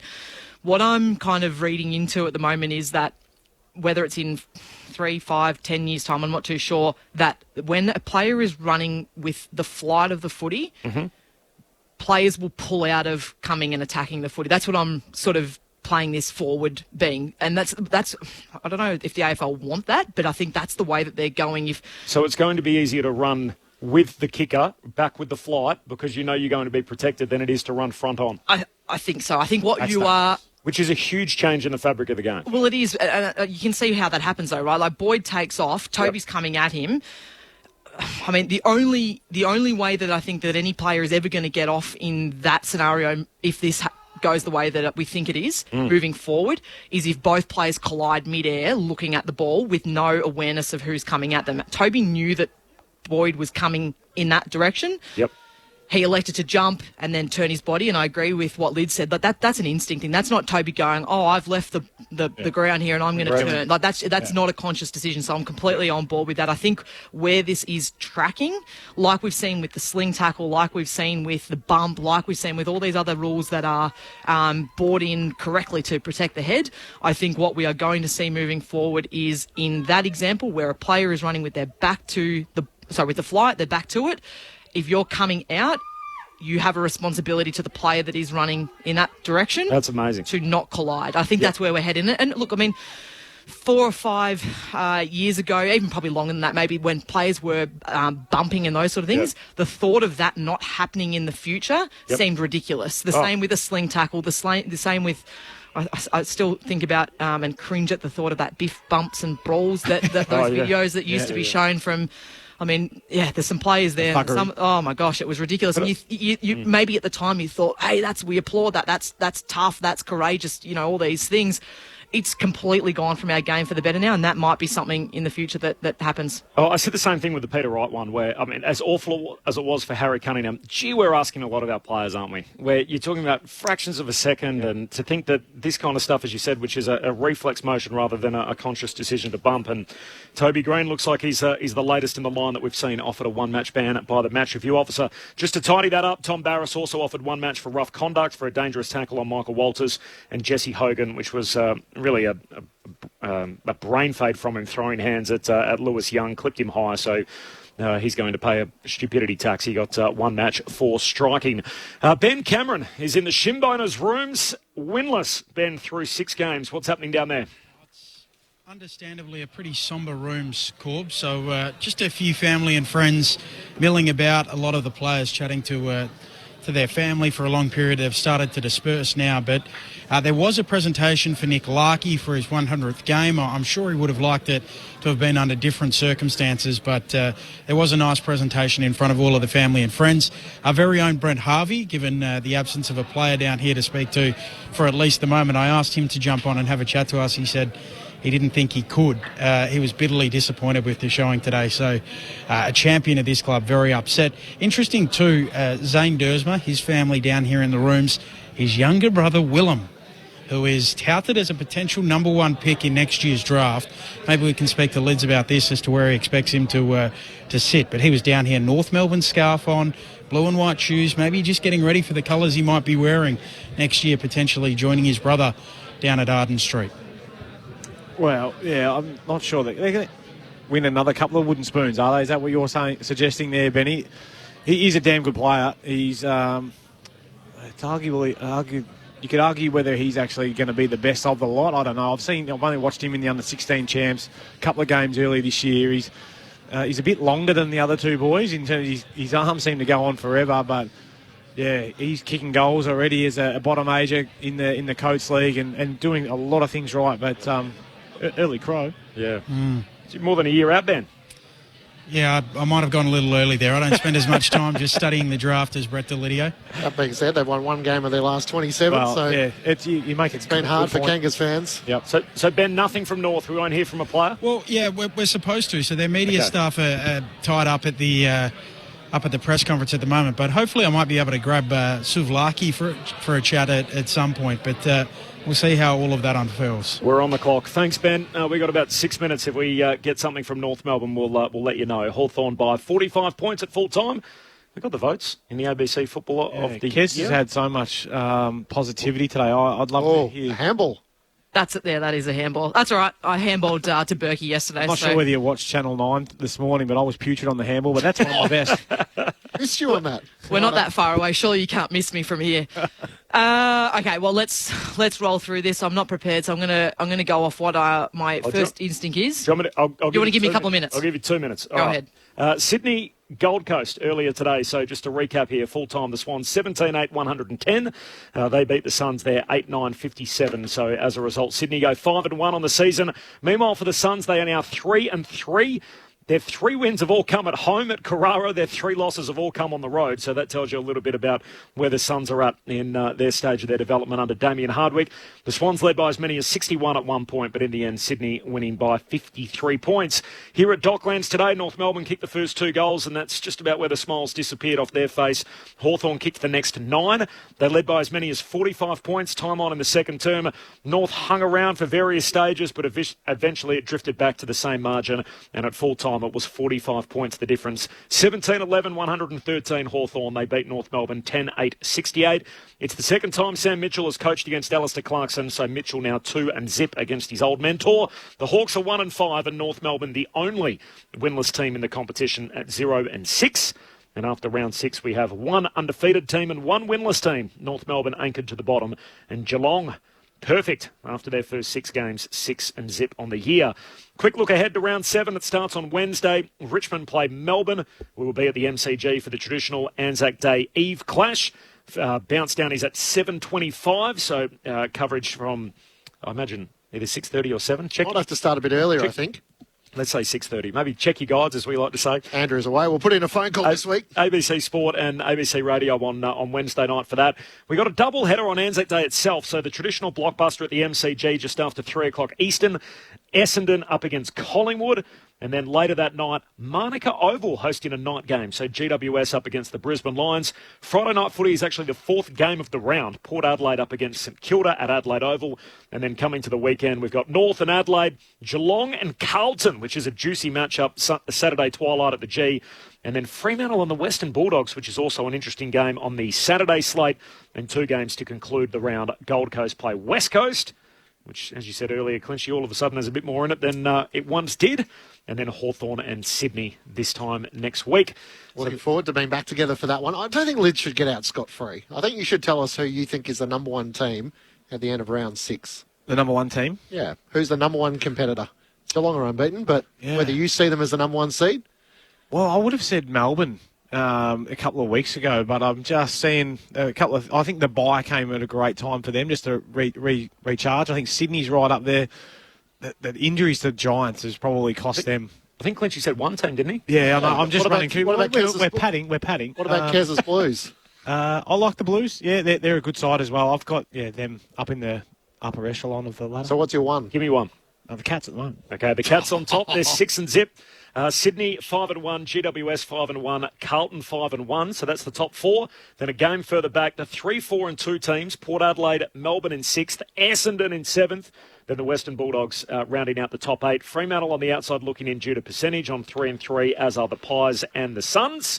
Brisbane down in 12th and 2 and 4, as are St Kilda and West Coast. And then the 1-win teams, Adelaide, Richmond and Hawthorn. And the Roos are holding the whole thing up. Full time here, Hawthorn by 45 points. The votes in the ABC Footballer of the Year, Kez. I'm on the clock, Corb, so I'll get through these. 1 vote, Connor McDonald. He was outstanding, particularly in that second term. He provided a lot of run and dash, finished with 24 touches, kicked a goal, 395 metres gained. He was really good in that particularly that middle part of the game when it was really on. He sort of trailed away late, but when the game was on, he was there. John Newcombe, he was outstanding all day, 32 touches, 9 clearances, 17 handball receives, just to show his work, particularly on the inside and his ability to run and gun, get on the end of it. And 3 votes, Dylan Moore, 4 goals. Same idea, particularly when the game was hot early, was there to be won. He was right there. He had finished with 20 touches at 91% efficiency, 5 marks, and 8 score involvements. Career high 4 goals. I like 3 votes, easy. Dylan Moore, 3, 2 for John Newcombe, 1 for Connor McDonald. I'll be on with Ben Cameron tomorrow on Corbin and Ben from 5 p.m. Australian Eastern Standard Time on ABC Sport Digital. You can catch up in the podcast store under the Best of ABC Sport folder. Mark Murphy for our Mad Mondays with Murph will pull apart round 6 with us. Thank you, everybody. Thanks, Kez. Big weekend from you. Double header. Thanks, Corbs. See you 3 next votes for Kez Peterson. Thanks, Lids. Thanks, Corby. Always a pleasure. I'll chat to you soon. Thanks to Matt Clinch. See you in the office. Thanks to Ben Cameron downstairs in the rooms. Thanks to Stu Baker, Stu Hollywood Baker doing all the work at the controls, and to Aaron Bryans back at base. That's it. The curtain's down. We're done. Round 6 complete. Hawthorn by 45 points over North Melbourne. We'll catch you on Wednesday night when we're back. AFL footy right here on ABC Sport. New from ABC Books. Huddled together, the Australian nurses told each other to be brave no matter what. Lieutenant Colonel Vivian Bullwinkle was the sole survivor of a horrendous war crime in World War II. But it's what she did after that made system